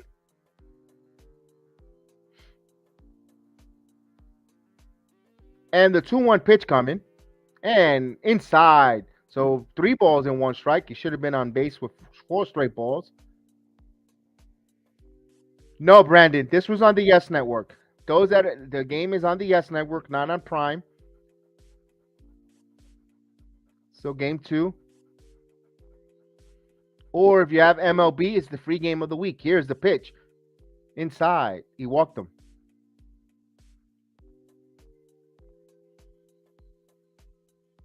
So the Dodgers defense is Solak, White, Garcia. That's the outfield. You got Banez, Simeon, Kluberson, Lowe, and Hine behind the plate. And if you have DirecTV, it's free MLB week. You can watch it free on the MLB channels, on the MLB Extra Innings. It's free. They got a free week that they're giving everyone. So you just go on there. If you're an AT&T DirecTV customer, you'll be able to see it. So here's Judge. Judge comes in batting 295 with 9 home runs and 19 RBIs. He's 28 out of 95. He takes a ball for a strike, 0-1.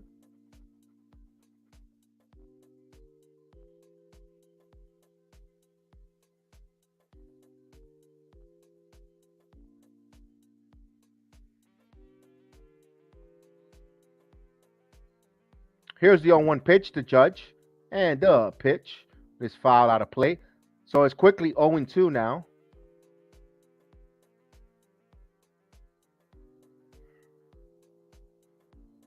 In a perfect world for me, 8 o'clock final will be perfect. It gets me to watch WWE. It'll be perfect.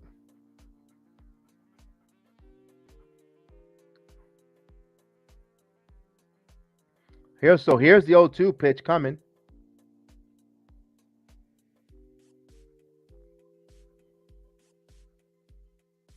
This ball is popped up, high pop up in the right side. Garcia coming a long way in foul territory, and he makes the catch. Wow. So 1 out. And remember the wind. The Yankees, the wind is it's whirling.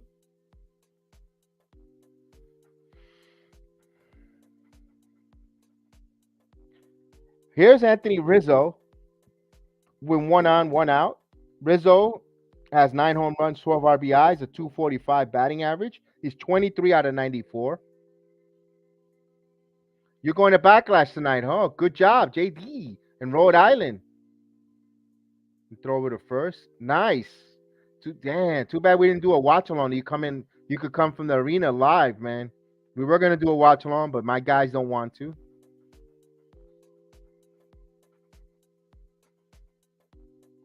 Here's Anthony Rizzo.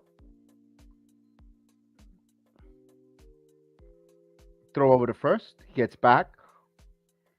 Keeping an eye on Hicks. Man, going to the backlash. That's fun. That's gonna be good. That 6-man tag between the Bloodline versus RK Bro and McIntyre. The I Quit match. Rousey, Charlotte. Here's the first pitch here, and the pitch up high. I did give you Rizzo's numbers, right? 9 home runs, 21 RBIs, 245. He's batting from the left side. So runner on first with 1 out, 1-0 count. What's going on, NY Good?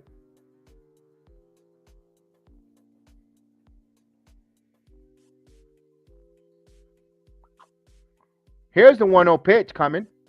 And here goes Hicks. Here's a throw. Whoa, yeah, melted. Goes to center field, but good backup there by the center fielder. So a stolen base for Aaron Hicks. So the Yankees, this is the element that Buffon is putting. They're putting the guys in motion. So a stolen base there, runner in scoring position with 1 out.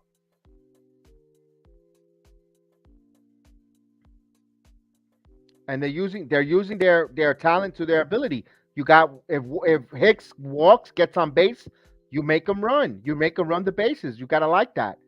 And so now Rizzo here with a 1-ball, 1-strike count. And the pitch. He misses 2 balls in 1 strike.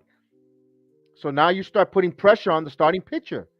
You got runner on second with 1 out, a stolen base. He walked. The Yankees are taking advantage here. Stanton, the on-deck hitter.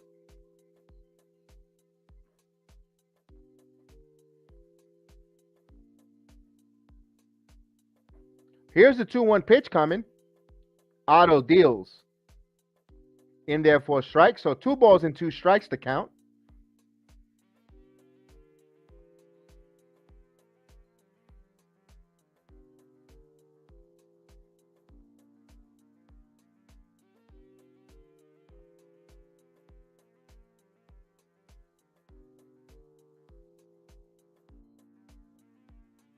So here's the 2 balls and 2 strike count. And the pitch. Ooh, it hit Rizzo. So hit by pitch. Now you got something cooking, Yankees.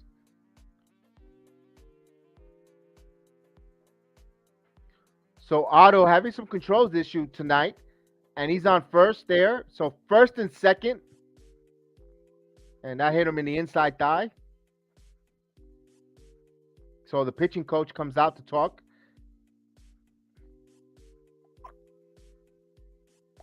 Andrew Patman, I cannot show the game, unfortunately. I would, trust me, Andrew. I know you'd rather see the game and me talk over it, or you watch it than have me just completely talk about it and watch the video. I get it. But unfortunately, due to YouTube regulations and MLB broadcast syndication, we're not allowed to show the game or the play-by-play or anything. So it's a watch-along. That's what pretty much the program is mentioned. So. But thank you, though. I appreciate you here. Thank you. You're all more than welcome to interact with the chat, ask questions about the game, how you feel about this Yankee team. You know, that's why we're here, watching along amongst Yankee fans. Here's Giancarlo Stanton. Stanton, he has 5 home runs, 17 RBIs, batting .260, 25 out of 96. So Stanton got some chance here. Here's the pitch. Stanton chops it to third. Over the second one, on the first, double time. So they had a pitcher's best friend there. So 5, 4, 3 if you're scoring it at home. So no runs, no hits, no error. 1 man left here. We go to the second inning here, and there's no score. The Yankees had a golden opportunity there, but you know what? They're not swinging and missing. They're making contact. Unfortunately, it was a double play. Pitcher's best friend. But you got to like what they're doing, their approach here. So we go now to the second inning. And for the Rangers, they're going to have 5, 6, and 7, and anyone gets on the 8th hitter. Yankees trying to sweep a doubleheader on a Mother's Day, on a Sunday night Mother's Day. Early evening.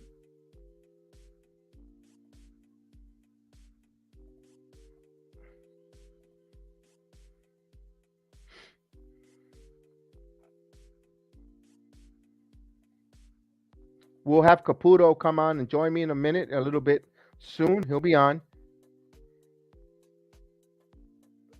He's barbecuing. He had hot dogs earlier. Hopefully he'll come on a little late.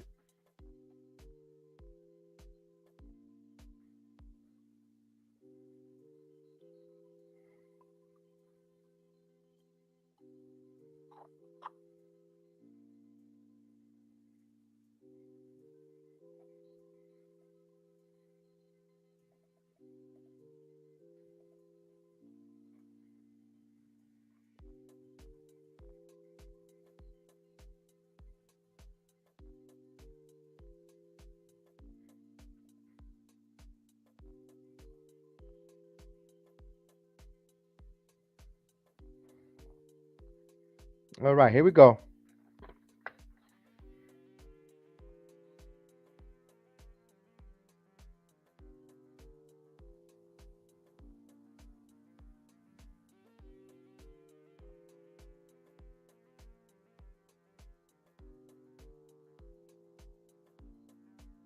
All right, here goes the first pitch to Solak. And the pitch in there for a strike. So, Andrew Patman, I'm going to ask a question. How do you like your Giants draft class this year? We did a draft. We were doing a watch along, and you'll be interested to see. We have the video on that. And here's the 0-1 pitch coming. This ground ball right to Donaldson. Fields across the diamond, and he's out. So Zolak is gone. One away.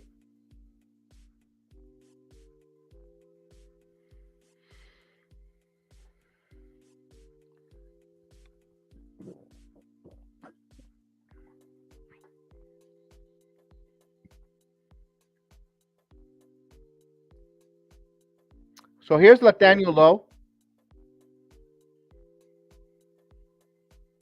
And the first pitch, this ball is hit in the air to left field, and that's going to stay in the park, but Hicks makes the catch. So quickly 2 outs here for Montgomery.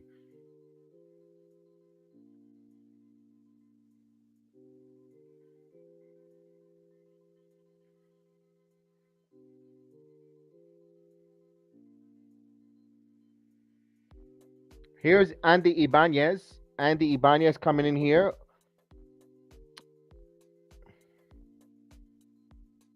Ibanez with 1 home run, 5 RBIs, batting .250, and a pitch inside.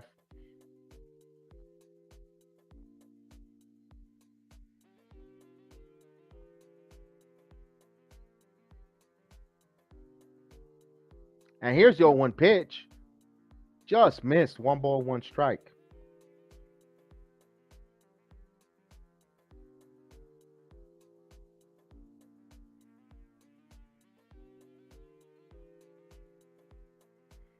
And the 1-2 pitch. Swing and a miss. 1 ball, 2 strikes.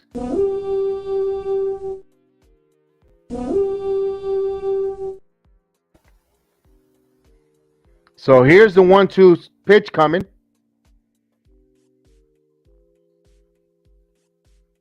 And the pitch. 2 balls and 2 strikes. Missed down and away.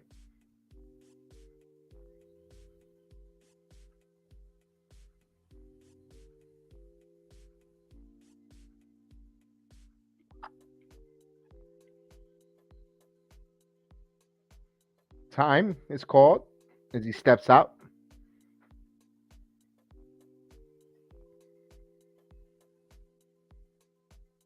Here's a 2-2 pitch. Whoa. 3-2. Wow, where was that at? Maybe a little bit inside.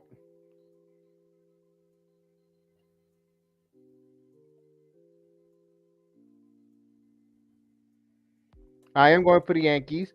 Popped up. And he makes the catch by Florial, makes the play. So Montgomery get the Rangers in order. No runs, no hits, no error. We go to the bottom of the 2nd inning. No score here for the Yankees. Michael, salute. It's the same one, Michael.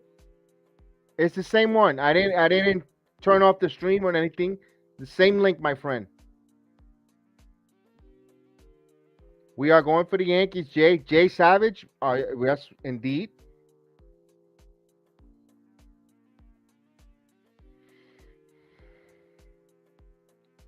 Michael, do you need me to resend it again, just in case?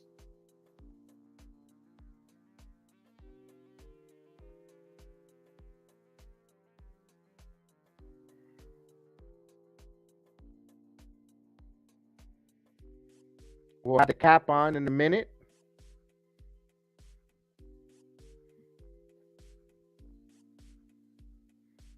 All right, we'll get Michael coming on. Michael from It's Over Yanks.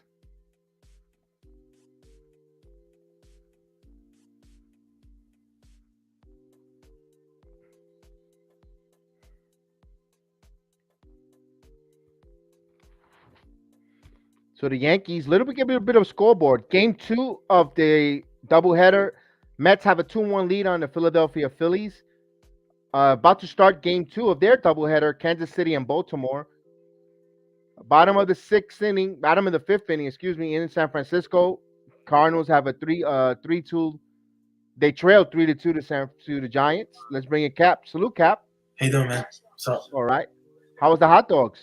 Yeah, it was good. I had a cheeseburger, hot dog, and I had some potato salad. Yeah, it was good. All right. Yeah. So let's go for this doubleheader sweep. What you thought about that Gleyber Torres solo shot? Yeah, I wanted to hear. I was curious to know how you did the call. Yeah, it was great. Yeah, it was good. It was good. All right, so here we go. I'm doing good, Richard. It's good to see you, my friend. It's good to see you. And here's the first pitch to Donaldson outside for a ball. So Richard's with us. It's good to see you. Here's the 1-0 pitch to Donaldson, and line and foul.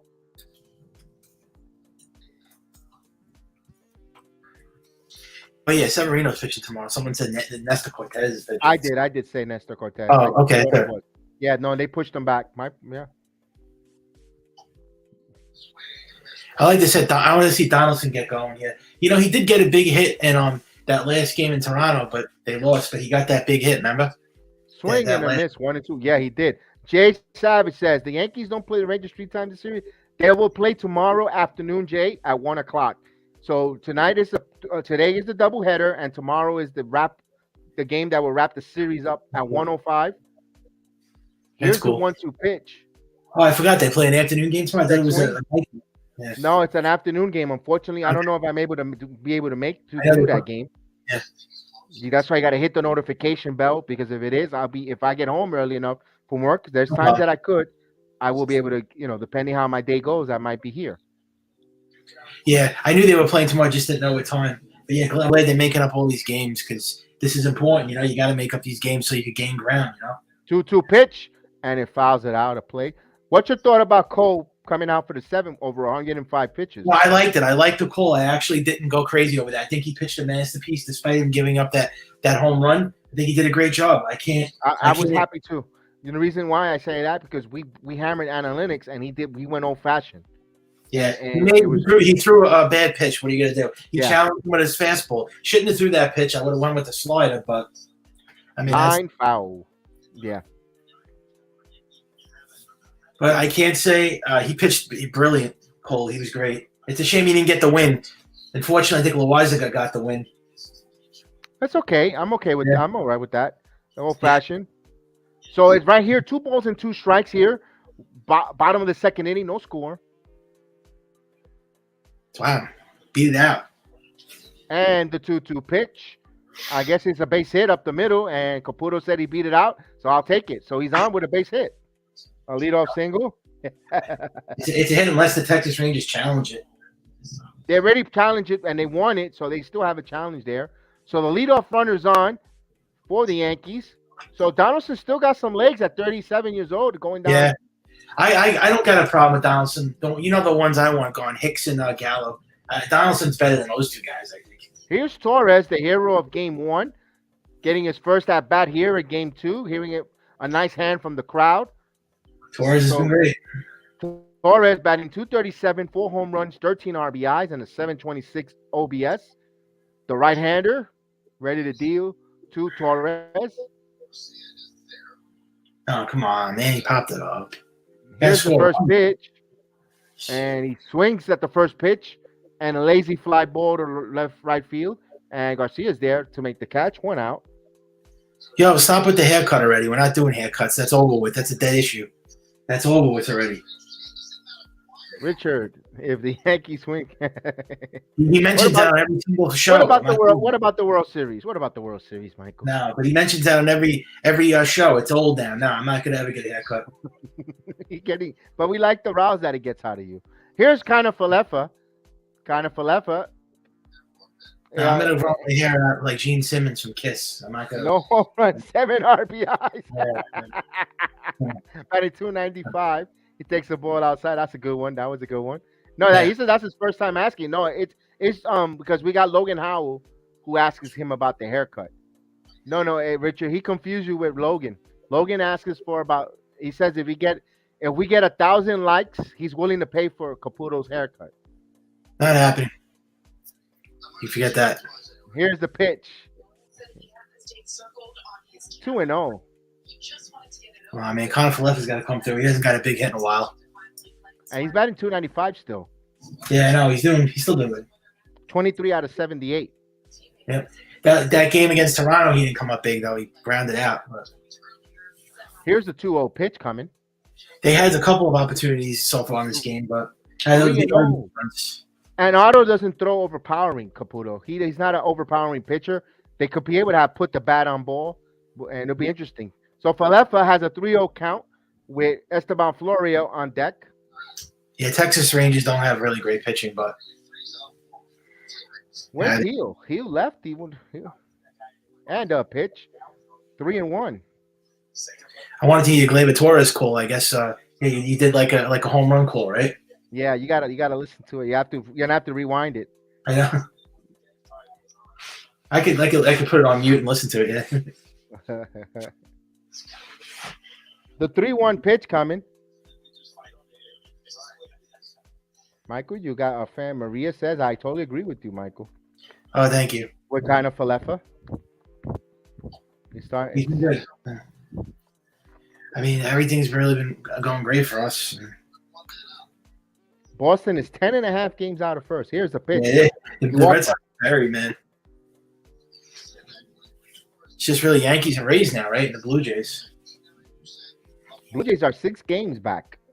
Look at the updated score in your. I believe they're 4.5. I think they were 4.5 out the Blue Jays. I would. My friend, double check it in the loss column. Okay, hold on. Here's Esteban Florio, who is going to be his first at bat this season. So he's a left-handed hitter, and with 1 out, let's see what the Yankees do here. Yeah, right. Yeah, they are. They are. Wow. So it's just really the Rays and Yankees then. Here's the pitch. In there for a call strike. I was the one that said the Rays are going to be the one. I said they're going to be the tougher test than the Blue Jays. I said we haven't played the Rays. I got to get my tickets to go to Tampa, but then I can't do the watch along if I go to Tampa. What a conundrum. This guy grounds out. Yeah, I said the Rays would be more of a. Here's the pitch. I guess he grounds out hard there. The first throw over the second, and they get one. They get the fourth. So now you got runners in the corner. So Ariel gets on a fielder's choice. You scored at home 3-4. So Falefa is erased. So first and third, here's Jose Trevino. Now, Jose Trevino, he started off really hot. He has a lively bat. He's been cooled off. He's still batting .161 with 3 home runs, but he's only 5 for 31. So, he gets a couple hits here. That average will start skyrocketing again. And he has that good bat there. Now, can the Yankees get a big 2-out? Yeah, they got to hit. Oh, come on. Trevino's up. Not really the guy you want up at bat. I love his defense, but I know the guy's not really a great hitter, but I love everything else he does. But his former team, though. Here's a pitch up high. 1-0. So this is his former team. Let's see if he could hurt his former team for trading him. Players tend to play really good against their old comrades. So let's see. Capitalize here, man. They've blown opportunities. Okay, runners at second and third. Wow. And here's the pitch. There he goes. Runner goes. And no throw. And Florial steals that base there. Now with a base hit, you could get 2. We got 2 for 1 here. 2 for 1. 2 for Tuesday. Let's go. Good job there by Florio. Florio, he don't want to go back to the minors. You know, he wants to probably make a play for that 4th outfield spot. So 1 ball, 1 strike to count. And here's the pitch. In there for a strike. He got a nice slider in there. So it's 1 ball, 2 strikes to count. As Trevino asked, where was that at? So runner at second and third with 2 outs here. Yankees knocking at the door.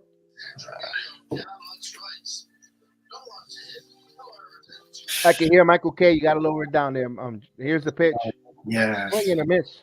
God, it's horrible. So Trevino goes down on strike. No runs, no hits, no errors. They leave 2 men on base. And now we go to the third. Oh, God. They're runners in scoring position again. This is where the Yankees don't execute. This is like a first game all over again. Like this is like the first game. They fail to score runs, man. Thank you, Richard. Same to your family, the ladies in your life as well, your mom and It should have been 3. your wife, of your daughters, of your grandfather. I don't know your age, but many to you guys. Happy Mother's Day to all the moms listening to my sound of my voice. We wish you a happy Mother's Day and thank you guys for all that you do, your unconditional love and the love of a mom. Thank you.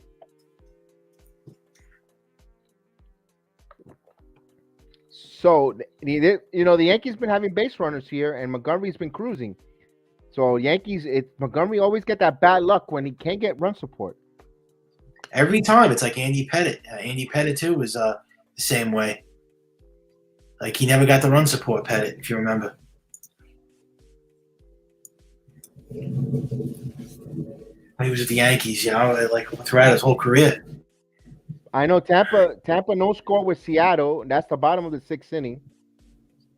Mets still have a 2-1 lead on Philadelphia. That's the top of the 5th. As long as we win, that's all that matters. The Mets. I heard the Mets lost.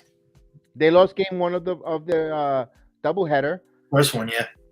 The 11 o'clock early game. I didn't know. I forgot all about. There was 11 o'clock game. White Sox 2, Boston. White Sox 3, Boston 2. So Boston is loser 5 in a row, if I'm not mistaken. Oh, the Rays game is scoreless in the 6th. Oh, boy. But the Mariners really, I was tried to give the Mariners a chance this year. I was being nice. I said I thought this team was a playoff team. The Mariners really can't beat anybody. They can't beat a great team. They lost to everybody. They're the Chicago Bulls of MLB. Like the Bulls were really good, but they couldn't beat anyone who was elite. Yeah, they just.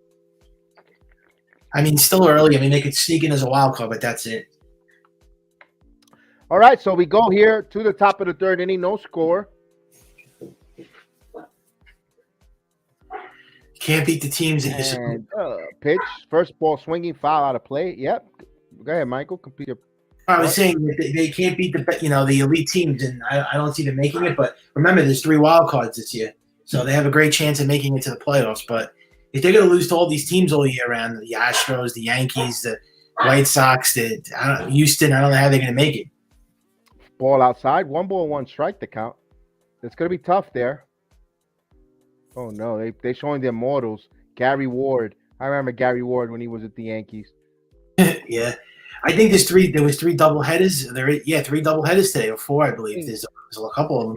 There was quite a few. You had the Kansas City, Baltimore, New York, Philadelphia, of course, here. Oh, he botched it. Here's the 1-2 pitch. That's kind of Falefa. And there's a ground ball, and Falefa in the hole. But just good play just to get to it. So now hold on to it. Yeah, eat him up. Gobble him up. That's a single. Crap. Every time this guy pitches, it's always a low-scoring game. Either they don't give him any runs, or they give him like 1 run, and then I don't know what happens. They give him 1 run, they lose. It's like, well, here's the out center fielder Eli White. No runs, 1 RBI, and he's batting 5. He's 5 for 19. So he's batting 263. Yeah, I mean he's attacking in this game though, Montgomery. He's coming out like charged, attacking the strike, throwing strikes. Throwing strikes. He gets the first pitch over for a strike, 0-1. So yeah. The pitching's been phenomenal, man. He's attacking the strike zone, and that's the difference with Trevino. You want Trevino calling this with Montgomery. Yeah. It's really awesome calling these Yankee games with the starting pitching. It's just And so much fun. foul out of play. It is. So quickly 0-2. So he right there, he's ahead of the count. Now you could expand the zone here. It's like watching the Mets this year with their pitching. The Yankees and the Mets, they two great pitching staffs.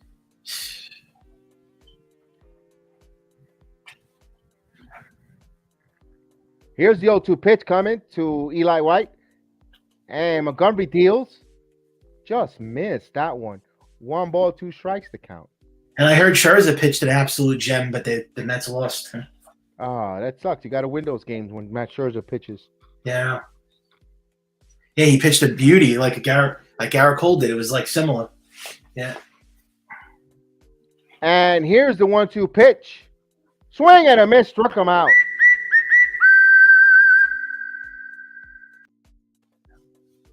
So Montgomery gets them down on strikes with 1 out. We'll get back to the top of the lineup. Marcus Semien, who was a strikeout victim himself. Yeah.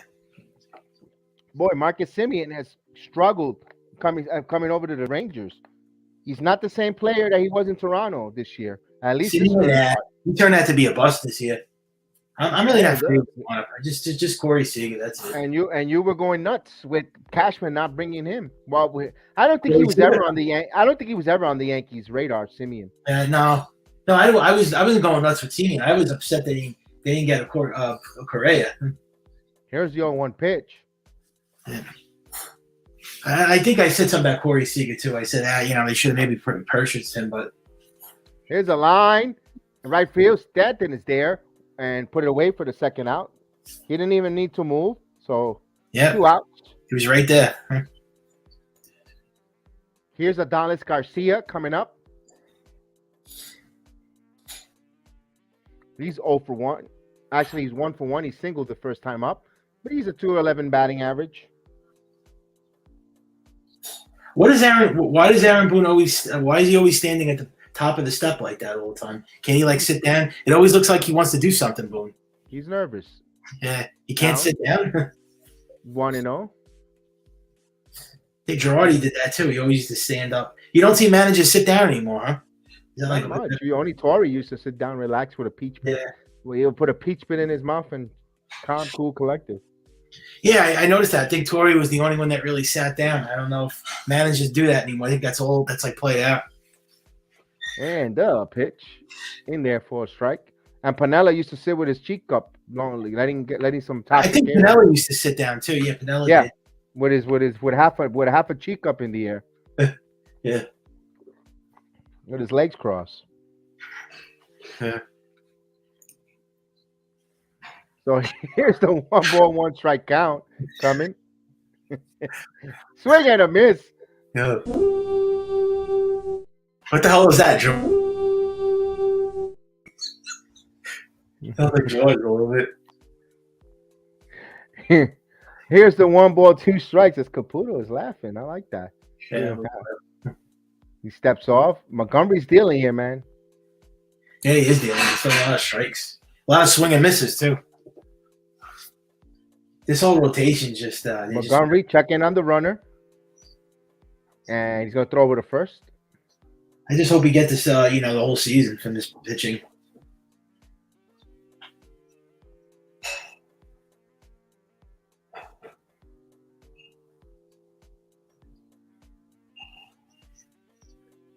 Oh, he picked him off. Got him. Oh, well, I haven't seen it, but thank you. I'll take your word for it. So, according to Caputo, they pick him off here, and it's 3 over to 4, caught stealing, 3 to 4.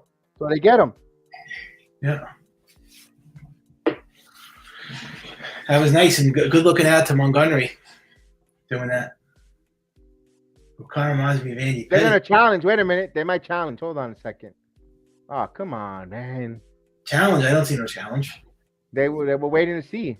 Did it say they challenged the first inning. They caught us all. I think he was out, bro. You know, the manager was complaining that that Gleyber Torres hit a little league home run to win that game. Oh my God! Yeah, Meanwhile, have you seen the dimensions in Texas Stadium? They're small. Come on. Oh my God! So he was better than manager. He said that was Yeah. oh my God! What a crybaby! Because it's He's such not a gonna be. Hey, Toots! You're not gonna be long there as manager for the Texas Ranger anyway. So I know. don't. I hope you're renting and not buying in Texas. You know what I mean? Give me a damn break.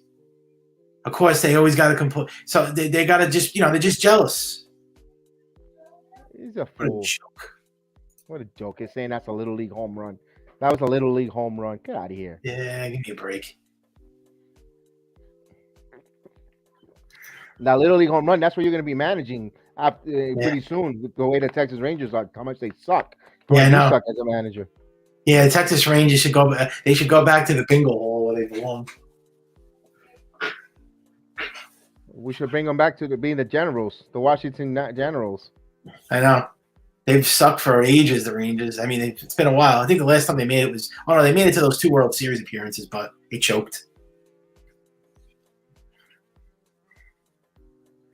2010, 11, I think.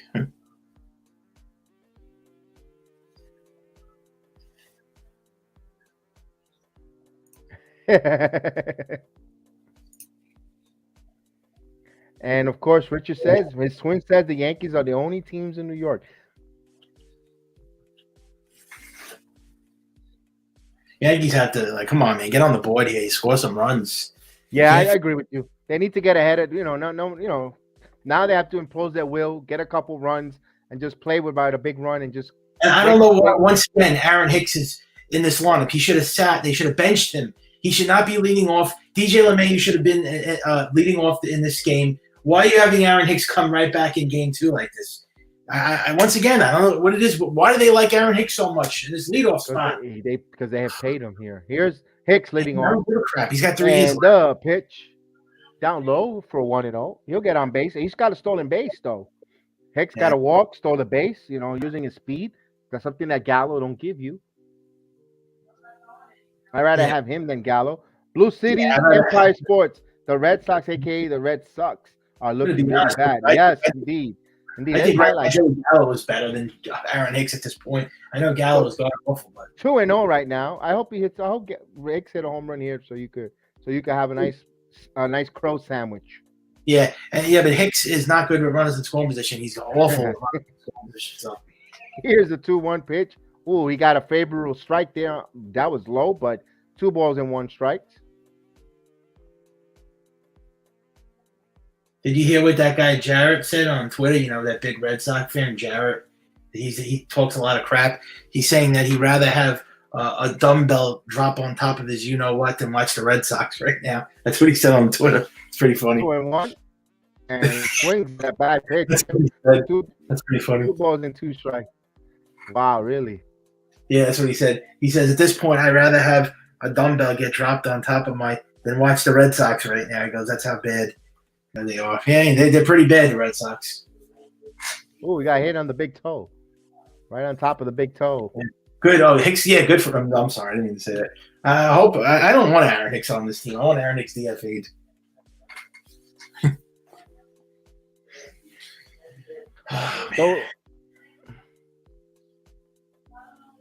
So 2 balls and 2 strikes as these people come back again.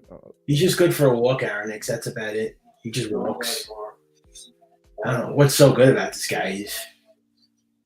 And this is 3 balls and 2 strikes. So the count runs full on Aaron Hicks. Oh, the Tinder thing came up. It says blocked. Oh, you blocked him? And now we're going to get thumbs down because of that. Okay, good. He walked. And here's a 3-2. So we'll take Caputo, who spoiled it, so he walks. So a leadoff walk to Hicks. They couldn't have tied. I wish they would have tied Brett Gardner and Aaron Hicks to a telephone pole and leave him there. That's where he belongs. So it looks like the game 4 of the Western Conference semifinals, the young and fun Dallas Sun is going to give a loss to the young and fun Dallas. Oh wow! They won. Phoenix Suns. The Dallas Mavericks 111 to 97. Wow. So It's going to be 2-2. Wow. Give Mavericks credit. This is crazy. So Luka and Spencer Dinwiddie. So here's Yeah. the judge. If they beat the Suns, and the Mavericks should make it to the finals, because they're like the team to beat in the West, right? Here's a pitch in there for a strike too. I did say that, but then I said, you know what? I could see the Dallas Mavericks going to the NBA Finals, but then when they were down 2-0, I was like, man, I don't know. They're down 2-0, but give them credit. They're going to tie the series 2-2. It's going to be a major upset if they beat the Suns. That'll be a huge upset. I got a nice big fat cigar when that happens. That I'm Yeah. gonna celebrate. Here's the old one. Yeah. But then they got to play Golden State next, correct? They have to play Golden State in the next round. Yeah. But as long as the Suns go home, I'll have the nice cigar. So here's 1 ball, 1 strike.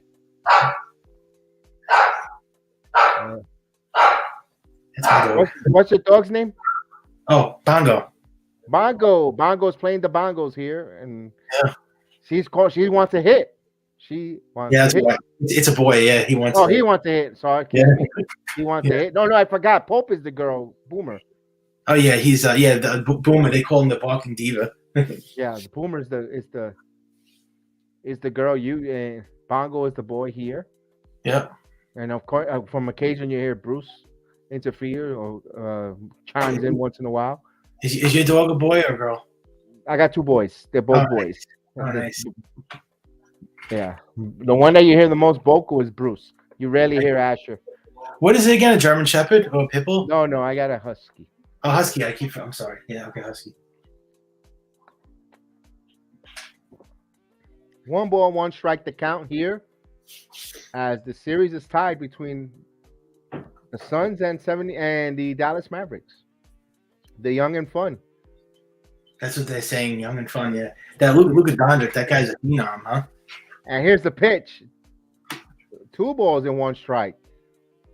So I get the memo was finally sent that the umpire stopped calling the balls on the shin and a strike, so he called it a ball. And Empire City likes the 76ers in 6. Ooh, that's gonna be a tough one with no Embiid fully healthy. And on deck right is Antonio Rigatoni Alavaca Rizzo. There you go, Antonio Alavaca Rizzo. Here's the pitch. Alavaca. That was a good one. 3-1. No, I like that one. Yeah.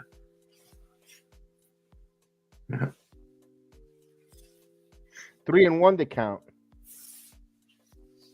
And when we have Joey Calzone go, he said, yeah. It was a good one. Yeah. Oh, jeez.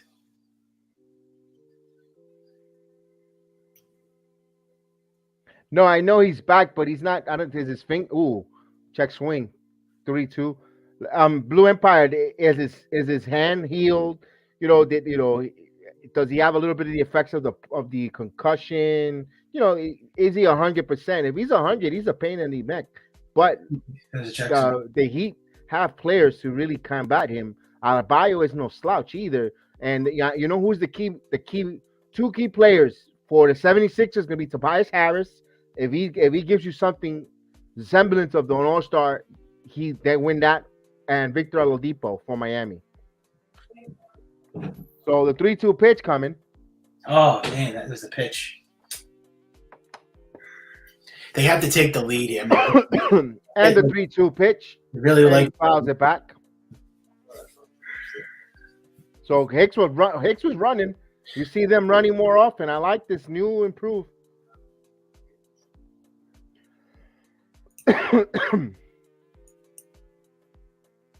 So Otto's at 45 pitches, his 3rd start. I don't know how far they're going to keep Otto there. And who do you think is going to win the Stanley Cup? You think the Rangers are going to beat the Penguins? I mean, this is scary. Man, that's scary. They're trailing that series there. When they were the favorite, I thought. What happened? Don't tell me the Penguins are going to upset the Rangers here. It might happen, man, because I think Sherskin. Although once you get a hot goalie, anything can happen. Let's see. It's that young line. Remember, the Rangers are young. They're getting playoff experience here, so that's why.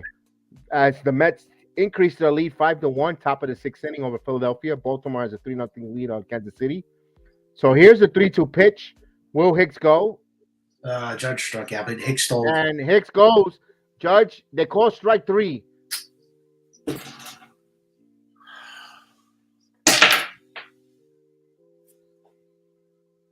Wow, that was not a strike there, dude. That wasn't even a strike. That's why I slammed the Yankee thing down on my desk. What the hell was that? That was not a strike. It wasn't.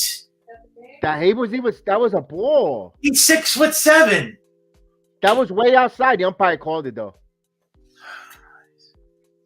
Oh, I shouldn't have did that. I slammed the thing down. Wow, 1 out, runner on second. Wow, Judge. Yeah, this umpire stinks, man. Another one was horrible the other day too. What's his name? Marty Forster, a veteran umpire. That guy's another bum. Here's Rizzo, down low for a ball. But you know the worst one of all time. You know the worst umpire in baseball, right? Oh yeah, Angel Hernandez. Oh my God. And CB Buckner. Yeah, he's bad too. CB Buckner. Oh God. Why is he still umpire though? That guy needs to retire. They try. Remember they're union. It's hard when you're union, man. You know how you guys want those union dues. It's hard. Here's the 1-0 pitch, and I thought he was gonna go. So 1 ball, 1 strike. The count. I thought Hicks was going to third. We have to get this run in. We have to get this run in here. Come on, runner at second. So Blue City Empire like 76ers in Dallas in the NBA Finals. All right, I wouldn't be surprised. We heard it here, folks. Blue City Empires. I like Dallas and Miami, but oh my God. Nah, to me, I'm sorry. Here's the pitch. He hits it hard, but right to the first baseman. I mean, just to get 1 run. This team struggles just to get 1 run in. I moved the runner over, but come on, man. Now, if Judge was called, that was ball 4. This would have been second and third with 1 out. Yeah. Well, here's Giancarlo Stanton. Now it's up to Stanton here with 2 outs to get it. Here's another chance for the Yankees with 2 outs to get a run in, and it's going to show if you're going to be a team to take your team to another level. You have to come up with the big hits. Yeah, and put your team on and put the whole team on your back. Come on, this is it. Here's the first pitch. Whoa, for a ball, 1-0.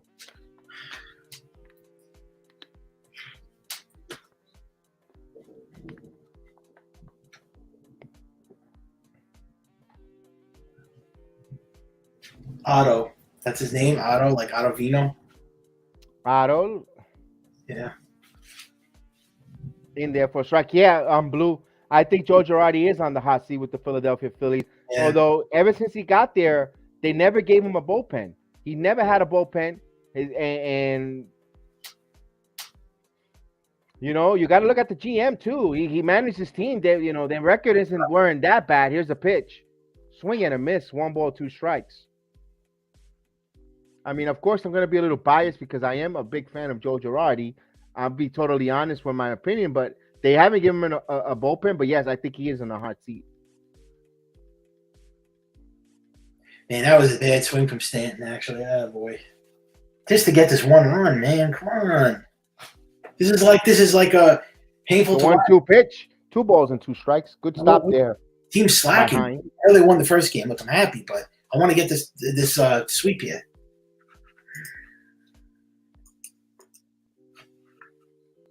Hey, Mike, are you a Marvel fan? DC. I like DC. You're not gonna watch Doctor Strange? Nah. Here's the 2-2 pitch. All right, hit. Yeah. And here's a shot. Oh, here it goes.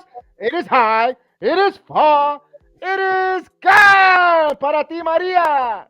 2-run shot. Yes. Carlo. No si posso palo. He hits a 2-run shot, and he hits a home run. Here we go. Finally. I was waiting for that. A Stantonian blast. Yes. It's about damn time. Thank God. Yankees, you think will go all the way. I don't know if they keep playing like that, Big Blue. I think so because they're only going to add more better talent. So, yes. Whew. That was a bomb. Stanton with a 6th home run of the season, and he's going to get 19 RBIs. Beautiful. Just what we wanted. And it's windy, too, so that was a blast. The wind was blowing in, and he got it out there. That was a crusher. Robert Parr, what's up? The main man. Robert Parr, wish your wife a happy Mother's Day, my friend. And Donaldson takes it up and in. Mm-hmm.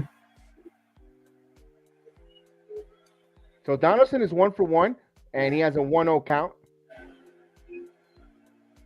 We're doing good. We're doing good. Yankees up 2-0. And here's a pitch up high. 2-0. I got the cap in here with me. Yeah. Wow.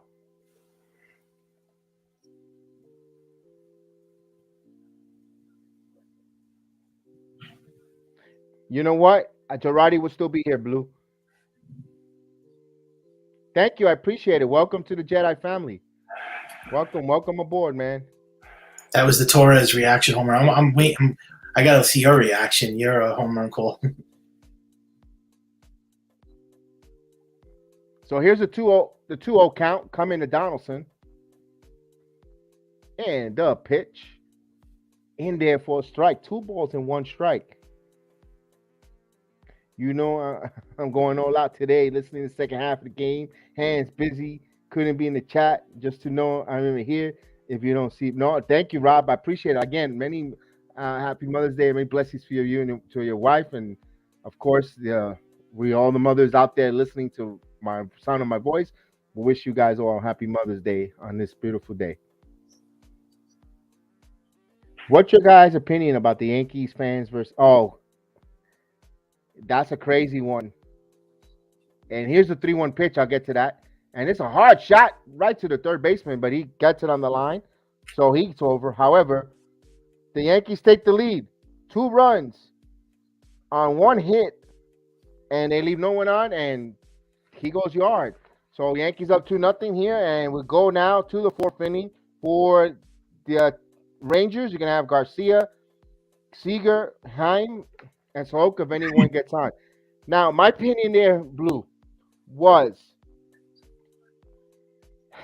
Yankee fans were wrong for what they did, throwing the garbage, getting upset, getting mad. You know, we should know better. But also, you know, he should have not went to center field. The center fielder should have not gone to the field and stick his face up and climbed up on the wall and get into the Yankee fans' face. And no matter what the Yankee fans said, the minute Miles Straw decides to do that, you open yourself up. You got to ignore it, block it out. I don't care what they say.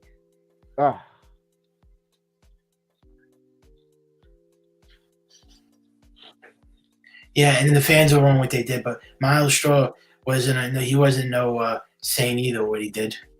No, he should got to ignore that commentary.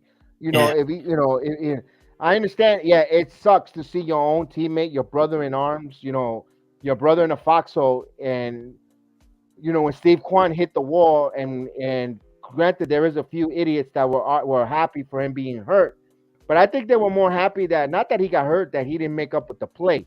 Now, sometimes that's our fandom. We tend to get blinded and think, oh, he dropped the ball. We couldn't care, you know, not to and I'll be totally honest. We couldn't care less if he was injured. We just cared that the ball dropped in and it was fair, and the Yankees were able to score. So for him I understand his point for getting upset. That's his brother in arms. That's like, you know, yo, I'm in a foxhole with this person. Why are you happy that he's injured? But like you said, you're lucky he just didn't get knocked down for jumping on the wall. He could have got an elbow, or you know, an MMA guy who watches MMA, just give him a nice elbow right there, and he's, you know, you came. I don't know his intentions. He's, you know, this guy's an athlete coming at me in my face. I'm gonna protect myself. I felt threatened. I mean, he's lucky there as Montgomery deals. So 0-1 pitch here. So Adonis Garcia was left on batter's box when the runner got picked off. And here's the 0-1 count. Quickly 0-2. But it doesn't excuse the fans though, because they put a bad apple or a bad taste in the city of New York. Oh yeah, and I was just going to tell you, they said they just gave an update on Tim LaCasher. The injury is not as bad as that you think it is. They expect him to be back soon, very soon. It's not as bad. Probably a 10-day stint. Yeah. Nice play there by Rizzo on that scoop. Donaldson backhanded, and his knees got up, fired, and Rizzo with a nice pick. He scooped it. Nice scoop. Yeah. Guy's a great defensive first baseman. So one away here. Here's Corey Seager. Yeah, Rizzo. Wow, what a play! I don't think Voit comes up with that. No, I was pretty. What a big difference, right? To hit Luke Voit to Rizzo. Yeah, and Voit was very exciting when he was on. Not for nothing. He was in swinging his and miss. bat. He couldn't hit. Yeah. He couldn't play defense to save his life. So Seager's 0 for 1. And he couldn't stay healthy. Would you say Luke Voit was as bad as Jason Giambi was defensively? Because Giambi was a pretty. Yeah, they had similar. They played kind of similar. Although Giambi was a better hitter. But although we didn't get that much sample size from Voit because he was injured. But when Voit hit, he was really, top MVP type caliber first baseman and hitting. Now he's 1-1 pitch. Hell of himself now. He's on the injured list with the Padres now. 1 and 2. Wow. See, that's what Yankees smart move there. As much as we kill Cashman. So here's the 1-ball, 2-strike count. Montgomery's pitching an absolute beauty. It's just as good as the game as Cole pitched. Strike. I think he's got Seager struck him out. So that's his third strikeout. Third. Okay, I thought it was more than it seemed more. Like wow. So here's the catcher, Heim.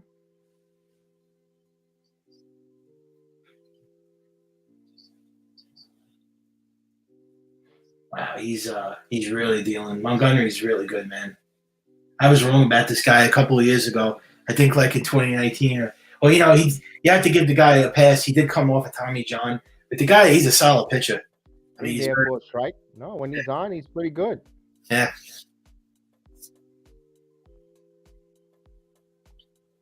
If they won in 19 with Boom, it'll be a different. Pitch. I don't think they would have signed Gerrit Cole if they would have won in 19. No, Cole and gets it easy out there for Torres. So the Rangers go in order. We're going to bottom of the 4th, 2-0 Yankees. What about if they would have won in 17 instead? Then they really would. Yeah, he asked that question. Russ, what's up, my brother Russell in the building? What's going on, Big Russ? Yeah, I think it would have been a whole different outlook if the Yankees won in 2017 or 2019 or 18. Then they wouldn't have gotten Stanton, and they wouldn't have gotten Gerrit Cole. I mean, yeah, who knows? We might be seeing Ope. Harper maybe in the outfield. Oh yeah, Harper. I was gonna say one of the young kids, but Harper, maybe Manny Machado. I wanted Manny Machado though, man. I really can't believe the Yankees passed up on him. A lot of things happen there. What a banging of a trash can could change the trajectory. We should do a cartoon, a what if series. I wonder if Marvel is interested in doing that. What if the Yankees would have won the 2017 in a universe with parallel? Some Aaron Hicks. Aaron Hicks was really the guy was like, I don't know what he was smoking in that interview, but he said he's going to be a 30-30 guy. That really worked out. I don't know what the hell he was smoking. Wow, I can't get to block them. Michael, can you probably, since you're an administrator? I'm a moderator. I didn't even know that. Who do I have to block? Just look at. I can't. I'm on something. So don't. No, let me see.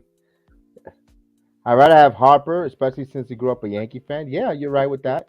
I want Manny Machado. I think he's better. He's a better player, better hitter. Yeah, I could block him probably, I guess. I don't even know if – am I mod? Okay, yeah, I could block. Hold on. And Blue wanted JT Realmuto.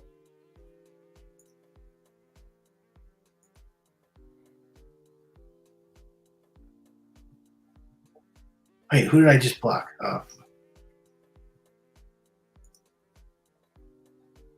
All right. I'm not. It doesn't say I'm a moderator. I'm not. I don't see a thing next to my name. All right. And I can't seem to. So here's the 1-0, the count. So Torres. Just ignore it. Then we just have to ignore it. Yeah, I think he's gone. The guy. I tried doing it. But I did try blocking him. I can't. Here's the 1-0 coming.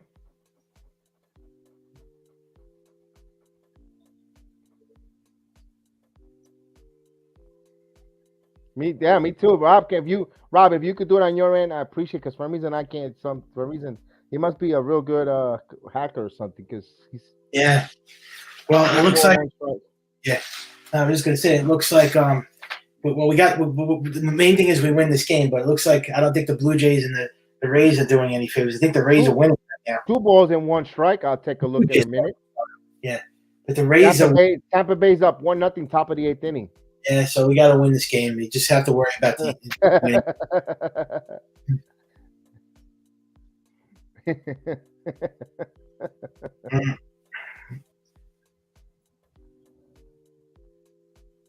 I think their defense is good, Blue. I like their leather. They're playing really good defense. They don't make much errors. They get to the ball. Here's the 2-1 pitch. Just look at it this way. If the Yankees would have signed Machado or Harper, they wouldn't have signed Gerrit Cole. So maybe it was a good thing that happened because we wouldn't have got Gerrit Cole. Yeah, because we invested, 10 years on Cole or 9? Oh, my God. That should have been fun. Here's the pitch. This ball is in the air, and it's going up, but the wind is going to keep this in. And right in front of the run track. Oh, my God. It just died. It's very windy, extremely windy. Damn, that would have been more. That would have been a home run if that was. So Torres trying to bid for a second home run in 2 games here. It's all right. The wind took that and killed it. That's a good approach, though. I like it. They're up 2-0, so we don't have to worry. So it looks like Torres is starting to heat up more. So here's kind of Falefa.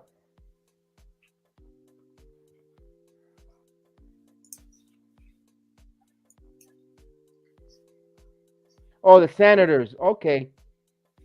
So you're hearing. Good.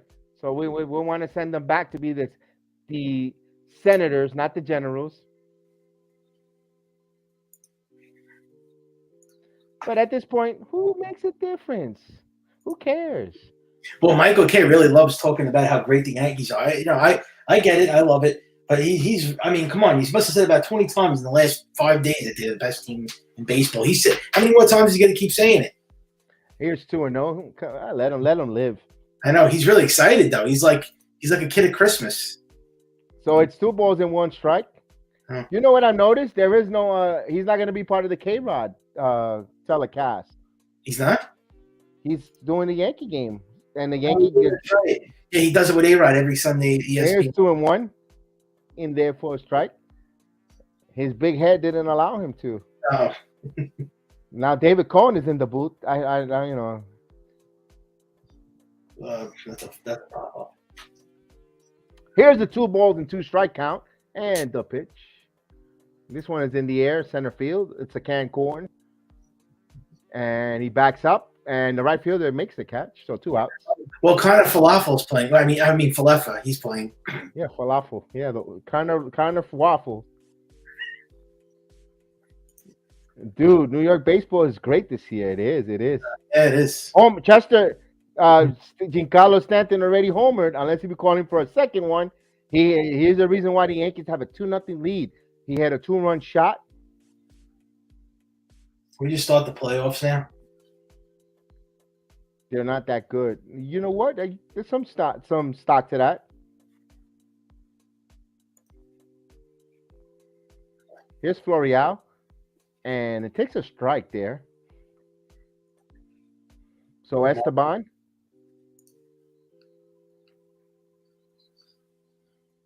He reached on a fielder's choice. Hey, that'll ride. And Florial hits this one deep to center field. This going back on the track, but the wind's got that.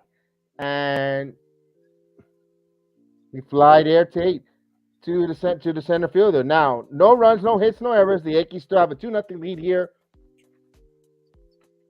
Yeah, I still don't. I'm a little nervous for Montgomery. He's pitching great, but you got to give him more run support. See, that's the thing with him. No one's cocky. No one's. Have you seen anyone here cocky? A team that's gonna. Wait. Let's wait a minute. Let's go back. Being cocky for a team. Is he talking about the Yankees not going to win a World Series? Is he referring to the Yankees? Well, of course. This is the Yankee network here. Yeah. Why would you say they're not going to win a World Series? They're off to their best start since 1998, buddy. And your team's not even going to make the playoffs, so I wouldn't talk. Your team's not even going to get into the playoffs, the Texas Rangers. So what do you have to lean on? Nothing. Just a jealous fan, I guess. Just a jealous Yankee hater.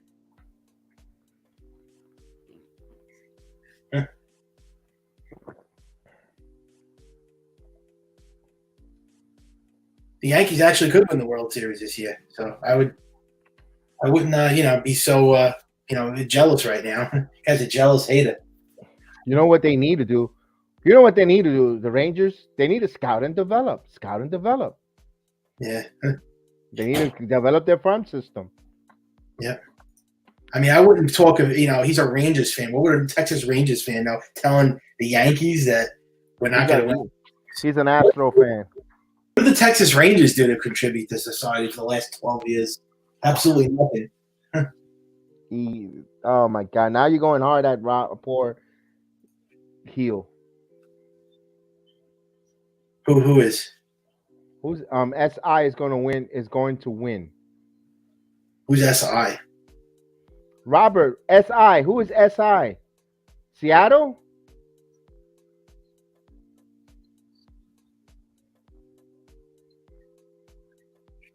I wish the show was rated R, though. We have to get a sponsorship to make the show rated R because I really want to curse right now.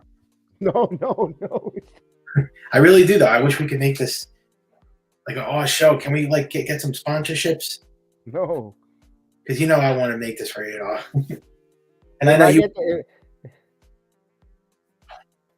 I mean, you would want to make it rated R if we got the green light. I mean. I don't want to. Because kids, we have to do it for the kids. Oh, please. Here's a Solak one. Oh, no, not for the kids. I just want to get. We don't have a sponsor. I want to get a nice sponsor. Oh, I know. I want to get a good one. Cynical wants an uncensored Michael.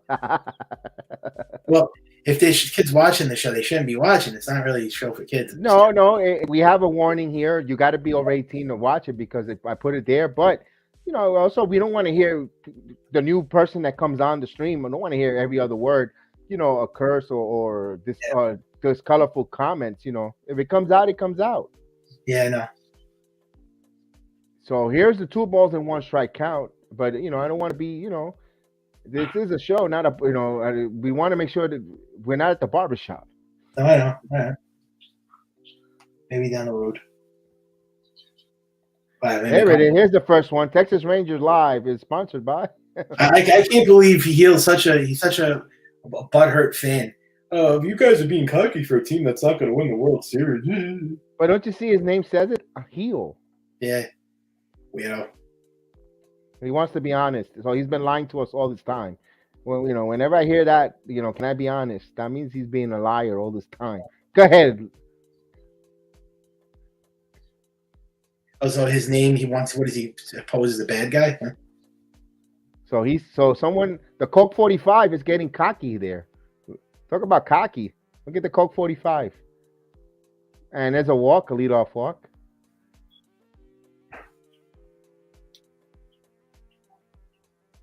It's just pure jealousy.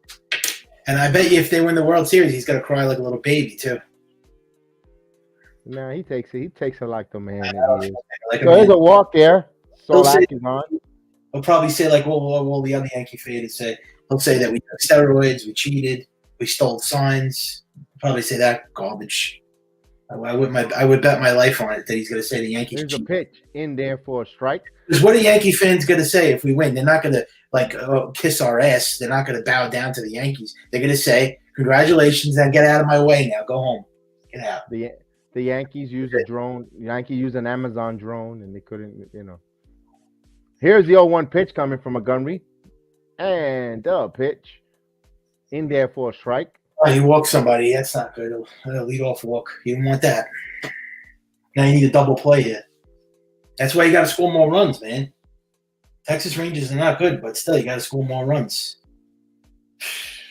Here's the 0-2 count.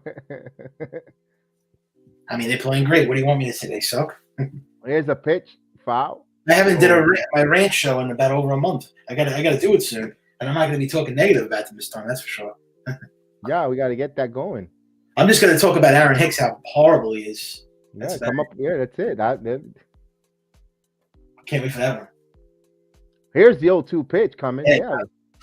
Everybody likes the Caputo show. Yeah. On the rain, I'm going to talk about how bad Aaron Hicks is and how bad Joey Gallo is. That's about it. I can't say nothing. Did he go? He did.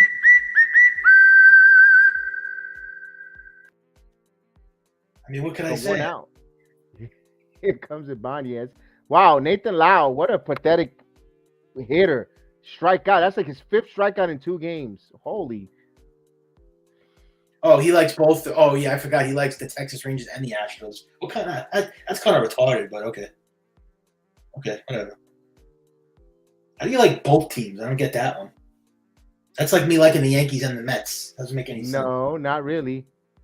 You could like both. You could like both because both are National and American League.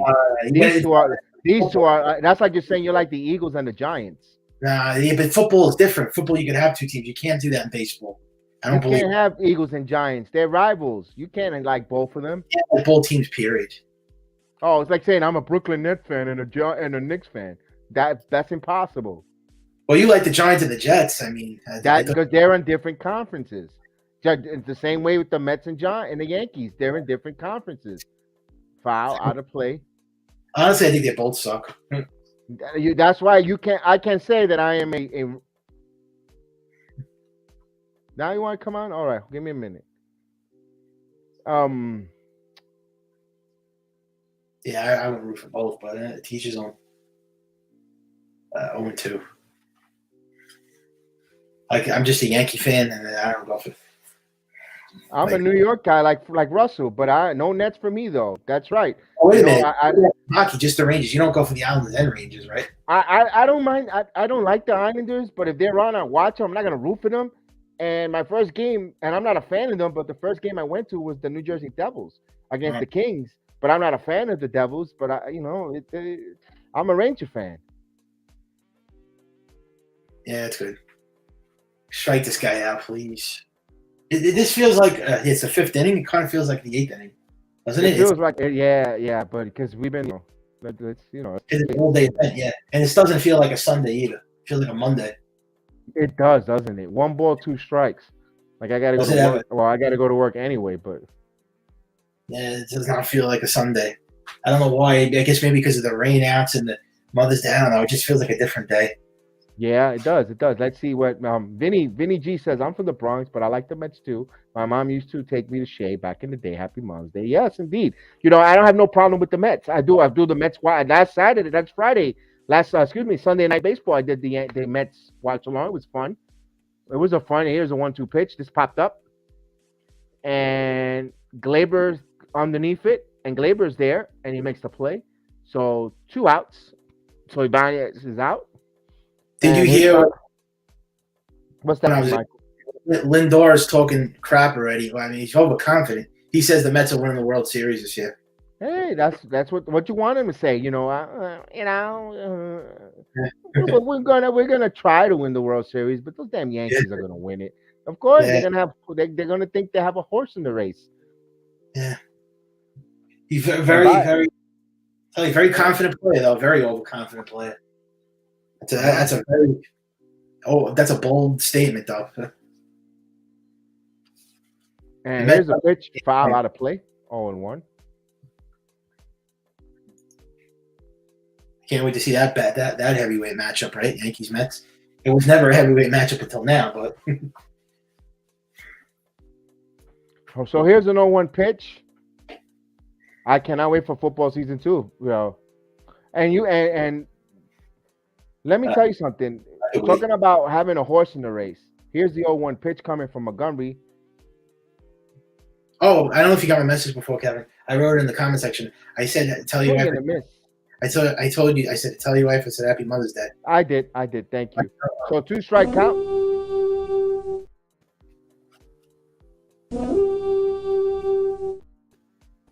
So here's the 0-2 pitch coming. Can he get a strikeout?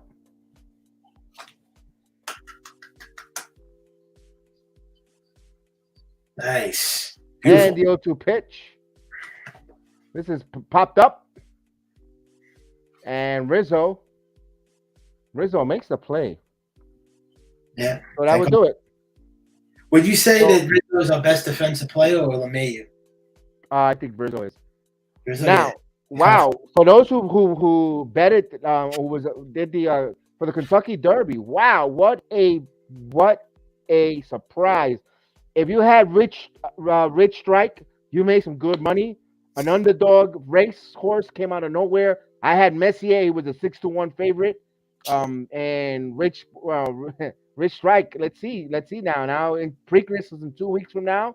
Let's see if he completes the second leg of the Triple Crown in the Preakness in 2 weeks from now in Baltimore. And wow, man, that was a good Kentucky Derby. Exciting 2 minutes.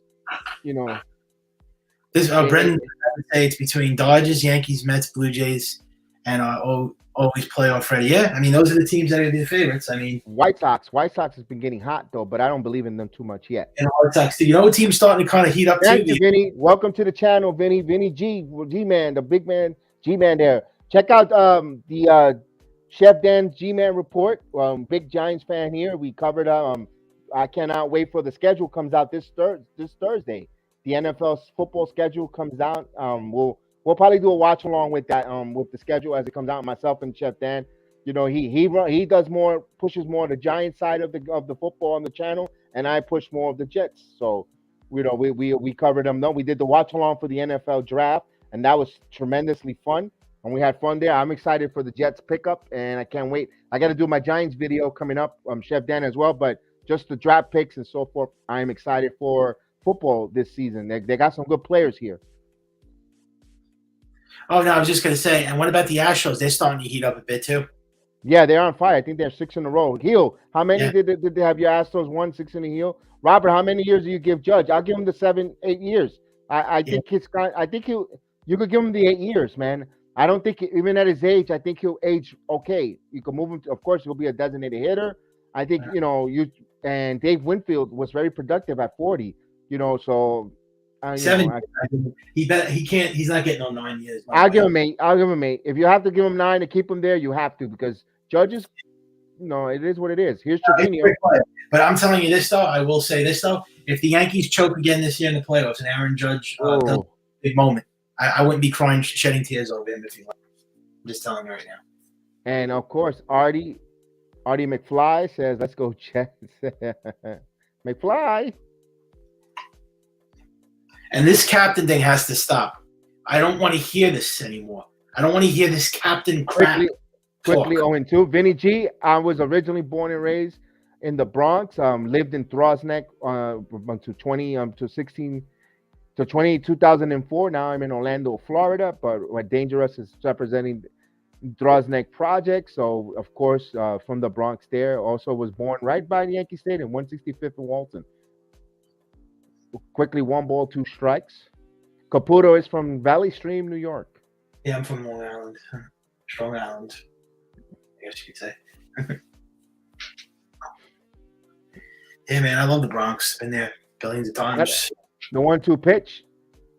2 balls and 2 strikes. I don't know, Robert. I won't give him 10 years, though. As much as, oh, man. You know what I'll try to do? Give him 7 years.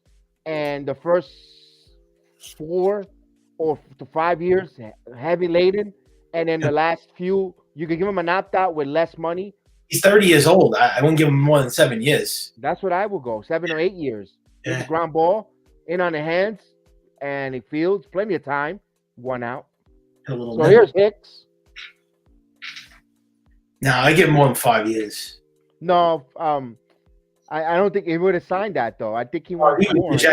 He already rejected the contract they gave him was 7 years. Well, what did he get again? 7 or 8 years? He rejected it. It was 7 years, 250. Oh yeah, he should have took the contract. Absolutely. Let me see here. Do you think they did offer him a contract? He stays with New York Yankees, Rangers next year? I think he's going back to the Carolinas. Chris Green, who are you talking about? No, he said he's going to go back to California. Judge. Judge? Yeah, because he's from California. Yeah, but Dodgers, but are the Dodgers really going to throw with bets all that money at him? I can see the Giants. The Giants. I think the Giants or the Angels possibly. I don't see the Angels because you're going to check the swing. He did not go. You're going to have Ohtani. What about Oakland A's? I mean, he's from the Bay They don't Area. want to. They only have a $30 million payroll. That's why the Giants make sense. That's why the Giants make more sense. Yeah, and they do. And he was a San Francisco Giants fan growing up. So here's the 1-1 pitch.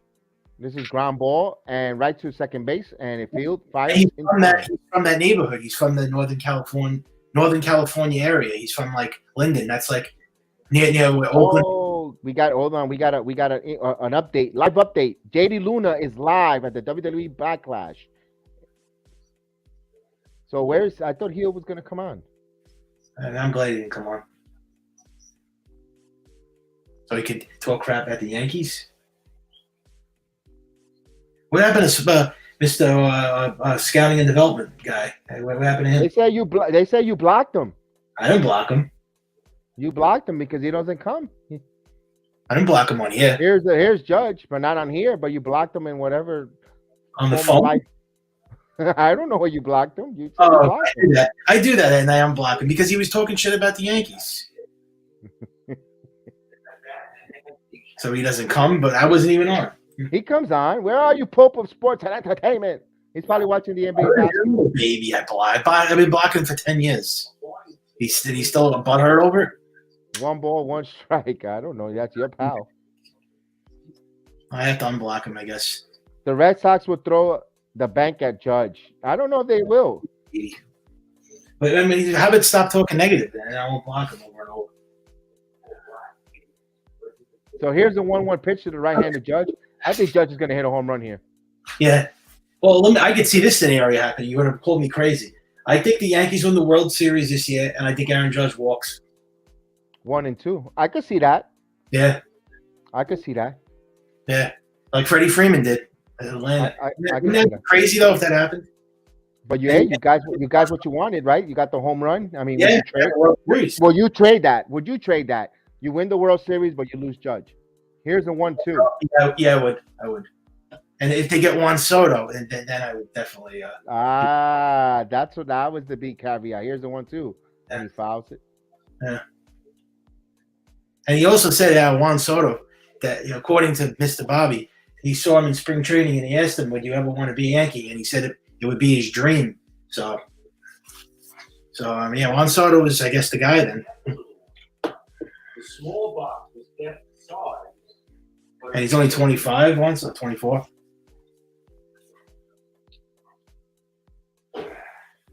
Yeah, Juan Soto's a way better play than Aaron Judge. It's not even close.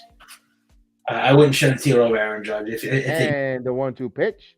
I don't like I'm so obsessed with him. He's a great player, but he's not the best player on the planet. He's not better than Mike Trout or Juan Soto or any of these other.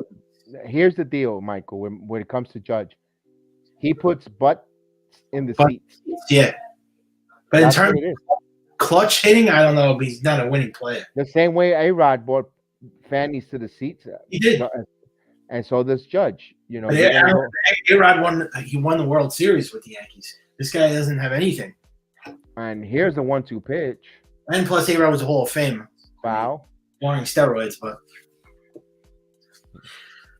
How do you guys like? Let me ask the chat. How do you guys like the new ticker? Do you want me to go back to the old one, or continue using this one? I mean, you can't really see much with this one, though. I like to see him hit crap home run here.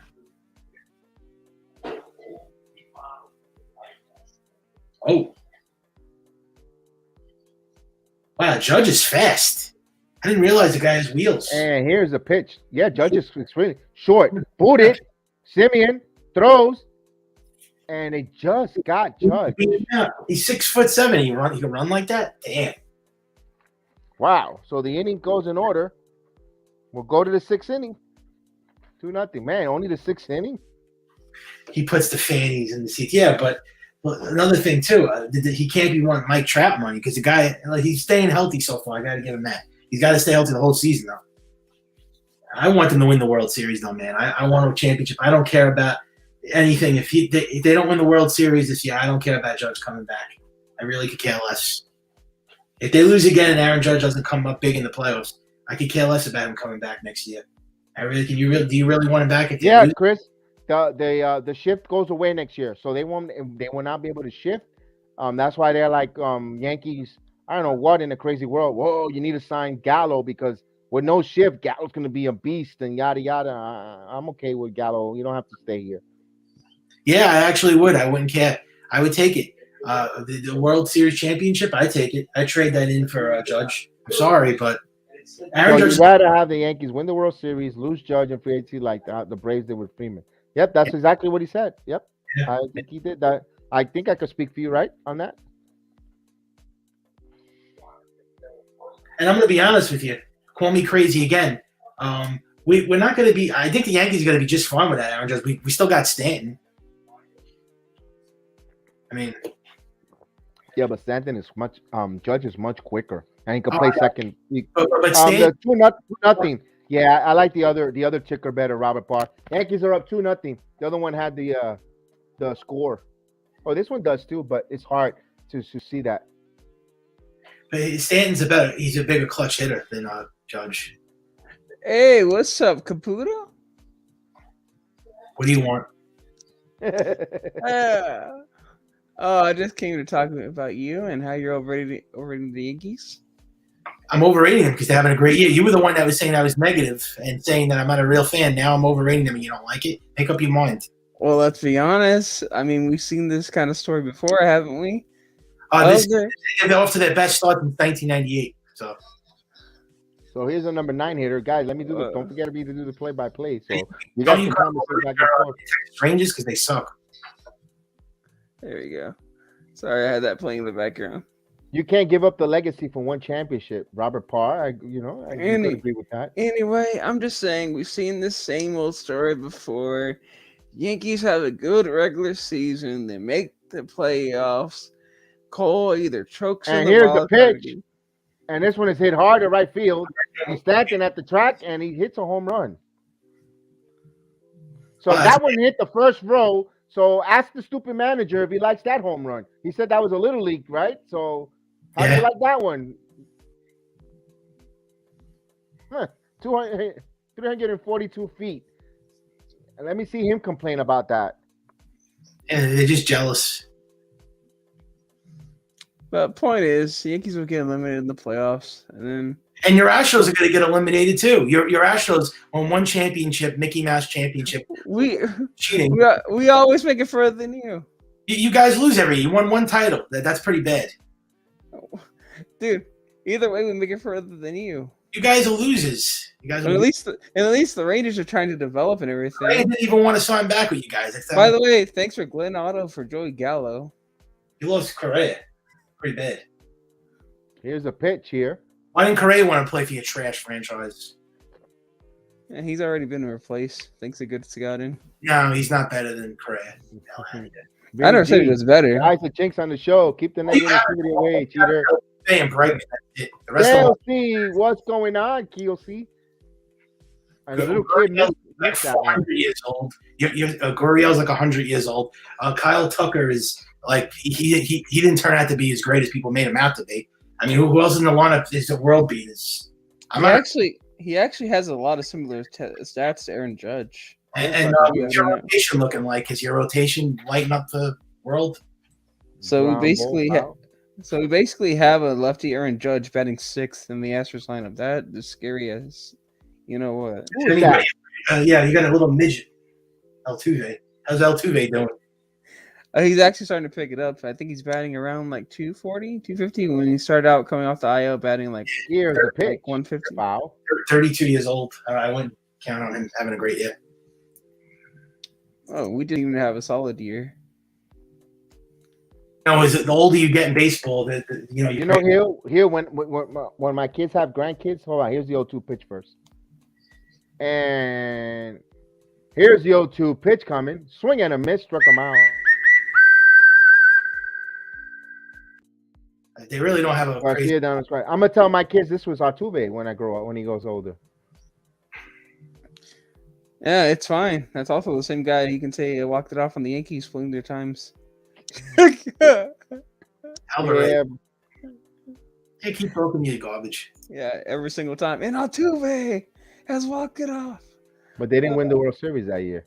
Yeah. Doesn't matter who went home. You guys did. Wow, you only so you played 3 games. You played 3 more games than the Yankees. Wow, congratulations. Pujols hitting a home run off of Brad Lidge. He probably got a box of tissues ready for that. Here's the inning is over. You probably bottom of the 6th. You saw that. I don't think he even knows what Brad Lidge is. Yeah, I do. Yeah, I don't think you remember that game when Pujols hit the home run off of Lidge. Yeah, I do. It was a moonshot. And by the way, there's also like plenty of footage of it on YouTube. Who won that series though? Who won that series? Yeah. It was the Cardinals. Yeah. Yeah. If it wasn't, you know what? You know, not for nothing. We could say that the Altuve and the Houston Astros were trendsetters, trailblazers, because now they use the same technology that they used to hit the home run off of Chapman. Now they use it at PitchCom. Now they call it PitchCom. So now, we get the buzzer, and whenever the ball, what pitch is coming, and I'm not afraid of the lineup. I mean, their lineup is not like a devastating lineup. When they had freaking Springer and they had Correa and Altuve was in his prime, and that's when their lineup was more scarier. But this lineup has definitely gotten watered down. It's not. Michael Bradley is getting older. Altuve is getting old. A lot of people to replace them for a cheaper price, and so we can get more pitchers. Bregman's a lot of their players are injury prone though. There's too many guys that get hurt on this team. No, you know what's hurting the Astros is you're missing George Springer. That's a big loss for you guys. Actually, no, it's not. Chas McCormick and Jose Siri had a better combined WAR, fun fact, than George Springer did. WAR? I mean, WAR, wins above replacement. Come on, man. You see the intangibles that guy is? He actually helps. He's the glue that gets the freaking Toronto Blue Jays going, bro. That's Vladimir Guerrero Jr. actually. What about I don't know. I think they're a better lineup when he's in there with them. Well, yeah, duh. But Vladimir Guerrero Jr. is arguably the most scariest hitter in MLB right now. And I think Jordan Alvarez was a bust. What? I think he was a bust. Dude, if Jordan Alvarez is a bust, and what is half of your lineup? What? You know what the run differential is? We score 8-9 games. We score 8-9 runs a game. What is the actual? Dude, Jordan is better than Stan right now, if I'm not mistaken. No, he's not. Yes, he is. Oh, crack. I mean, here's Rizzo. Jordan Alvarez has turned out to be a way overhyped. He's not that good. Stan can't even touch the outfield over break. He's really glass. He's okay. He's playing the outfield today. He's on fire. What are you talking about? He just had a home run. Yeah, and Jordan's so scared they decided to walk him one time with like literally one base open. The only one that Astros are like you said, one time. I mean, have you asked Major League Baseball which 2 players? Not to mention, he was your ALCS MVP last year.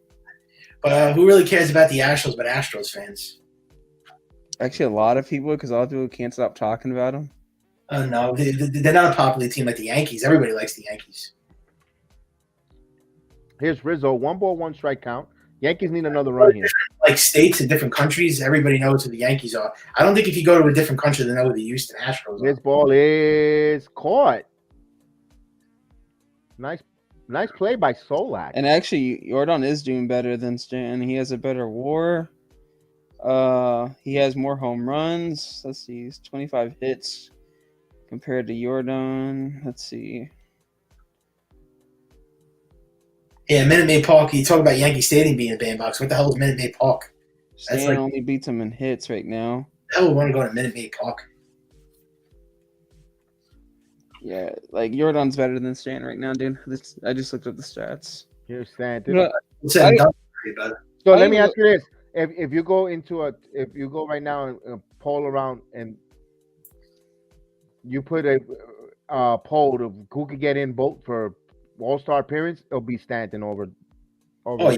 No, I just looked up the stats. Yeah, I agree with you. But I'm not talking about the stats. I'm talking about you ask people to vote and go, hey, do you know Stanton or you know what's the guy's name? I don't even know the name. Jordan Alvarez. It's Air Jordan. Him too. do. Ironically, a former Dodgers prospect that we got for just Josh Fields. You can believe that. Yeah, the Astros lineup doesn't scare me in the least bit. They're not covered as much. No. You could strike them out.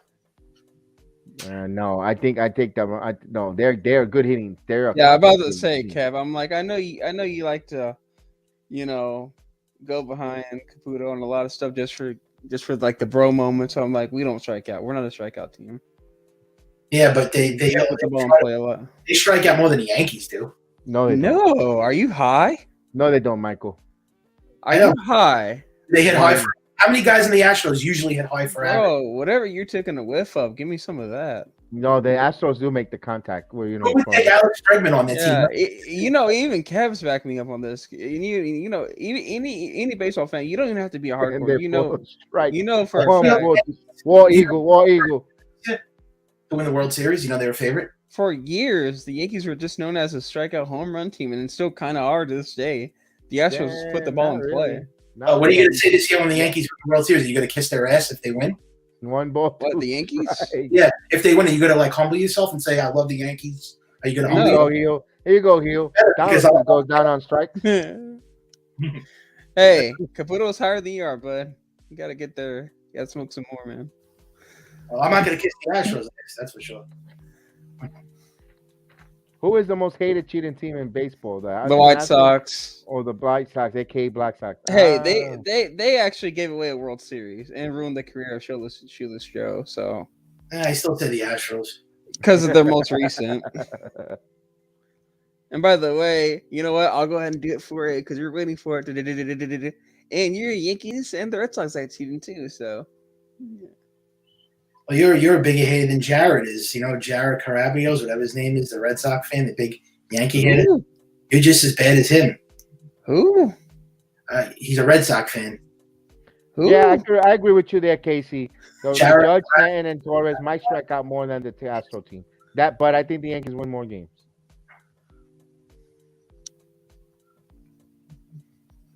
I agree with that there. So we go to the 7th inning here on the second game of a doubleheader. And 1 hour away from WWE. Are you kidding me? Gallo might strike out more than our team. Yeah, and another thing too, Gallo alone. You guys are not going to keep Altuve and Bregman that much longer. When their contracts are up, they're probably going to probably sign somewhere else. So what are you going to do to replace those guys? Well, who's going to want Altuve? Altuve's older already. He should stay. We got tons with the Red. We got tons of young prospects. By the way, one of my favorites I can't wait to see in the majors is a guy by the name of Pedro Leon. That guy's a stud. You guys don't have one of the best farm systems. What's up, G Frenzy? Let's go Yankees. How to get them back to back today? The Yankees have a better farm system than the Astros. Bro, what kind of ganja are you hitting? They are. They have a top 10 farm system, the Yankees. Who's in last place? The Red Sox. Oh, yeah. I think they are, actually. They are. Yeah, the Red Sox. You had the Red Sox winning the division this year.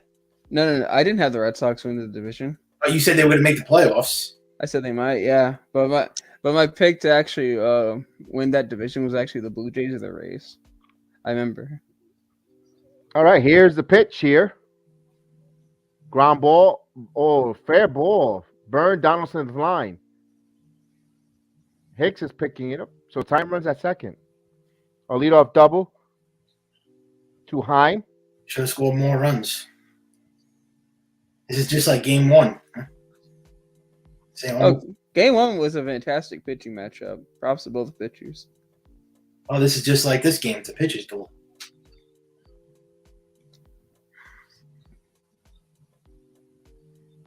All right, we'll go to the bullpen. So Montgomery's night is over. Only up to 71 pitches. I guess they don't want to chance it. Oh, Michael 71 pitches, and he pitched 7 innings, Michael. Yeah, and look at Gerrit Cole. He pitched 7 innings too. Now they started 100 and something pitches. Big difference. Yeah, and not everyone's gonna beat Gerrit Cole, obviously, dude. Like Montgomery still did good today. Montgomery pitched excellent. Yeah. I mean, the Yankees possibly have the best pitching in baseball right now. It's not even. You have to stick to Streetwise with all the stats and with the eyeball test. You could say The Yankees are the Mets. Right. Compare, because right now DeGrom ain't back for the Mets. Well, next month he's supposed to come back next month. Well, I said it too from the get go. I remember because obviously I'm friends with a lot of hardcore baseball fans, and I said it too. I said I wouldn't give the best rotation to the Mets. They have the scariest 1-2 punch when healthy, but I said as far as like the best rotation, as far as like which one scares me the most, I was like I don't know. I had to think about that one, but the Mets don't scare me like that. They don't scare me the most 1 through 5. They had the scariest 1-2, but You're falling short. Chris Bassett, who's having a phenomenal season with the Mets,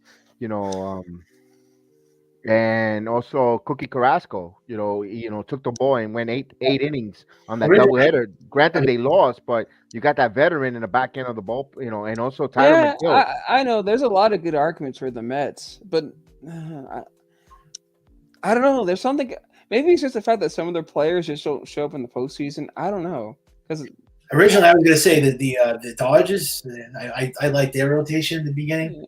Yeah, the Dodgers. Yeah, you're just judging the Mets from the past and rightfully so. Their past history showed them collapsing and so forth. But the Mets are for real deal, man. There's something different in Queens, and that's Buck Showalter, man. Yep. Yeah. Here's Michael King coming in. Yeah, he's been economical. This guy, he's just. I mean, you can't say enough about Michael King. I didn't think he was going to do this. Thank you, Robert. We appreciate you seeing you here, man. Thank you for joining us. That's the main one. Without you, we won't have a stream. We appreciate everyone that listens to us and watch along with us. All right, so Michael King is coming in here. Game 2 of the doubleheader. So the runner at second is Montgomery's responsibility. There is no one out. So King and Cole Calhoun is the pinch hitter. He homered last game, and here's the pitch. So Toronto rotation is good too. Yeah, with Susan Lucci. Yeah. Yeah. Even though I'm a Rangers fan, that proved my point again. I don't know why players just don't listen to their manager sometimes when they want to take them out. Yeah. Here's the 1-1 pitch and 2-0. Because that happens to a lot of players that just say, I want to keep going. The manager's like, fine. No, I can't. Like I said, I can't argue with that call there. With Calhoun, hit it. Yeah, I loved Cole's confidence, but it's like sometimes the manager's just right. In that case, I can't argue with Boone. He was right. Here's the pitch. Foul. No, you got to stay away from this guy, Calhoun. Ooh, let me see this one. Who's the worst choker? I think the worst one is the Falcons. The reason why I say that is because you're up 23-3 on the biggest game in the Super Bowl. I'm gonna say the Guardians. No, I think that one is the worst. Yeah, but imagine here's a pitch. 3-1. So King is not sharp early. Hey, Bryce, salute, man. Thank you for streaming. Yeah. Thank you, no problem. Thank you for joining again. Buck is no joke. But imagine choking so many 3-0, 3-1 leads. That's gotta hurt. Why? The Astros almost choked a 3-0 lead. That would have been a disaster for you guys if you choked. Here's the pitch. It's swing and a miss. You mean the Rays did? The Rays, yeah, the Rays. Yeah. Yeah, that would have been embarrassing.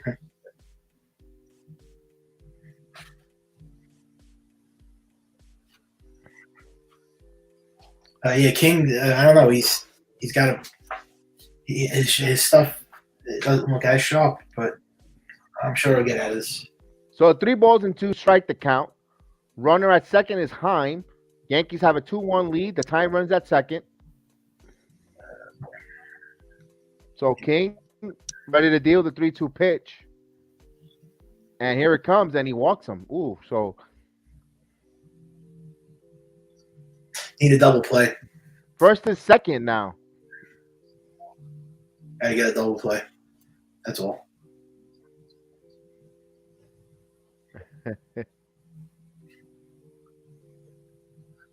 I'll be back. No, well, just me and you now. He'll be back. Yeah. He's got to go he probably go refuel with another hot dog. Yeah. Here's the pitch. Swing and a miss. Gets ahead of the count on a foul tip, 0-1. So Nathaniel Lowe, boy, he's having a rough, tough time today. He's got 5 strikeouts in 2 games.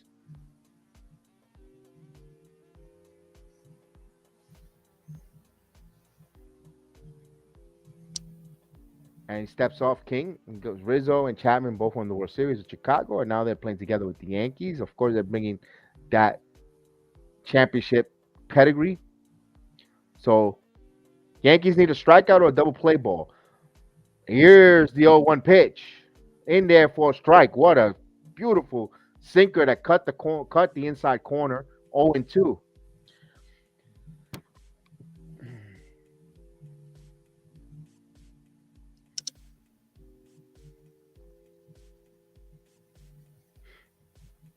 Here's the 0-2 pitch, and the pitch. Swing and a miss, struck him out.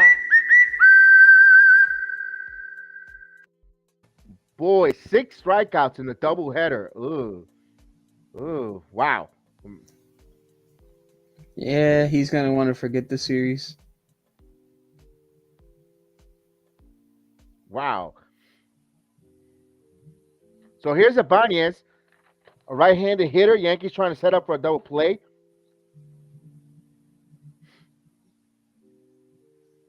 Here's the pitch. In there for a called strike. So he's ahead of the count. So Ibanez 0 for 2, flied out, popped up. He has 1 home run on the season with 5 RBIs. Yankees trying to play 2, but Ibanez could run. King. And the pitch misses. 1 ball, 1 strike. So Texas got 1 run on 4 hits. Although they got 2 men on here. Yankees 2 runs on 2 hits.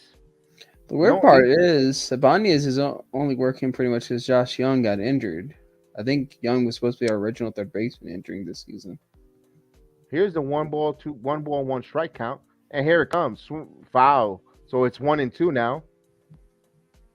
As our friend Heel JD the Luna is at Providence, Rhode Island, ready to watch WWE Backlash live in person. Yeah. And I know Ibanez is playing first, but you know what I mean. It's like he's playing third tonight, this afternoon. Oh, okay. It's game 2. Here's the 1-2 pitch coming. Ground ball to second. Torres fields over to second to first, not in time. So it's a fielder's choice. Runners on the corner now with 2 outs. So 4-6 if you're scoring it at home on Zolak. So we'll bring up Charlie Globerson. Let's see if they pinch hit for Globerson. They're going to send up Brad Miller up here. Yeah, if you're Aaron Boone, you just got to get the signal on. Just focus on the hitter.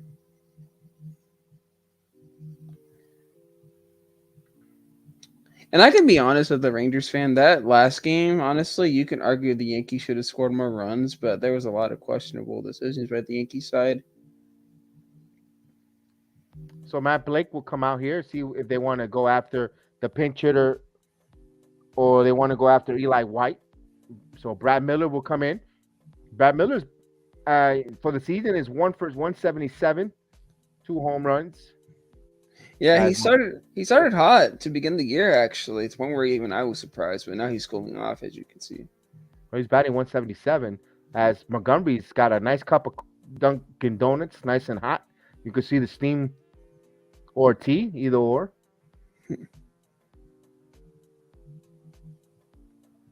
So Miller's going to hit for Culberson.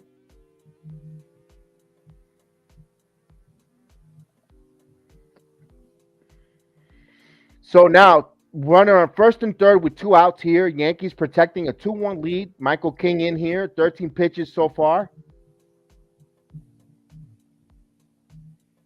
And the pitch. And it's a wild pitch. Gets away from Trevino. And he scrambles and safe. Tie run is in. So Montgomery cannot get a win here. So the game is tied at 2 apiece. Yeah, I think what happened here was maybe the pitch just didn't locate. I don't know. It was a wild pitch. Oh, yeah. Then it was definitely a pitch that just didn't locate. Then. And let's see that.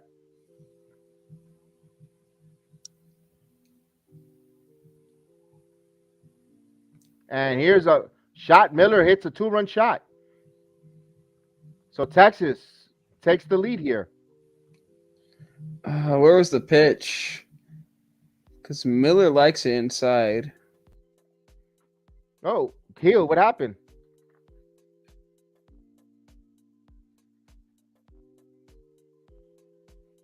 Your team just took the lead. You left. What happened?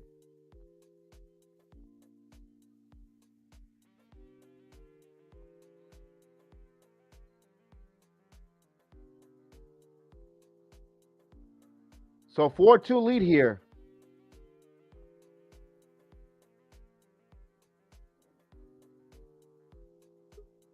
Oh, here we go.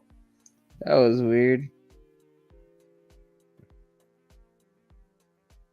Junior was just like, no. So 3 runs are in. So they finally touched Michael King here. This is why you can't go. You can't go to the well too often. Here's the pitch. Swing and a miss. So we have another pinch hitter. So Zach Rex coming in for White. I'm not sure how I feel about this kid. He reeks.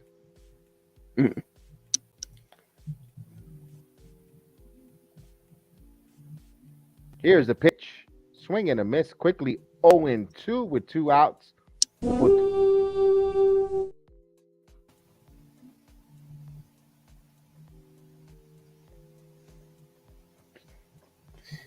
4-2 Texas, man. Yankees squandering some opportunities, but this game isn't over. Here's a 0-2 misses outside. 1 ball, 2 strikes. Yeah, people are gonna want me on the stream to be like, yeah, he's bad luck.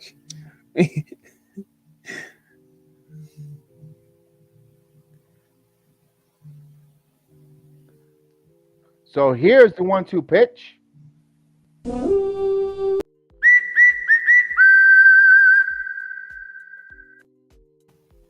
So we go to the 7th inning stretch. 4-2. Rangers take the lead here.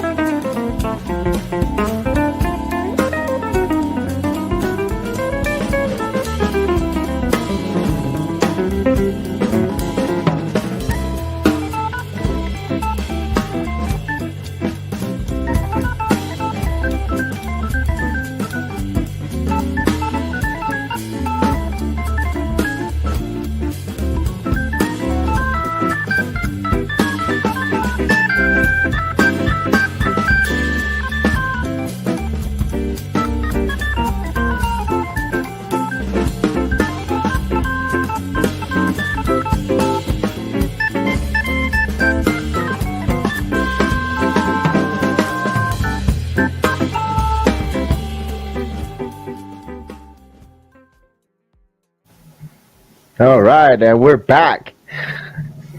7th-inning stretch here. Texas Rangers scored 3 runs in that inning, and they take a 4-2 lead. Now, can the BX Bomber strikes back? We shall see. Angie Alexander, let's go. Come on, Yankees. Indeed. Boo. Indeed. Let's go, Yankees. Indeed.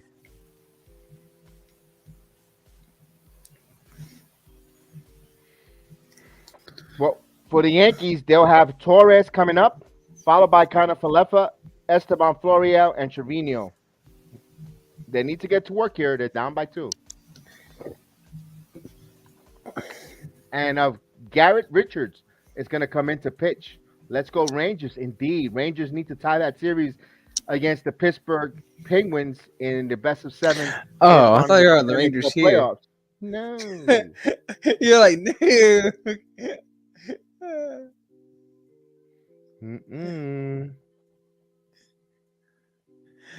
Oh, he said, "Let's go Rangers." I was like, "Yeah, another Ranger fan that found the show just like I did." Well, I'm talking about my New York Rangers. Wrong Rangers.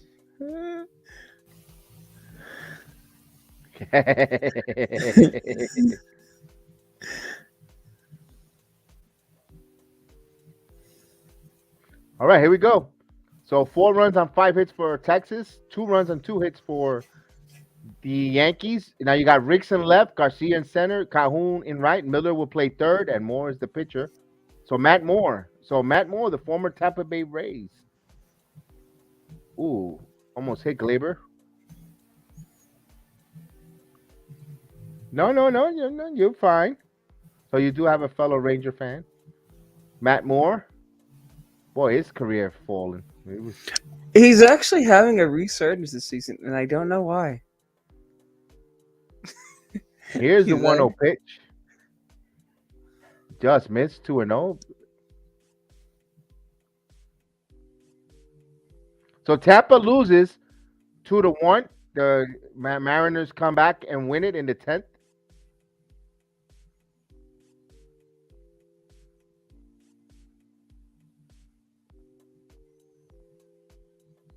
Here's the 2-0. 3-0. Yeah, but I remember Matt Moore when he first came out. Everyone's like, "Oh, this is the future ace or tap," and then, I remember. His career just fell off out of nowhere. And here's the 3-0 pitch, in there for a strike. Matt Moore trying to make a comeback.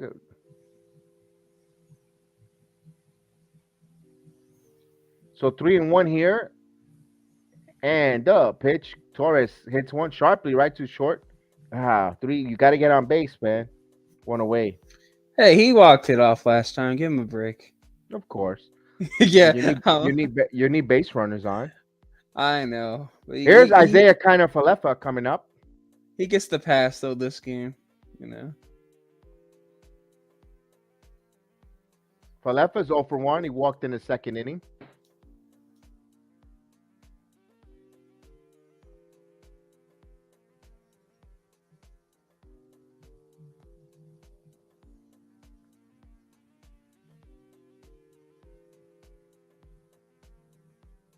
And the pitch inside for a ball.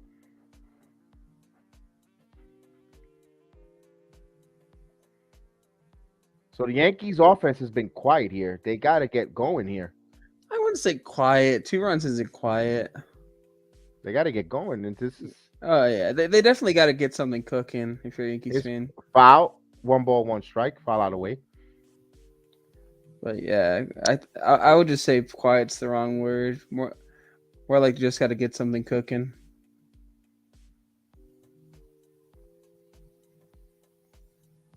So here's the pitch coming. The 1 ball, 1 strike count. And a pitch inside. 2-1. So Mets, bottom of the 9th inning. Mets up 6-1 in Philadelphia. They're trying to close it out and split the doubleheader. So Baltimore 3-1, bottom of the 5th. That's the 2nd game of the doubleheader. And here's the 2 ball, 1 strike count for Moore. And the pitch inside, 3-1. So Same county and on Torres. Now, in Anaheim, the Nationals have a 4-2 lead, bottom of the ninth inning in Anaheim. The Cubs with a 1-0 lead against the Dodgers, top of the second inning. That's Sunday Night Baseball. And the 3-1 pitch. He walked them.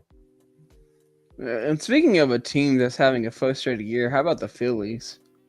Man, you see them being frustrated. We mentioned almost early, every- Blue City asked us if Girardi's on the hot seat, and I said I think he is. Some of those ain't his fault though, but the fan base is going ballistic as they're going to come pitching. Here's a pitching consultation.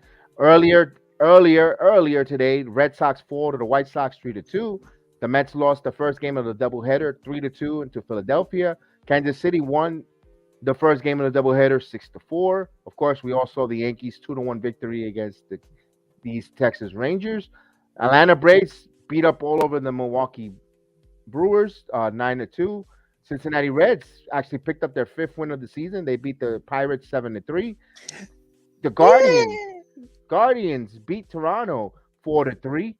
The Astros won 5-0 against Detroit. Minnesota Twins beat the Oakland Athletics 3-4.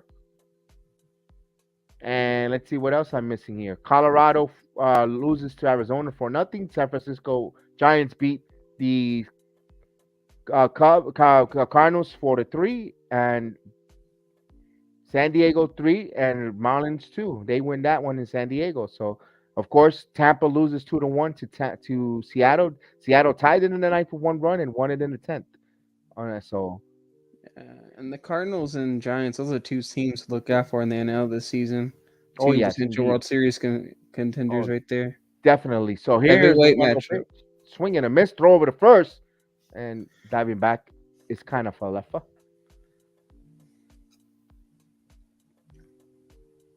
And if you're the Reds, anything's a win to this point. Like, Jesus. Imagine Caputo as a Reds fan. Here's the 1-1 pitch here. Gonzalez. He's a pinch hitting for Florial, and 2 balls and 1 strike.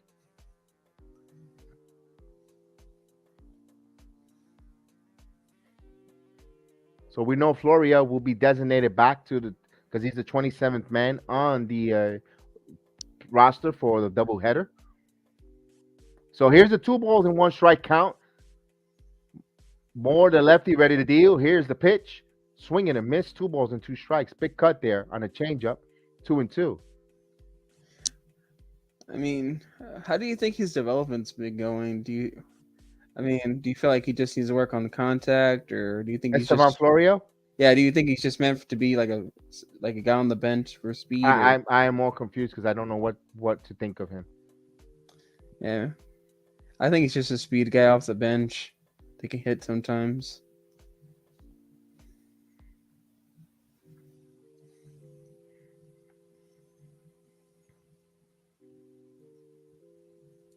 Oh, I didn't know it started a half hour ago. The WWE and the pitch. I thought it was at 8 o'clock.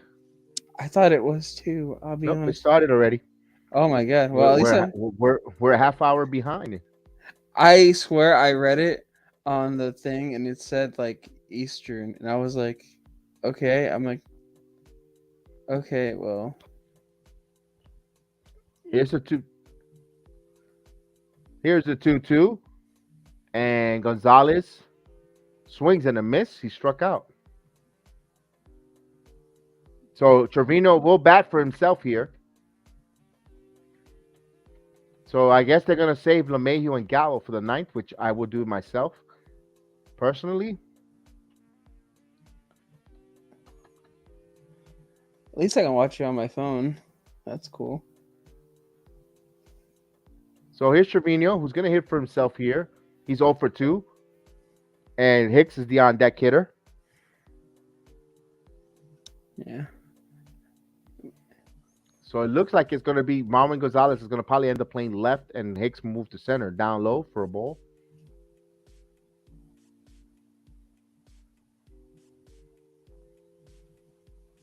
Trevino's over his last 24.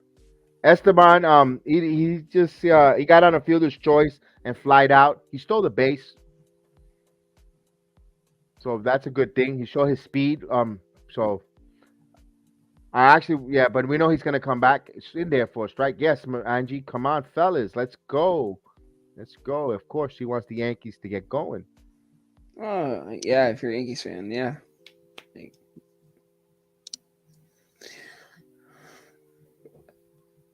They have a 2-run lead, and Matt and Moore is throwing over to first. There's no need to be throwing over there. Concentrate on you know, you got to get this hitter here, but it is what it is. Yeah, the hitter is still Florio, right? No, the hitter is Trevino. Oh yeah, he just needs to focus on him. Like, no offense to Trevino, but he can be an easy out sometimes. Just focus on him. Yeah, swing and a miss. So 1 ball, 2 strike. That's a nasty change up there. 1 and 2. Yeah, Esteban, you know, he was okay. He played some good defense. I like the speed. You know, right now he was trying to steal bases to try to make a case to stay up and be the 4th outfielder. Now with Tim LaCastro on the IL. Yeah, LaCastro's just better.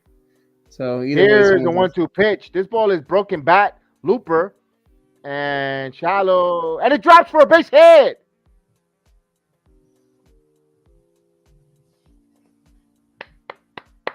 Oh, Backlash didn't start. It didn't start yet. Good news, Kev. Oh, it's on the pre-show. Yeah, it's the pre-show. Give me a heart attack there. Lucky break, literally. Yes, indeed, Robert Parr. So the Yankees getting a little luck, maybe a little Briex luck. I got a lucky break too. Yes, let's go Hicks. Oh, he hasn't been coming up with the man scoring position, but hopefully, you know, law of averages, he's got to break through. But he's going to be batting from the right side. He's 0 for 1 with 2 walks and 2 stolen bases for Aaron Hicks.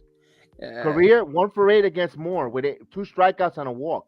Down in there, ball takes the ball 1-0. Big, huge spot here. Huge spot.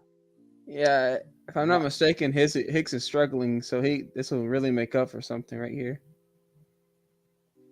Yeah, the Mets did. The Mets just beat the Philadelphia Phillies, and they split the doubleheader, 1 game apiece. Mets 2 games. Here's the pitch. 2-0. So the Mets took the first game. You know, we saw that big walk-off. They came out. They took 7 runs in the 9th inning, and they fall. The first game of the doubleheader, they win the nightcap. So Mets keep winning series. Here, 2-0 count here.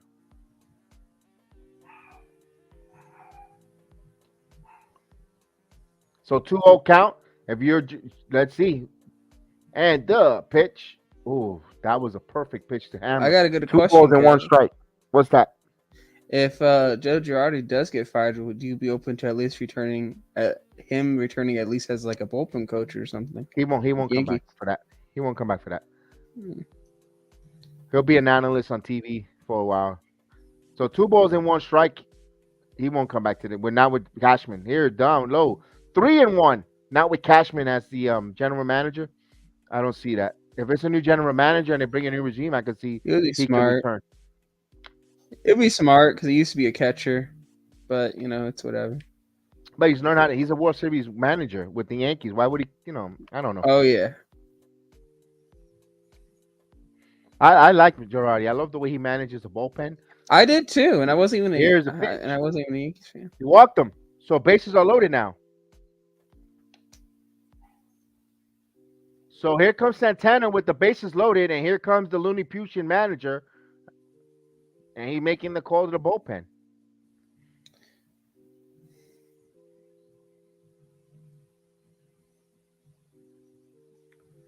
So it makes you scratch your head. Torres swinging at 3-1. Could imagine if he would have just taken a pitch and swing away with a 3-2 count. But we got Santana. In second game, he's going to come out here. So Judge is next. Santana's coming up. If you're a Judge right here, you just have to look out for the sinker. Santana has an amazing sinker. I think they'll walk him. With the bases loaded? Yeah, I'm not saying intentionally. I think he's not gonna find the strike zone. We'll see. Next time on Dragon Ball Z, I guess. Dun, dun, dun, dun.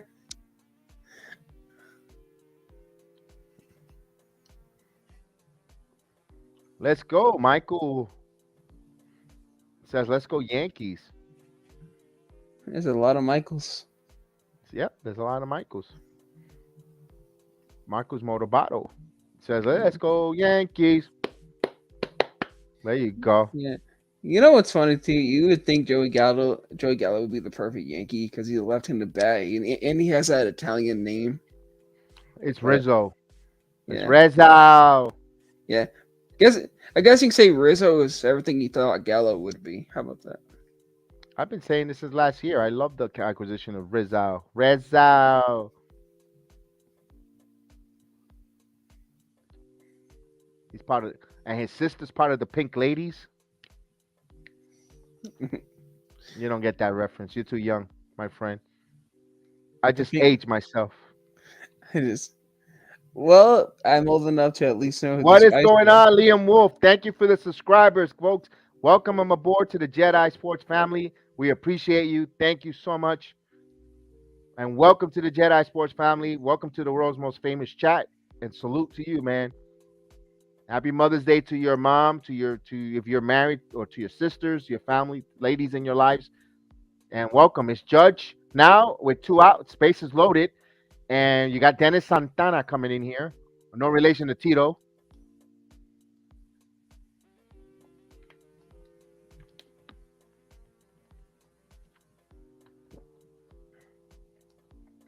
So Dennis Santana, who used to work in a Roof Chris Steakhouse.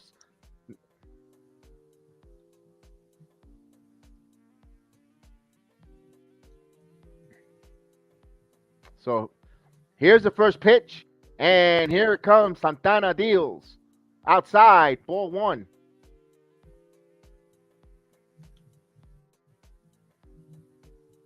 Oh, here, hold this up. That's better. 4 balls, easy walks. You got 1.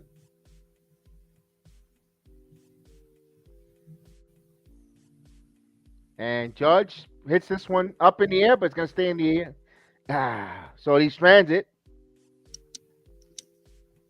Let's go. Santana's a really good pitcher, as you can tell. Yankees leave the bases loaded. No runs. They leave 3. And we go now to the 8th inning. Yankees trail 4-2. Let's see if King will continue pitching here. Although it's been a long inning. Let me see what he says. Let's say we do fire Boom after they lose the World Card or the Red Sox. Would you rather have Alex Rodriguez manager to replace Boom? If I had to pick any one of those two, I would go with Alex. To be honest with you. I know you'll say, why, Jeter? Because I don't want to tarnish the image of Jeter as a manager. Oh, Jeter, he's an idiot, and he can, Alex already has that, and I don't think Alex will want to manage after that cushy. He's the owner of the Timberwolves, Sunday Night Baseball.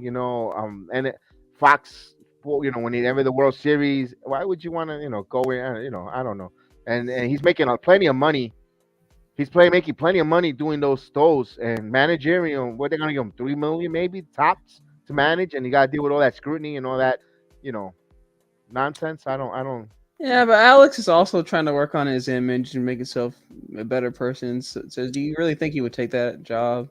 I think he'll take. I think Beltran will be the one who'll take the job. Yeah, Beltran would work too. Andrew says this game is over. Nah, Andrew, I think we got some fight. I think the Rangers bullpen stink, right? Peel, your team's bullpen stink. We got a few good bullpen arms. Right now we're using one of them. I think we got about at least 2 more good ones, 2 or 3. Like Barlow's one of them. I think we already used King. Use Santana. Now Bush pitched last game, so yeah. I mean, I don't Bush. know what else We found out all his resume. We know that he knows how to serve a good pulled pork, and he knows how to cut the prime rib at the Golden Corral when he used to work. So let's see if they bring Bush in here. Jose Leclerc, but he's injured, I think, right now. By the way, Jose Leclerc's also a bit of a douchebag. I knew that. No, they going into changed this that season. rule, Andrew. They changed that rule. They went back to the 9 inning doubleheader. You know what? Good thing about that. I didn't think about that. If this was last year, they would have made the game shorter. Yeah, and I don't care. I'm counting that no hitter against the Guardians. Madden Here's a Bumgarner. pitch. Here's a pitch down low. That bullpen is bad. Yeah, that bullpen is one of the worst here. So here's Simeon. Simeon is struggling. Here's the pitch. 2-0. Let me ask you, are the Rangers fans or the Rangers Nation any buyer's remorse on Marcus Simeon? We don't hate him at all. The Rangers fans are actually like I can be honest. We can be a little bit delusional because I'm the most realistic baseball fan. Rather, it's my own fan base or not. I'm the type of guy to go out there and spit truth to my own fan base. Like I remember when I said how bad Fernando Odor was, and they thought he was a top 10 second base, and I was like, no, this guy's actually really bad. But I will say this: he's off to a slow start, but I think he can pick it up. I mean, it's Simeon. He'll pick it back up. Here's the 3-0 pitch coming.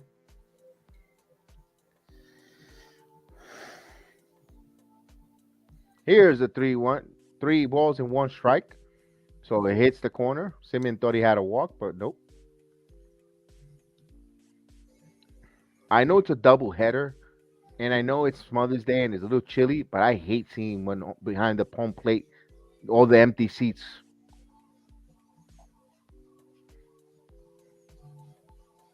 Here's the 3-1 count and the pitch. Grounded foul. I mean, they should go around and some of the ushers and bring some of the family, the guys, the kids, the father that really can't afford those seats. And it's a doubleheader, 7th inning. Bring them. Let the ushers bring them and let them sit behind there. Let the young kid have that experience behind the home plate. I hate when they don't do that. Here's the pitch. Swing and a miss. Struck him out.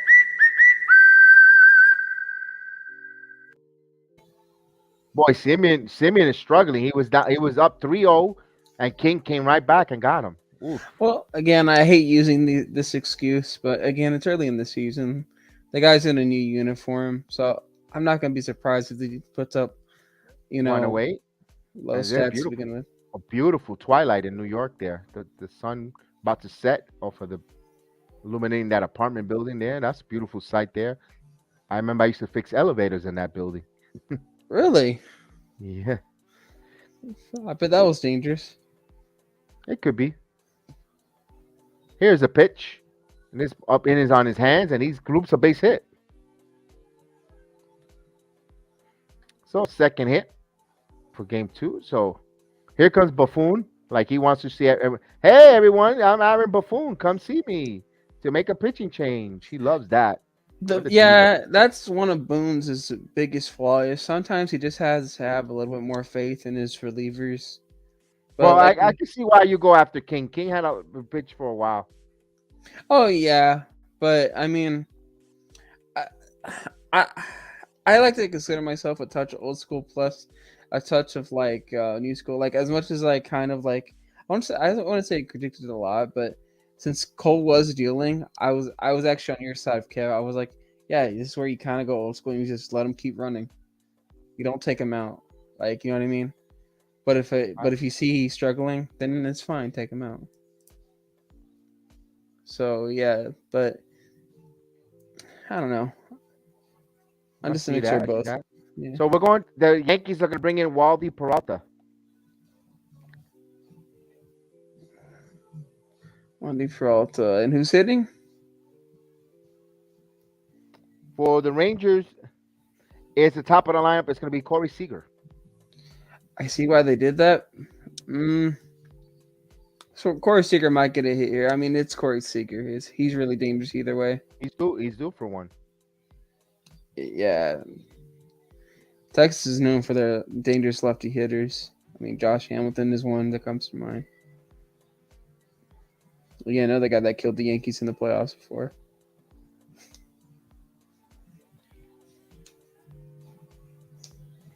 Let's see the pitching change there. Wow, I haven't seen Dimitri Young in a long time. As I saw the commercial with his baseball card, Dimitri Young. Yeah, he's Delman Young's brother, actually, if I'm not mistaken. Ooh, so it's still daylight out in New York. I love it when it's late, this late afternoon, and this is my favorite month of the year, May. Oh yeah, I heard the summers in New York are actually pretty good. Are the best. Yeah. Are the best. New York summers are the best.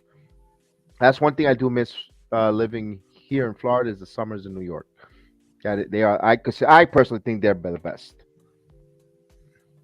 So you like it when temperature's just right, then not too hot, not too warm. No, Just it could get hot. Don't get me wrong, but it's just uh, the atmosphere, the liveliness that the city comes alive, and it's not dead in the winter neither. But it's something different with New York when I the see. weather. It doesn't sleep. It's warm all the time. You're gonna do something. You go.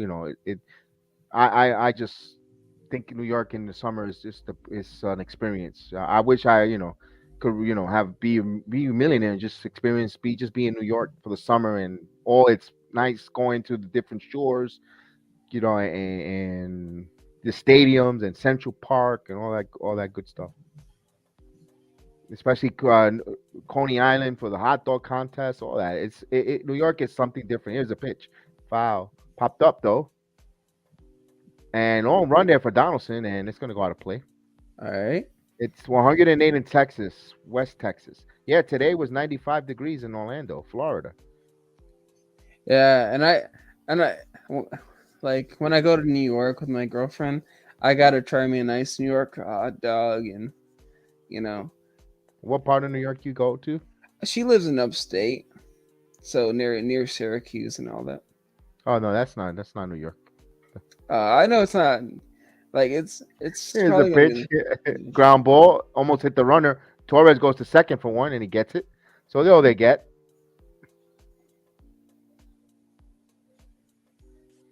So 2 away and a fielder's choice. They get Seager to run now.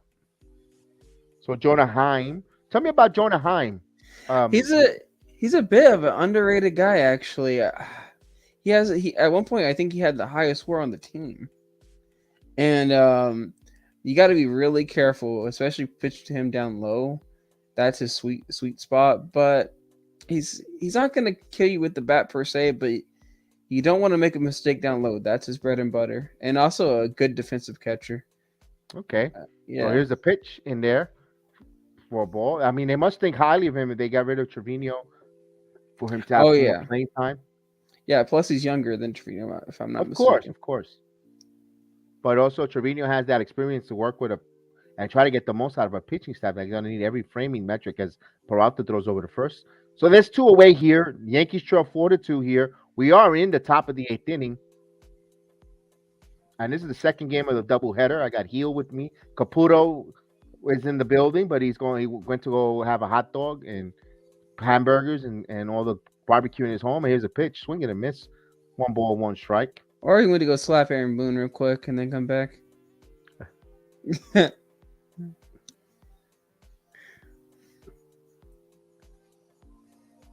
Have you been to the city though? When you go to New York, when you don't take a trip down the Metro West and Metro North and head down to New York City or no? My mom said when I was a baby, I used to travel a lot. But recently when you go visit your girlfriend, you take a trip. I haven't yet, but like I plan to. It's just I was supposed to go to New York in November, but then swing and a miss too. No, you want to go in the summertime. 2 balls and 2 strikes to count, and here's the horn. Yeah. But then she got COVID, and yeah. So here's the 2-2 pitch coming. And fouls it out of play. We'll do it again. Yeah, you want to go because you could go, travel better in the city. You go to Central Park, the museum, the planetarium, South Street Seaport. There's so many things. Coney Island, the boardwalk there. You could, Oh yeah. And downfall to Heim, he chases too much outside. I think that comes with experience, Bryce, as they throw over to first. With time, if he's that young behind the ears, hey, heck, it's Stanton, and Judge, they still chase that ball down and away, and they know they're gonna get them out with there. So Martin is warming up in the bullpen, And the 2-2 pitch. This is grounded, and they go over, and the inning comes to a conclusion, 4-3. So good job by Peralta. He gives up a hit, but he leaves one man on. We'll go to the bottom of the 8th inning. Yankees trail 4-2. Go ahead, Heel. Yeah, the way I see it is, it doesn't matter how old you are, or how many years you put in the league. If you're a good pitcher that just knows how to make hitters chase, then that's just how it is.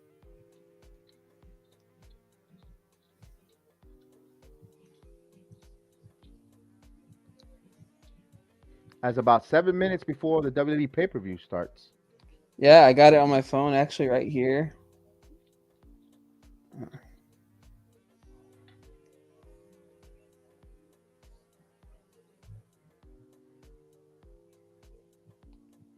We got Heel with me here, and Caputo in the background, somewhere in the green room.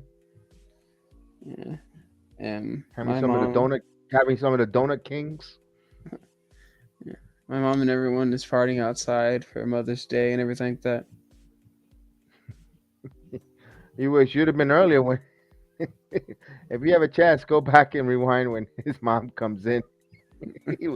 He was cranky. Oh no, I saw that actually. Yeah, he's like, yeah, have Mother's Day, whatever. I need to cut that in a. I need to. I need to cut that and put that on a stream.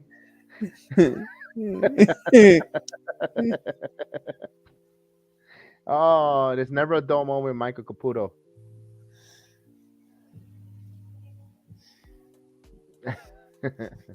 Yeah, like you would think Caputo's like attitude would get boring, but it just never does. You know what I mean? He's like he's like Seinfeld. You think the comedy would eventually just go away? It never gets old. It never does. Yeah. Oh, look how beautiful, man! New York City. I mean, the only thing I don't miss is that damn cold weather. Oh yeah, I heard the winters are awful. You don't want to live so, in the winter. Brett Martin coming in here. 11. This is gonna be 12th game and record of 0-2, a 4.32 ERA, 8 and a quarter of inning, 4 walks to 7 strikeouts. He hasn't given up a home run, but he's a lefty here. Let's see if the Yankees could get him going. Here's Rizzo. So this is the second time that Texas brings a lefty for Rizzo and Stanton, who just obliterates them, but they're not worried about it. Here's the pitch. In there for a strike.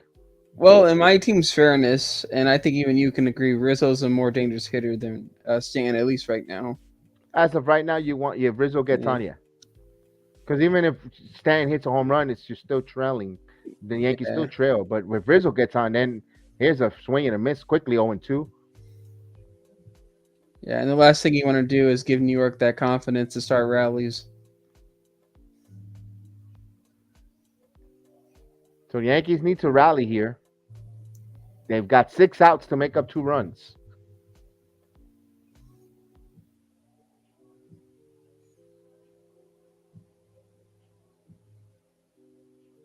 And the 0-2 pitch. This ball is popped up in triangle, Bermuda Triangle, but Simeon's calling it. Simeon, and the wind makes the play. The wind played a little trick on that.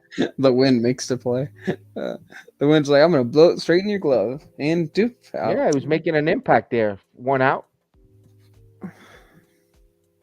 Plus all the free concerts. Right, Johnny Davis. That's right. New York got some nice parks, free concerts in the parks, in different places. Yeah, New York is fun in the summertime, in my opinion. I'll be honest with you, Kevin. The worst wind I ever seen was probably during an Astros game, and the ball was hit so hard. I think it was by Bregman or something like that. But the wind literally felt like it stopped the ball and then literally just blew it back. Here's the when pitch. It should have been in there for a strike. Not only that, in a couple of weeks. Thank you. I appreciate your subscribe. Welcome to the JEDI family. Also in New York, when you have you started off with the National Puerto Rican Day Parade and the festivals, music, atmosphere. New York is something different, man. Here's the pitch. Swing and a miss. So it's 0-2 quickly. Yeah. You can also go to Pelham Bay Park if you're from the Bronx, or Van Cortlandt Park. Yeah, New York City and the suburbs are very diverse. So. Yeah, there's so many things you could do. You go Far Rockaway, You climbing. You can do so many things. Here's a pitch. Swing and a miss. Stanton goes down swinging. Yeah. 2 quick outs. Go Playland Park if you want to. Of course, Six Flags Great Adventures in New Jersey. Of course, all the different museums, the Guggenheim, Natural Museum of History. There's so many things to do in New York. So many fun things to do. Besides the Broadway theaters. I mean, you could do that in the wintertime too, but when you wear less clothing, less jackets, I mean, you could actually walk place to place in with the good weather. Although we used to do that with the cold weather anyway, but still, file back.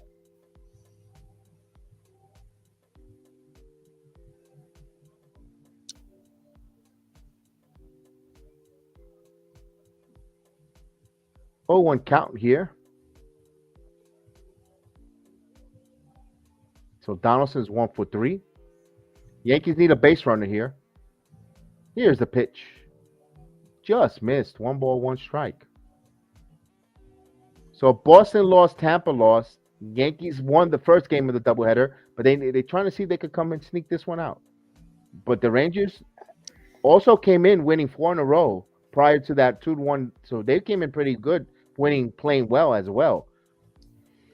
Yeah, and a big part of that is because our offense is really dangerous. So, if anything, Cole actually pitched a great game last game. Like, not just stats-wise, but overall just keeping this team off the board. Yeah, so it's 1 ball, 2 strikes out.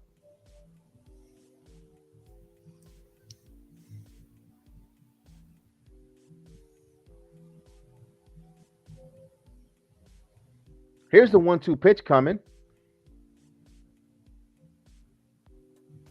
The outside. So the count is square. 2 balls and 2 strikes. And Caputo's with you, Sammer. Next, the Yankees should have kept Gio. Josh is not doing much. It costs a lot more money, but that was the reason why they were enticed to get Falefa for that contract. He gave up Falefa, ground ball into the hole, backhand by Simeons, long throw, and they got him. So the inning comes there. 1, 2, 3. So we go to the 9th. Yankees trail 4-2, 9th inning here, the second game of the doubleheader. You're going to have Cajon, Lau, and Ibanez if anyone gets on. It's the 9th inning. Top of the 9th inning. Yankees trail 4-2 here. So the Yankees trying to keep that at bay as that 4-2 and give a chance for their offense to try to get through 2 runs or possibly 3 in the 9th. But right now, Peralta so far looks like the pitcher that will pitch the 9th. We'll see. As WWE Backlash is about to begin. Yep. I have it right here on my phone, ready to watch. And guys, for that results, for your recap and reaction, check out Heel of the Ring podcast. We'll have the WWE Backlash recap maybe tomorrow afternoon. I'm not too sure, depending on how everything goes, or Tuesday. So please hit that notification if you're a WWE or a wrestling fan. So I'm not sure which day we will be working that out.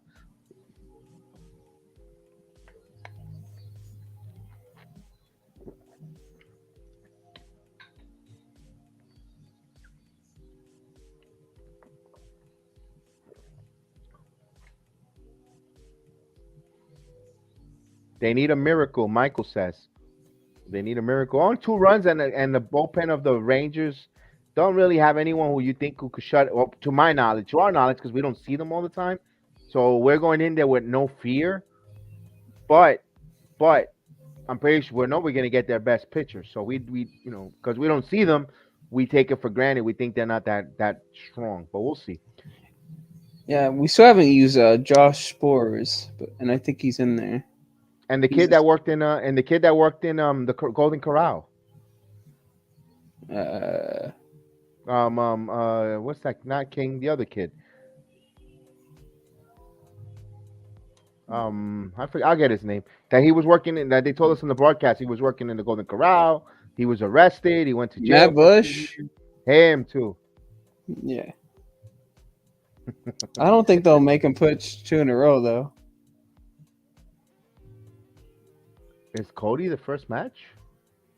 I I think they're just having like a nice advertisement to start off with because I saw them also advertise Edge. I thought that was the main event. Well, here's the first pitch. I'll just spoil something. I don't know what's really going to main event this card. He in there for a ball. 1-0. My guess is the Roman Reigns match. Like the 6-man tag, but I don't know. It could be anything.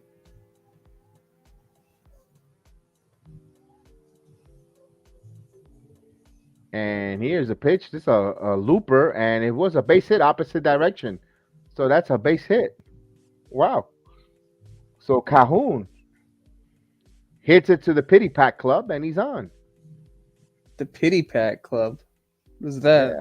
Yeah, you never heard that before. You got to watch Harlem Nights, and then I'm going to give you homework. Watch Harlem Nights so you know what I'm talking about. I see blue. He is happy because his Minnesota Twins won today. Beat the Oakland Athletics 4-3. Here's Nathan Lau. Big contract just for us to get Jeremy Pena.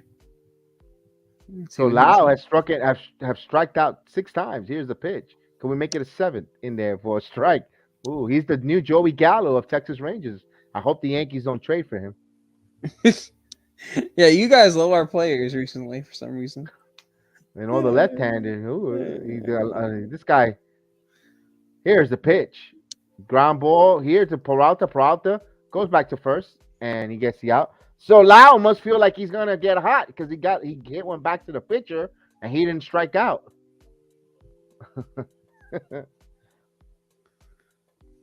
But yeah, Lau's pretty good though, or at least pretty solid. Here's Ibanez.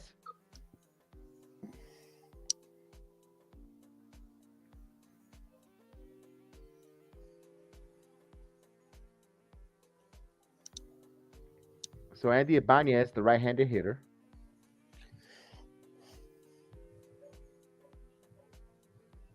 And here's the pitch down low. Every time I look over to the paper, it's always Cody and Rollins. Yeah. Cody and Rollins. Every time I look over. They're really trying to put him over. Well, I mean, he's already over, but they just wanted him to always stay fresh, I guess. I can't do Nikui, we got. Here's the 2-0 pitch. So he is going to open Backlash, I think. I think he will. I don't know. So taking a page out of AEW. Let's get back to the baseball here, though. Here's the 2-0 pitch. Yeah, he's going to open it, I think. And here's the 2-0 pitch. This ball is hit center field. Going back at Hicks, but he's there. And here's 2 outs. And tagging to third is Calhoun.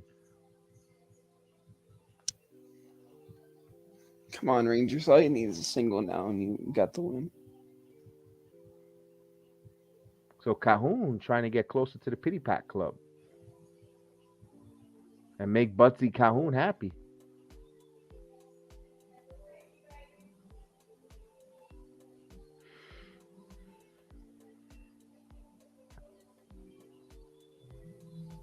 So they both, Texas got a pretty healthy bullpen arms left there. Yeah. Our bullpen's not as bad as people make it out to be, but don't get me wrong. Like I said, our pitching still needs work. All right. So here's Brad Miller. The Peralta deals and in there for a strike. Although Miller faked the bunt, pulled it back. He says here, back. Had to place a few bets because Yankees about to destroy my night with this game. As the dog decides to go crazy and heels home. Here's the pitch. Sorry. 1 ball, 1 strike. Yeah. Hopefully. The pups always do that. We had Caputo's dog barking up a storm. Well, we have a dog that only listens to my sister. So. We got a little back and forth with the umpire and the little Lilliputian manager for Texas. What is his name?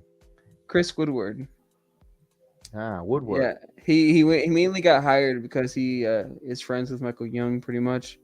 2 balls and 1 strike. Chris Wilbur. All right. I hope he knows he's gonna be managing Little League soon, or managing a Chuck E. Cheese. 2 balls and 1 Former strike. Blue Jay, ironically. I know. It's a spike of old rivalry. Time is called.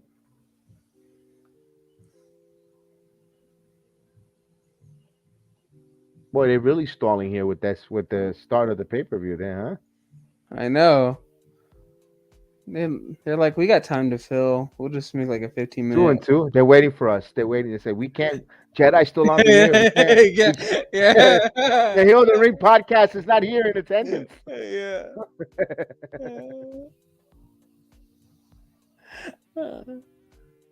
Hurry, keep stalling. Put more footage. And pitch. Swing and a miss, struck him out.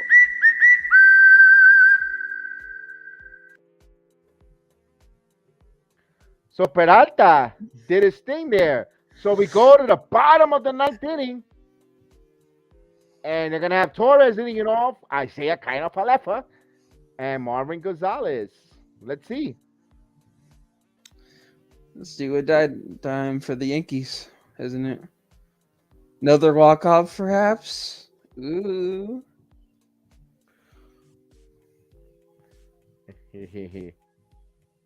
All right, let's get it. Let's get it, Yankees. We got to get some hits here. We need to. This is it, now and never. And the first opening match is Steph Rollins. Yep. Oh!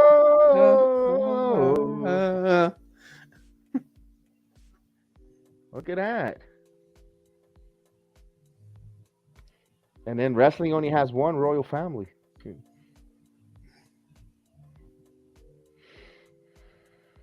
All right, let's see. Seth Rollins coming out looking like a peacock. Like the Peacock Network. Yeah. Yeah, there you go. So he borrowed that from. He looked like he borrowed that from Ric Flair. Yeah. Seth is like, yeah, you got any ropes I could borrow? He's like, you know what? Sure. I mainly only wear this in the house. He's so skinny. He's probably uses Charlotte's. All right, here we go. All right, let's see. Can they walk it off? Can we walk it off? Can the Bombers strike it back? And I noticed that I spelled strike wrong on my thing. Yeah. That's an egg. What an egg. Hey, even I make fun of myself. That's an L. That's a huge L. I'll be fixing that. Staraki. I can't pronounce that. Staraki's back. I know. Even I noticed that. Look at that.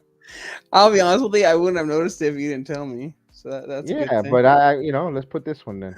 There we go. How do you like that one? Yeah, there you go. Sticky's back.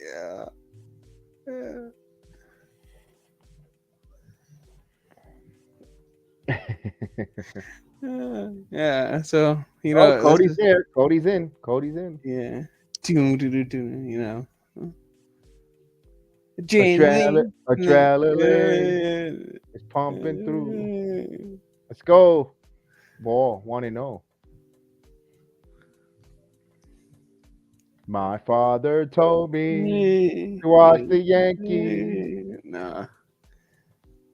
Cody's from Georgia, actually, so he would be a Braves fan. Here's a pitch outside. And ironically, Dusty was born in Texas, so he would probably be a Rangers and Astros fan. 2-0. Nope, because they weren't around there that time.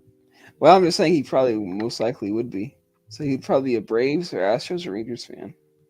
No, because they stink when he was growing up. Here's a 2-0 pitch, probably a Pirates fan. I don't know why. Pitch. 3-0. There's a lot of Pirate fans. But they just decided to abandon the team because they haven't been good. But when you have Roberto Clemente and playing teams like that, there's a lot of Ranger fans. There's a lot of Hispanic fans that were Ranger that won't admit, but they were their fathers and their grandfathers were Pirates fans. Here's the 3-0 pitch. Throws a strike. 3-1. Yeah, Pirates fans are now just quiet. They're like, we don't want to talk about it.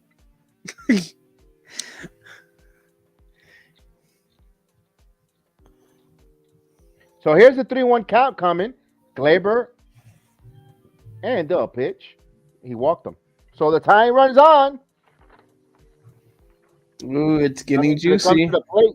Gets to the plate. Brings the tie run to the plate. It's getting juicy, huh, Kev?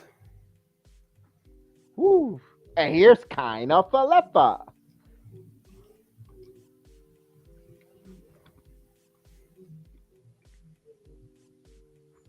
So he's going to hit for himself. Kind of Falefa. And Marwin Gonzalez comes out on deck. Who's on the bench for the Yankees? Calzone, Joey Rizzo Calzone, Joey Calzone, Gallo, I mean. Because I was about to say, you might want to hit him in this instance. So he can strike out? Nah, here's a pitch. Ooh, that's a nice fastball there. And G.J. LeMahieu's in the bench as well. A righty's pitching, right? Yeah. Okay, then yeah, that makes sense. I was going to say it's a lefty's pitching, then yeah, you probably take IKF out. Ooh, I want to see this match. I can't believe I'm going to miss this match. I'm not. I'm watching on my phone. Yeah, go for you. Good for you. Here's the pitch. Outside. 1 ball, 1 strike. I'll give up the match and watch in order to get a victory here. Look at this. Somebody's doing back stretches. I mean, Joey Gallo. Chapman warming up. Game 2 of this long day for me here. Here's the 1-1 pitch. Here it comes. We did highway the carry. 2 balls and 1 strike.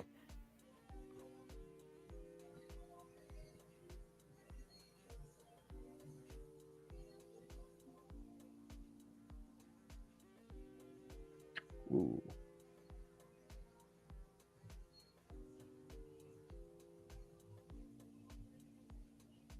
Here's the 2-1 pitch. Barrel deals. He fouls it up. So it's 2 balls and 2 strikes.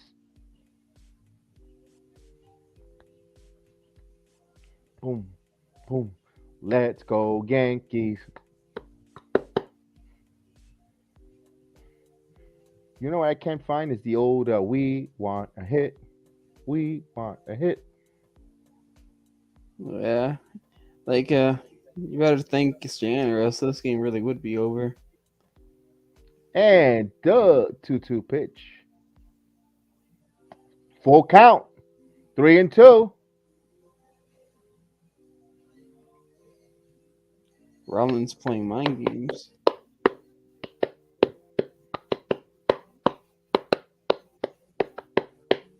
So it's a 3-2 count. Here's the payoff.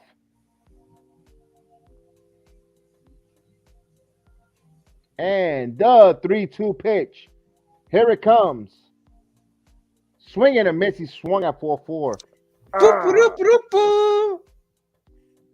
Come on, kind of Falefa. I even did the sound just to get back at you guys.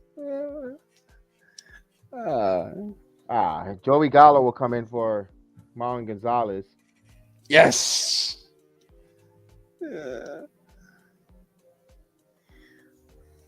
Let's go Yankees, indeed. Yes, I know. Overtime, Melo. And they're giving the pay-per-view, the wrestling pay-per-view as well. Where's Caputo? As we have a conference here. Pitching coach will come out. Since Joe Gallo's coming up, I may as well already do it.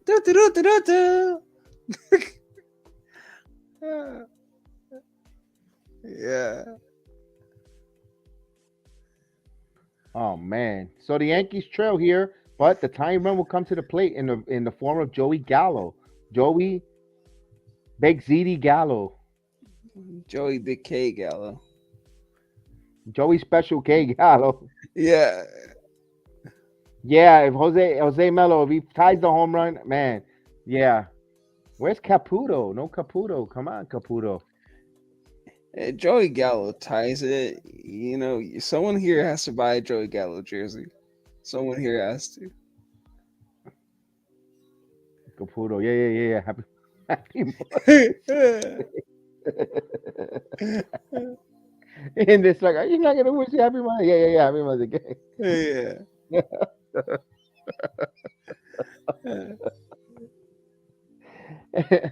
Yeah. Here's the 0-1 count here.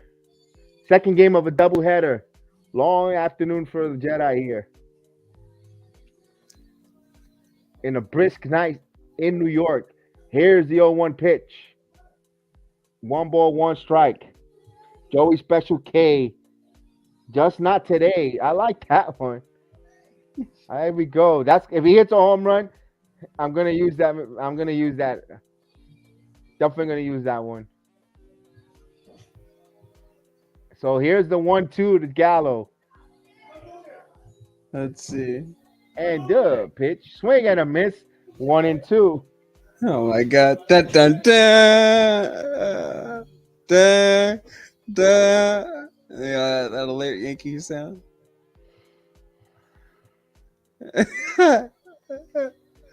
As the fans on their feet. Yeah, they're like, yeah, Gallo's in the strikeout. Let's go.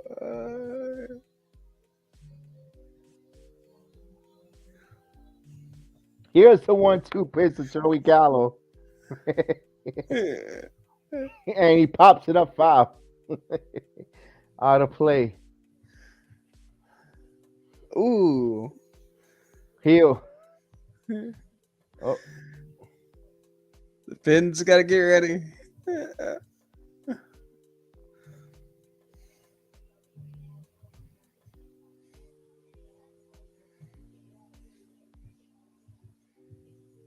Texas with a 4-2 lead here. 1 ball, 2 strike, 1 out. Runner on first is Torres. And the 1-2 pitch. Here it comes. Outside. 2 balls and 2 strikes. Oh my god. What's going on, Cupid TV show? Salute.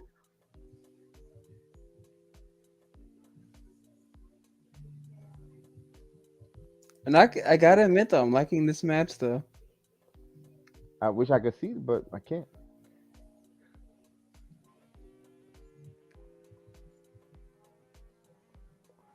Here's the 2-2 pitch and popped up. High fly ball, but it's in the park. So it's out number 2.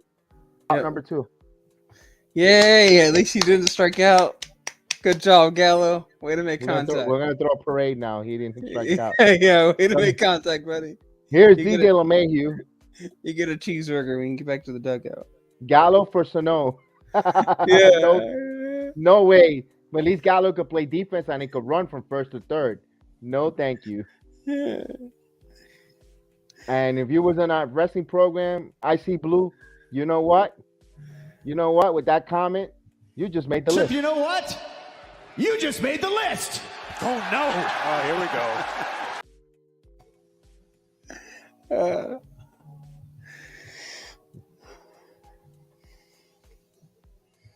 Here's the first pitch. Here it comes in the form of DJ LeMahieu, the batter, and in there for a strike. Yankee fans, finally, someone who's a legit batter. So DJ with 2 outs, trying to extend it here and send it to Hicks. No, please no. I mean, Hicks is worse, but no, I'd rather it in now. Here's the 0-1 pitch coming. And the pitch, swing and a miss, 93-mile, 0-2. So the Yankees down to their final strike here. Yankees only had 3 hits this second game of the doubleheader.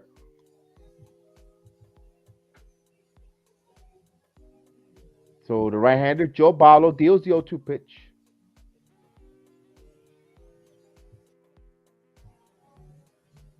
Here's the 0-2 pitch. And down low. And PR says, Yankee fans are like Carnello fans. They act like they had no other team players is good. I guess you didn't like that. Carnello did lose that fight. No doubt about it. But he actually looked okay in that weight. You know, so it's mixed reaction with Carmelo. He did lose that fight, though. It was his first time, I believe, in that weight class. But yeah. It was. Here's the 1-2 pitch coming. Fouls it off. I know Austin and Chef Dan will be breaking that down on Combat Sport MMA Weekly. So they'll be breaking that fight.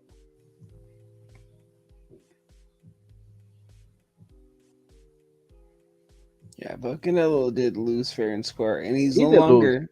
He did lose. Yeah. And I was okay with that 115 and 113 decision. I think I think actually they gave him rounds that he should have not won either. He made it closer than I thought it was. Here's a 1-2 pitch here. Yeah, the Mayweather debates can end now, whether between him and Mayweather and all that. Well, now he has that rematch clause, so let's see. Now that he's tasted the weight and what to see, here's a 1-2 pitch. Just missed out there. 2-2. When he said rematch clause, I immediately thought of WWE, like Canelo cutting a promo. Yes, that's right. He got outboxed. He got outboxed. That's the perfect. You know what? Thanks for the correction. That's true. He got outboxed. He got outboxed. Yeah, it's true. In the clinch, in the counteract, and the power didn't really hurt him. Yes, you're right. He was totally outboxed there. Good analogy on their PR. Good job there. Here's the 2-2 pitch, and he fouls it back. That was a grid storm, and that was a better correction.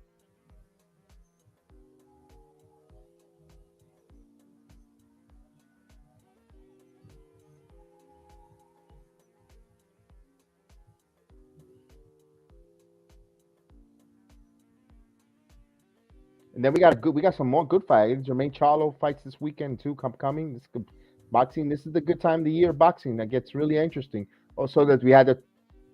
Well, here's the 2-2 pitch first. We had the Serrano Taylor fight,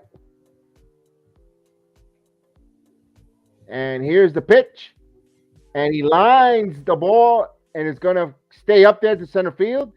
And the Yankees and Texas Rangers split the doubleheader. 1-1. Yay! So game over.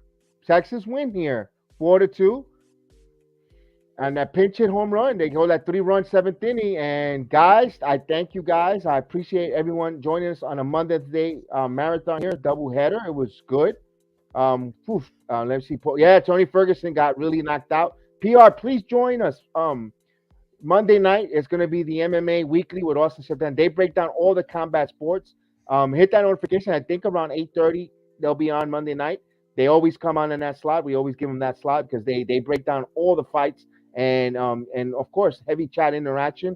We thank you. Definitely would love to hear your thoughts and what you then check them out. The videos are there of their previous week and they and also an audio platform. If you're on the go, just find us anywhere audio platform and you'll find out. Thank you, Robert Parr. I know we had good. It was a fun Mother's Day matinee here, but no, all I gotta say is now laugh Caputo and Kev laughing about the Rangers bullpen and all that today. Well, it is what it is. Thank you for the subscribe. Yeah. Welcome to the JEDI Sports family. Hit that notification. We do, just to give you a quick wrap up before I go. We do Combat Sports Weekly. We do MMA Weekly. Of course, that's the Combat Sport Fight. We also got the Heal the Ring podcast. We do wrestling. Heal. He's one of the co-contributors there. We also do this Yankee watch along. New York Knicks basketball here.